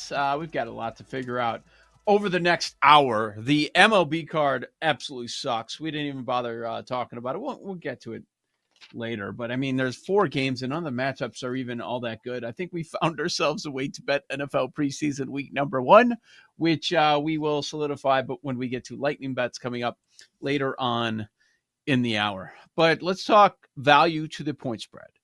Quarterback value to the point spread. We've thrown out the idea of certain specific players, I think especially in the Parsons conversation on what he is worth to the point spread. But this is something that is done on a regular basis, and I think it's good. It can be valuable to sports bettors because we will inevitably have a lot of QB1s. Well, maybe not a lot, but a handful of QB1s then end up going down and missing games. And that's going to be a big conversation piece on this show throughout the season. And we hope that you're with us every day. Can't wait for it. Not that we're looking forward to injuries, but this is the kind of stuff that makes sports betting shows during the NFL season a lot of fun, trying to figure out that game and where there are values on a week-to-week basis. And when a lot of novices throw out value to the point spread, oh, this guy's worth more than that guy, they fail to remember the number one rule. And the number one rule isn't the level of play of QB1. It's also the level of play of QB2. Because if you have a competent backup, things aren't as bad as they seem. But some people would say, no, there's no way. You've got to say that Mahomes is worth more to the point spread than this guy. But no, it depends on the backup quarterback. Do they have experience? Have they been in the offensive system quite some time? Have we seen them step in? Has it been 5 years since they've played? All of that is a factor. And Sam, when trying to figure out the point spread value of each quarterback, that is something that is constantly overlooked, the QB2. Yeah, it's all relative to the backup. It's very simple. But that said, your quarterbacks at the top are still the elite quarterbacks. There's no backup in the league on this list that I see that would really depreciate Josh Allen's value or Patrick Mahomes' value. I think it gets a little bit more interesting when you get to Bo Nix and Jared Stidham, when you get to J.J. McCarthy and Sam Howell, when you get to Bryce Young and Andy Dalton. What's that drop off? So Ben Fox, who writes for Yahoo, talked to, I believe, 2 bookmakers, and he helped compile this full sheet, all 32 teams. Here's the starter, here's the backup, and here's the drop-off. I know you have seen the list, but I'm asking you listening or watching right now, think about who you would guess. Give it about 5 seconds. If you're thinking it's Patrick Mahomes, it's not. Not anymore. It used to be. Last year, 2 years ago, 3 years ago, Mahomes was number 1 on every list. Joe, that's not the case anymore. According to this article, Josh Allen to Mitch Trubisky is the biggest gap spread-wise in the entire NFL, 6.98 points between Allen and Trubisky. That makes perfect sense to me. There's nobody in the league that can do what Josh Allen does. That's just the facts, Jack. And whether you want to agree, disagree, I don't really care. And what we're not talking about is look at the Chiefs and how many one-score games they have played in. Look at how underwhelming they have been in the regular season. We know they turn it on in the playoffs. We understand that. But the expectation level is so high for them that it's hard for them to meet those expectations. And they play in closer games than the Bills do. Bills at home against a bad team, lay it. It's going to be a big number. You probably want to lay that number. I thought it was pretty telling the other day what Jamar Chase said, one of the premier receivers in the game. And he was talking about the difference that Josh Allen brings to the table versus any other quarterback in the league. And he wasn't trying to criticize. I mean, I think it probably came across that way because people are looking for headlines and they want to throw a quote out there without context and just to get a wild reaction for clicks. That's the world we live in. But he's talking to Kay Adams, and he was talking about Burrow. He goes, Jamar Chase's teammate. When you turn on Joe's tape, it's different from Josh Allen's tape. Completely different. People game plan against Josh Allen, not Joe Burrow. Like, that's the headline grabber. He's right, though. Yes, Burrow's awesome, supremely talented. But the fact is, he's a drop back passer. He's one of the best, if not the best at it. But the thing is, when you bring the elements that Josh Allen brings, you understand why he's number one on this list.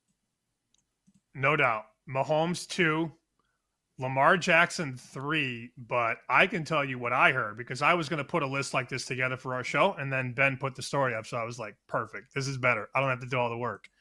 What I can tell you is that the gap, even though Lamar Jackson is number 3, Allen is 1, Mahomes is 2, Lamar is 3, the gap is bigger because the backup is no longer a Lamar clone.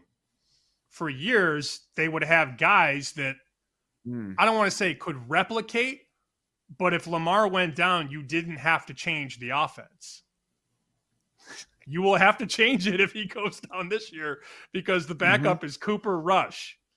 Cooper Rush cannot do what Lamar can do, and the offense cannot sustain the things that the ones would do. So even though he's third on the list, the gap has actually gotten bigger because the backup plays an entirely different style than Lamar Jackson. Yep. At the very top, we should mention that, yes, it's Josh Allen 1, but it's very close. The gap is 0.04 when it comes to the ATS difference that they're looking at. A little bit more of a gap once you get to Lamar Jackson.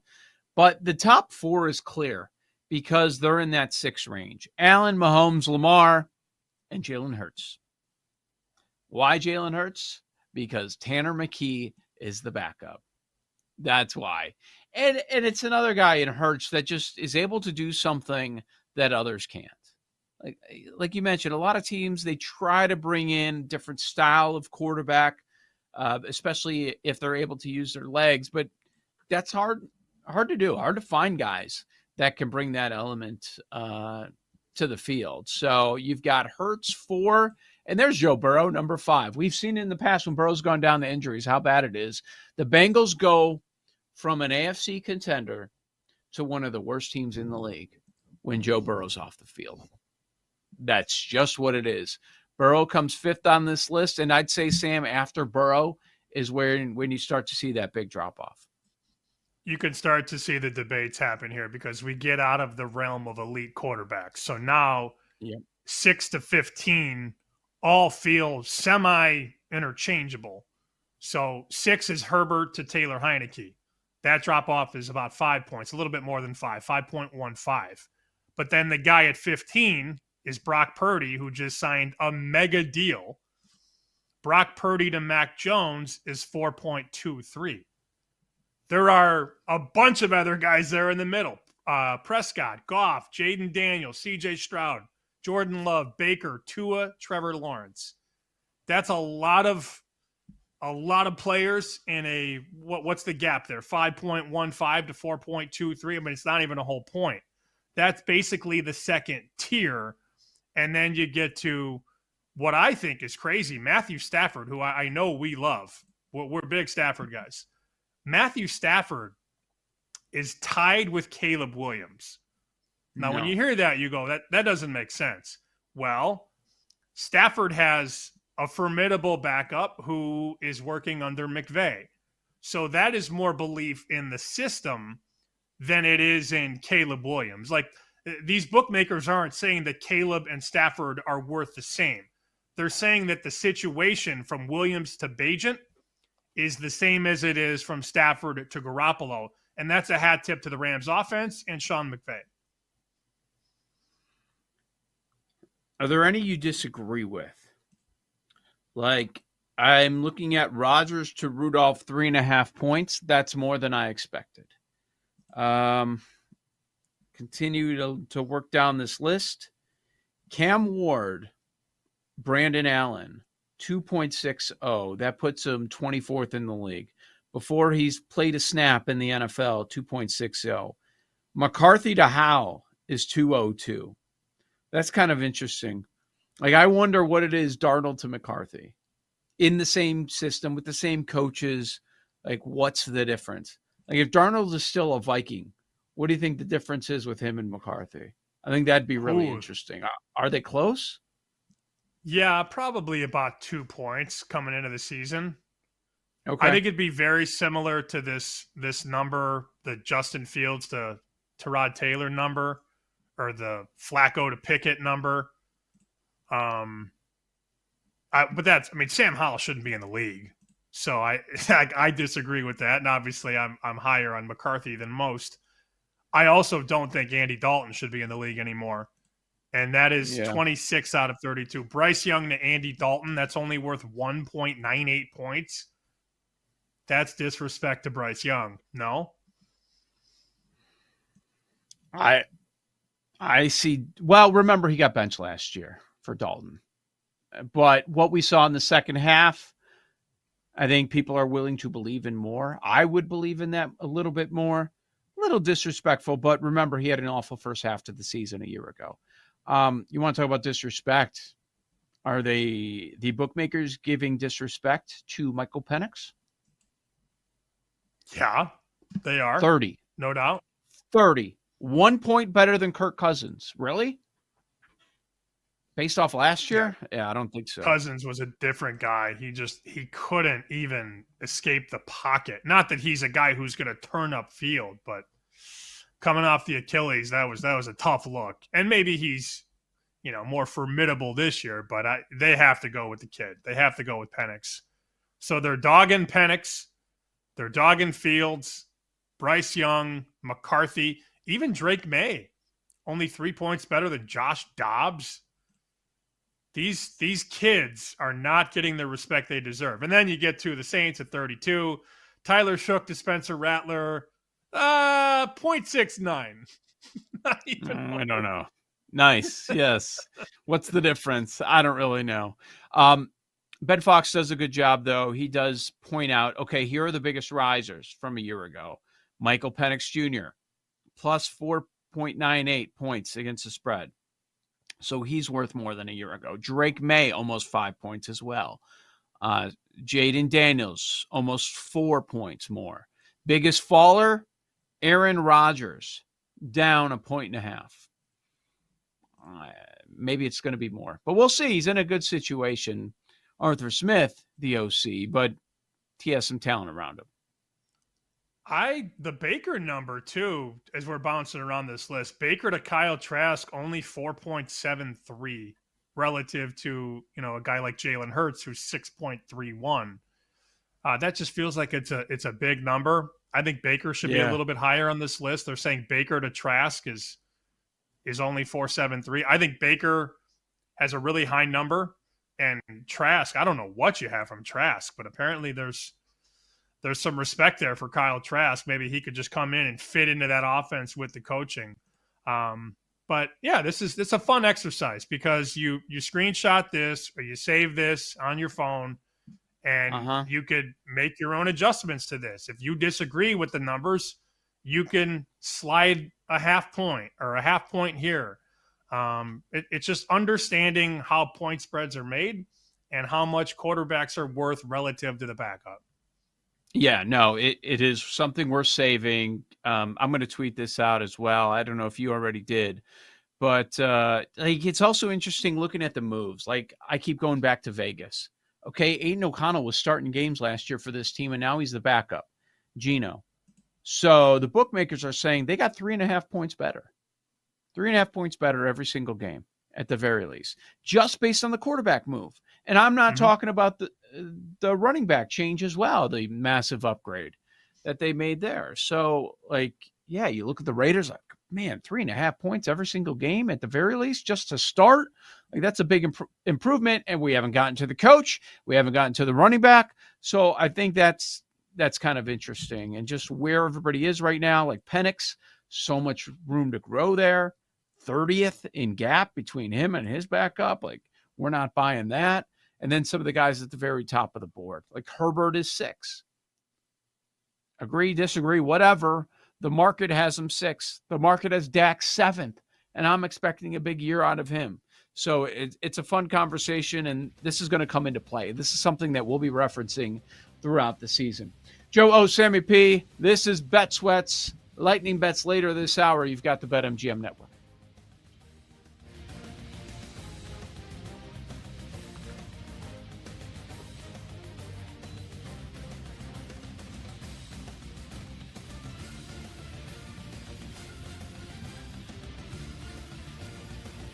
You're listening to Bet Sweats with Joe O and Sammy P on the BetMGM Network.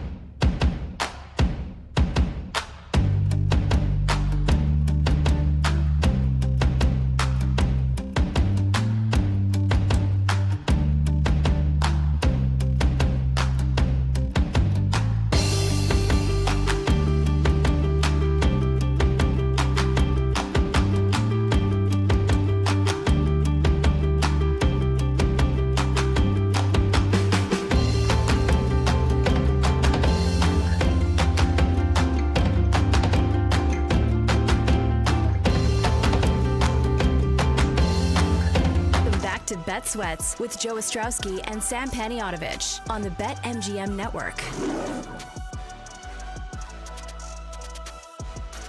Lightning Bet's coming up in about 20 minutes. I have a feeling we'll be getting creative with some wagers going down today. The other day in the news, it became official. We knew it was happening. Red Zone going over to ESPN. But I saw something that kind of grabbed my attention, and I've always wondered why we don't see it. A college football Red Zone.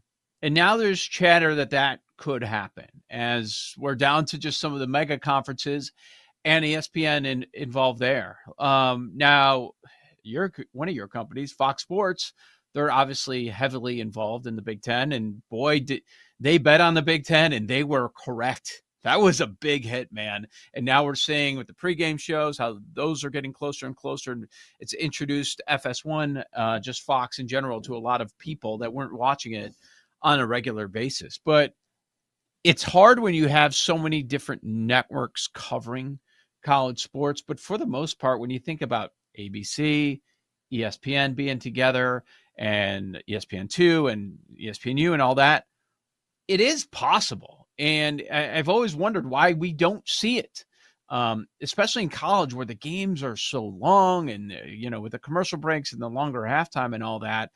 I think that's something that would be really appealing if it's able to be quick hitting, which it should be able to be with the mass number of games that you have in college. I still wouldn't watch it. I think Red Zone has jumped the shark only because I really started to catch on to this last year because I've got 3 screens and I can do a laptop if I want, but I've got 3 TVs. And it was last year or the year before, I would always do Red Zone on the main TV and then have 2 other games on the right. Am I just an old man now, or do they just can't sit still? The Red Zone used to be you used to get inside the red zone and then stay in the red zone. And now it's all right, the Bengals are at the 8-yard line and Burrow throws it out of the back of the end zone incomplete. Now we cut to the Panthers who are at the 50-yard line. Like, what are we doing? The whole point was when it started to maximize your ability to see scoring plays, touchdowns, things like that. Now we're just jumping just to jump. The directors, I know a lot of us know directors in our lives. The director just can't sit still. So we're all right, it's 2nd and goal at the 5, but Caleb Williams is at his own 30. Let's show you this incompletion. Now we're going to, let it breathe a little bit. Maybe I'm the only one that thinks that, but Red Zone is much different than it used to be 5-10 years ago. Well, I think that was the criticism. DirecTV still doesn't do it. Was Siciliano, right? Like that went away a couple years ago. Because I want to say that, I want to say that was a criticism of that channel. So if you're looking for more quick hitting, you would go to the NFL Network version, which is Scott Hansen. And if you're looking for one that's going to stay with games longer, the DirecTV version did it. Here's what I do. So you said you have 3 TVs? Mm-hmm. Okay, so I have 3 TVs as well. I do, on the main TV, I do a quad box. I'm not really watching Red Zone. I find the combo that I've got the most on the line for, right? And so I can flip the audio. I want Red Zone on one of them. So I have it. I see what's going on, and I usually and I'll check in on the audio with that. The audio changes, but I make a quad box pretty much of the games I bet for the most part. Later on in the day, you only have like 3 games anyways, so the 3 that are going to pop up. And then on the 2 other screens, the games that I want to see a larger version of, because once you have the quad box, you have smaller TVs. I keep it on, but I'm not glued on Red Zone. I just use it as a way to find out when other drives are getting interesting, other games are getting interesting, because score here, here's another score by a team, like, okay, that game's close to the number, maybe I'll switch over to that one. So it just keeps me updated, but I don't watch it. it does blow my mind when I see people complain about the blackouts and all this and that. I'm like, wow, there are people still out there that are watching commercials. Like, that's the whole appeal. Like, Red Zone's commercial free, so that's why I'll end up having the audio on it unless I got a bet on a different game that I'm really interested in at the time. We used to, though, back in the day when I lived with some buddies, we used to have 2 TVs. You'd have the one in the living room, and then somebody would bring their TV down from their bedroom, and you'd have 2 TVs. Very janky looking, but it worked. And we used to do Red Zone sound, and then the Bears game would be on TV2. Red Zone, what I meant to say was Red Zone sound, I just can't anymore. So if you want to throw it on the laptop or throw it on a TV without sound, that's fine. But there's too much. It's like you gave the Energizer Bunny a bunch of pixie sticks and he just starts bouncing off the walls. There's no breathing in the Red Zone anymore. I think you have a very fair counter, though. You can have it up, but just you can't make it. It's not the turkey anymore on Thanksgiving. I think it used to have the potential to be the main course, but now there's too much going on. Paul, I see you have some thoughts here. Like, does your mind change? I more or less I agree with you guys. Like, and the other thing is they just won't pay attention to a game where there's a backdoor cover on the line or a total is on the line as well, even though it's sponsored by the Green Book. Does your mind change like the end of a half, the end of like that first window? You're kind of like focusing on Red Zone because at that point, at least they are jumping from key play to key play to key play. Usually, coming from a TV background, it is certain they need a lot of help.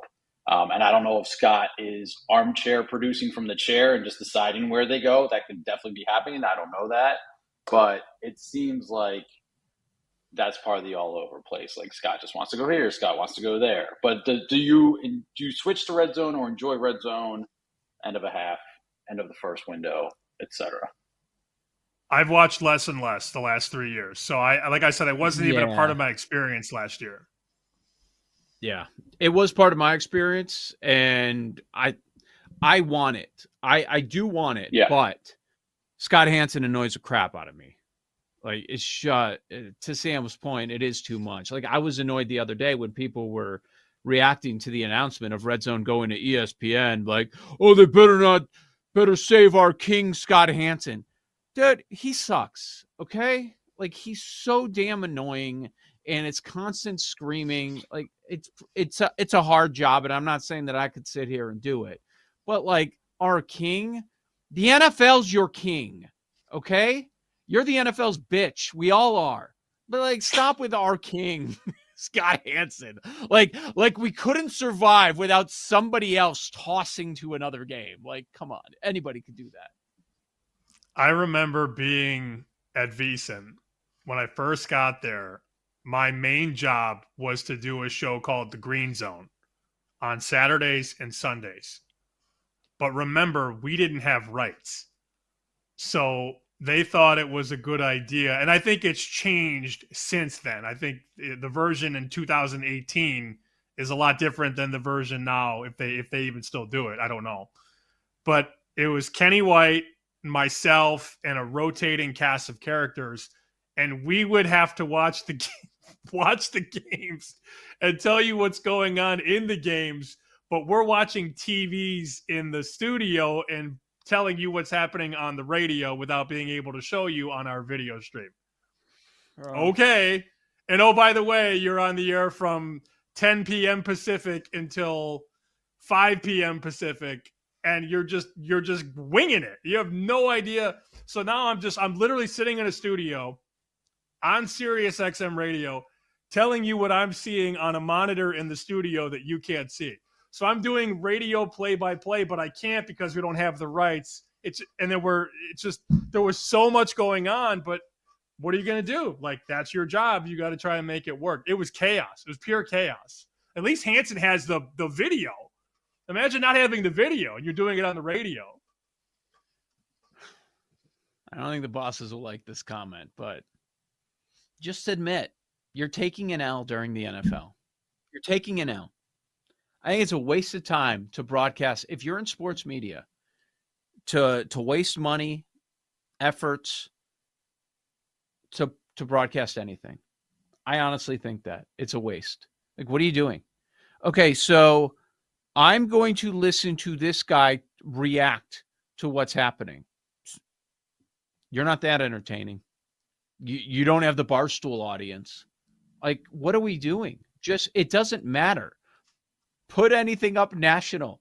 It doesn't matter. You have maybe a chance, like some of the networks who around the NFL, like CBS Sports always did or whatever. I think we would carry that on the score. Okay, fine. Maybe people caught in the car. They don't have Sirius. They don't have the game they want. They want to be updated on the NFL, and they'll listen to that. Okay, maybe going around to stadiums, reports from live reports. Okay, maybe you got a chance there. Watching games without hearing the audio and reacting on a delay, it's a waste of time and energy. It is. Just the games are the prize. That's it. Like, no bettors are watching a stream of people reacting to it. No, they're watching the games, or they're on their apps, or they're making bets. Like, they're not, yeah, but it's, I don't know. Just take the L, man. That's how I feel. Not react. Nothing I think live action. If done properly, though, there's a way to do it. I think, to Paul's point, if you have the television rights, if you actually had the television rights and you could show games with little delay and actually talk about the gambling lines weaved into the game, like, all right, that's like different. An example. When I was in Vegas, I had to do basically play-by-play. The Lions were down 10, catching 6.5. And Stafford's at the 5-yard line licking his chops, right? Ready to score a touchdown. And there's hundreds of thousands of dollars on the air across the country. And if he gets in the end zone, they're going to cover. If they kick the field goal, they're going to be down 7 and not, you know what I'm saying? So, like, that, to me, if you could actually channel that and have a broadcaster that understands spreads and totals, like Paul said, like, here's a field goal. It's 27 to 17. They're going to kick the field goal, but the total's 45. So the kick might not matter to anybody rooting for the team that's winning or the spread, but this field goal is literally going to affect the total. And I want to be able to see it and have my host explain, this one's for the over, and the kick is up, and it hits the post. It stays under. The game stays under. That would work. I would watch that. No? Like, yeah. And I wouldn't. I've thought this. You wouldn't. Okay. I would watch I get the idea. I know what you guys are saying. Networks are trying it. I've seen it, like, locally with Bulls games. And yeah, the BetCast. Like, would you watch that over Buck and Aikman? I'm not. Tirico and Collinsworth? I'm not. Maybe a lower Fox level team, maybe, and so maybe that's on the docket. Maybe that's on the docket. Different. Like, they're going to throw Fulgham and Fortenbaugh into a studio during games, and they have the rights. Yeah, I think an island game is different, I think, again, that's kind of like where they do the BetCast. And again, I probably haven't watched enough to give them a fair grade, but I think that speaks volumes too. Like, I'm just not interested in watching a BetCast of a Bulls game. And the other, this is like betting adjacent, but like similar vein. Do you enjoy the coaches like watching the CFP? I feel like that had its moment, and I don't know that it's really a thing anymore. Like a BetCast, I would watch for a few minutes, and then I'd go back to the game. The normal, regular. I think most people want. I think they're trying different stuff. I get it. I would too if you have those rights and you have multiple platforms. But still the main broadcast is what sells. During Sunday Night Football, Monday Night Football, I agree with you. I'm watching. Thursday. I'm not watching the Manning cast. I'm watching the main broadcast. But on an NFL Sunday, when there are 7 games on, and you can weave in the point spread drama, that's something that I think, if done right, would work. But nobody's done it right yet. and we can go to the audio, like the broadcast. Can you, or is it you talking the whole time? No, it's a television. It'd be a television broadcast with the company that has the rights to all the games. So it'd be like an ESPN. NFL produced thing. Yeah, or ESPN, whatever. Yeah, well, now they have Red Zone. They could do that. I bet you that's going to happen on one of their networks. We'll see if it ends up working. Yeah, you should try it. And the movement in live lines, like we're interested in it. I don't know if the masses are. Joe O, Sammy P, Lightning Bets on the other side. Thanks for hanging out on this Thursday. Bet Sweats, weekdays, 9 a.m. to noon Eastern time, right here on the BetMGM Network.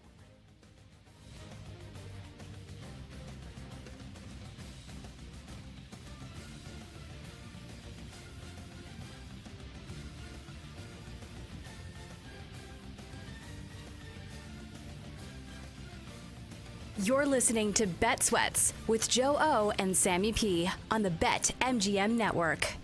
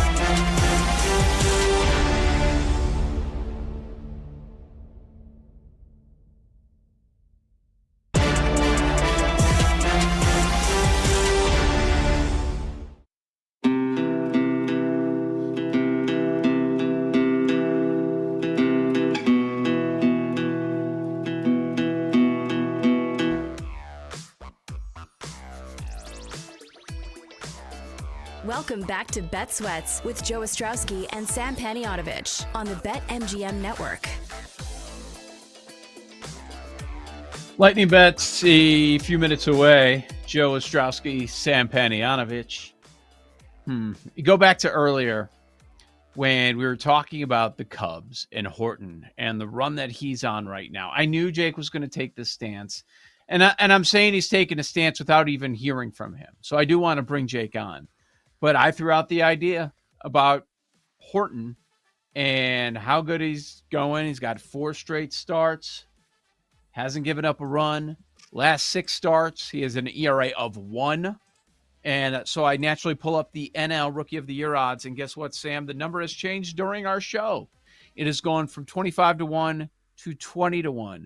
Horton is your 4th favorite for National League Rookie of the Year. The odds-on favorite is Atlanta's Drake Baldwin.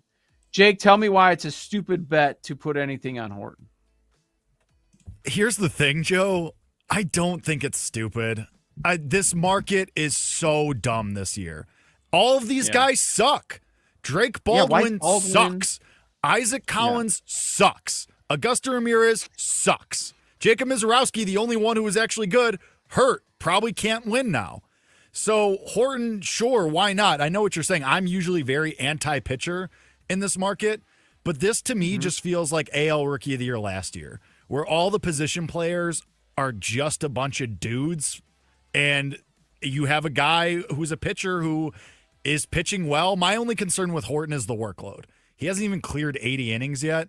And granted, Skeens won with 133 innings last year, so you don't need 200 innings to win this, clearly. But I don't think it's a terrible idea. If you have nothing in this market, or you have some Baldwin or some Collins, and you're looking for a longer price to hedge, what the hell? Sure. I don't know. I'm not doing anything because I'm sick of this market. To use a Sammy P term, my bread is buttered with Augusto Ramirez and with Matt Shaw. Neither of them are going to win. So I'm good. I don't want to chase. I'm going to sit here with my Nick Kurtz tickets, and I'm just going to sit there and look at those longingly. That's it. I don't want anything to do with this market because it's so stupid. A few weeks ago, he was 60. Now he's 20. That's the part He's that been awesome. Bothers me. But why would you have bet him a few weeks ago? Look at this run that he's on. He's been terrific. The only thing is, all it takes is one big game from Baldwin or Collins, and this conversation's probably dead. If Baldwin goes out and has 2 home runs today, or like Isaac Collins has been unbelievable. A couple people have been sending me DMs and tweeting at me, why are we not talking about Collins? He's been on fire. He's been really good for the Brewers, and they're probably going to win that division, so that's going to boost him too. But I don't know. All these guys just kind of stink. If you feel strongly about one of them, God bless. Cubs need Horton to be great. They need him to be the ad that they didn't make at the trade deadline. Yes. Yeah. Has Jed woken up from the slumber yet?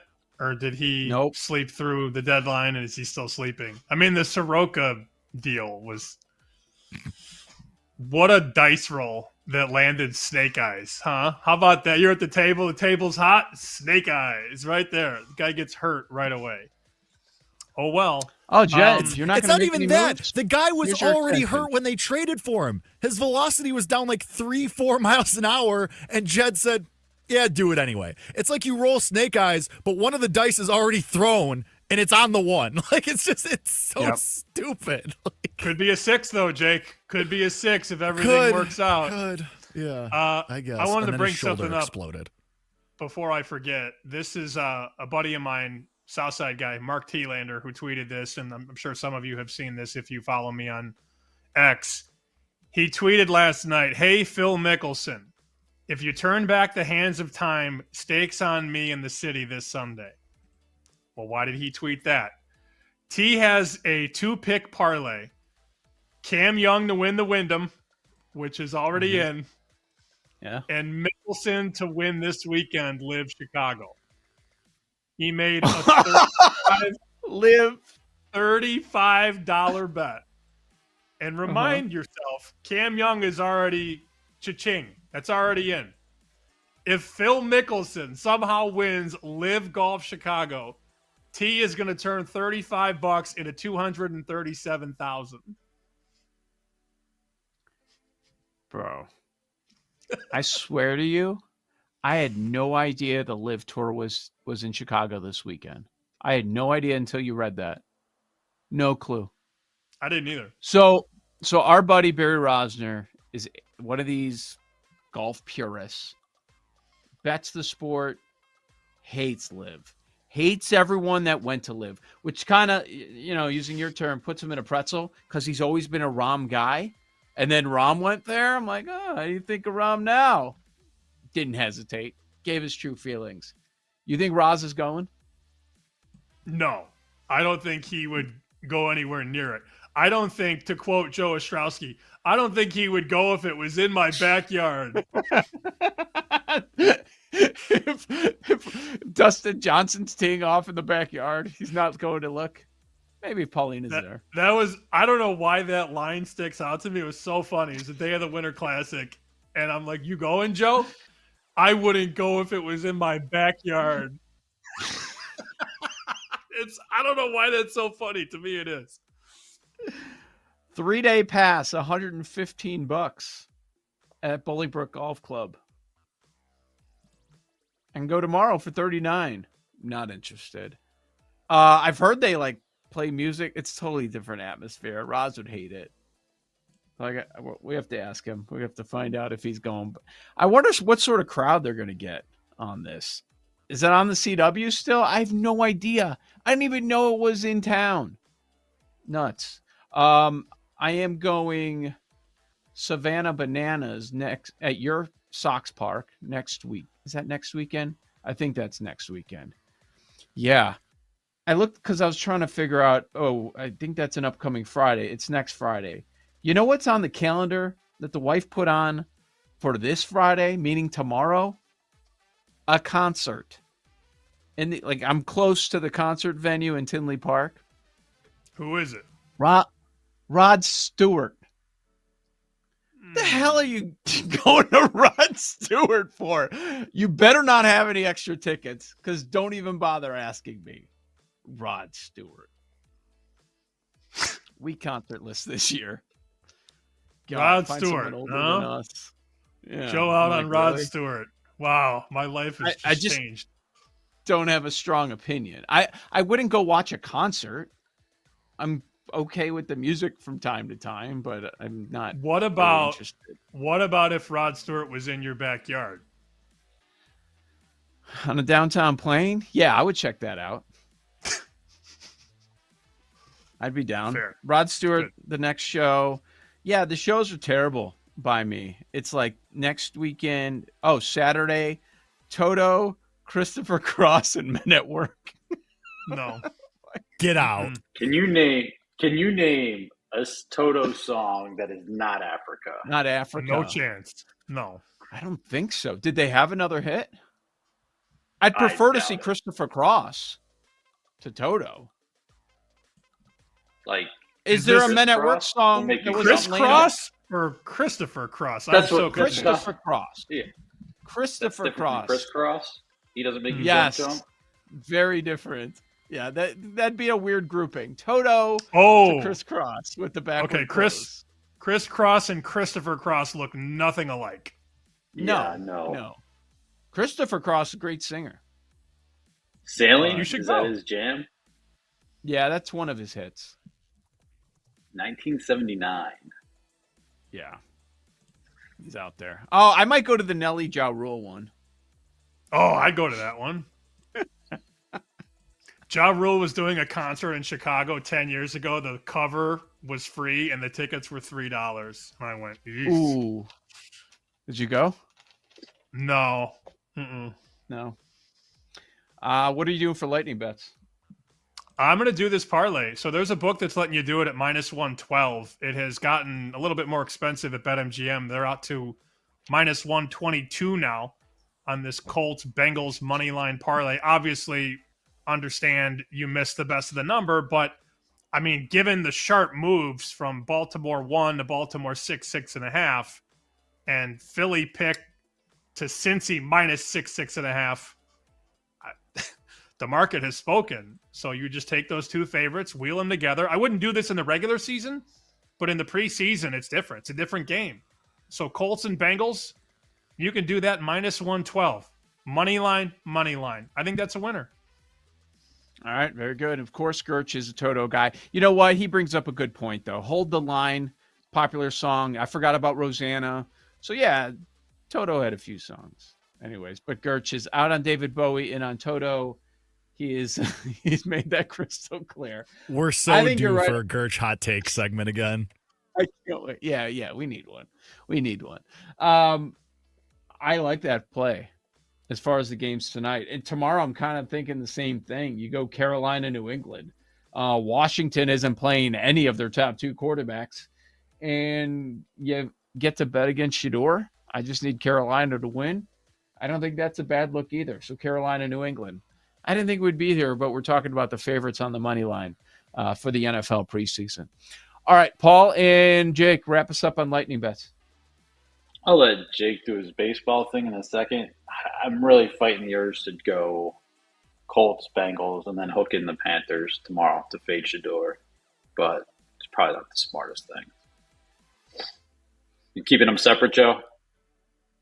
Yeah, I'm going to do one today, one tomorrow. I'm separating them.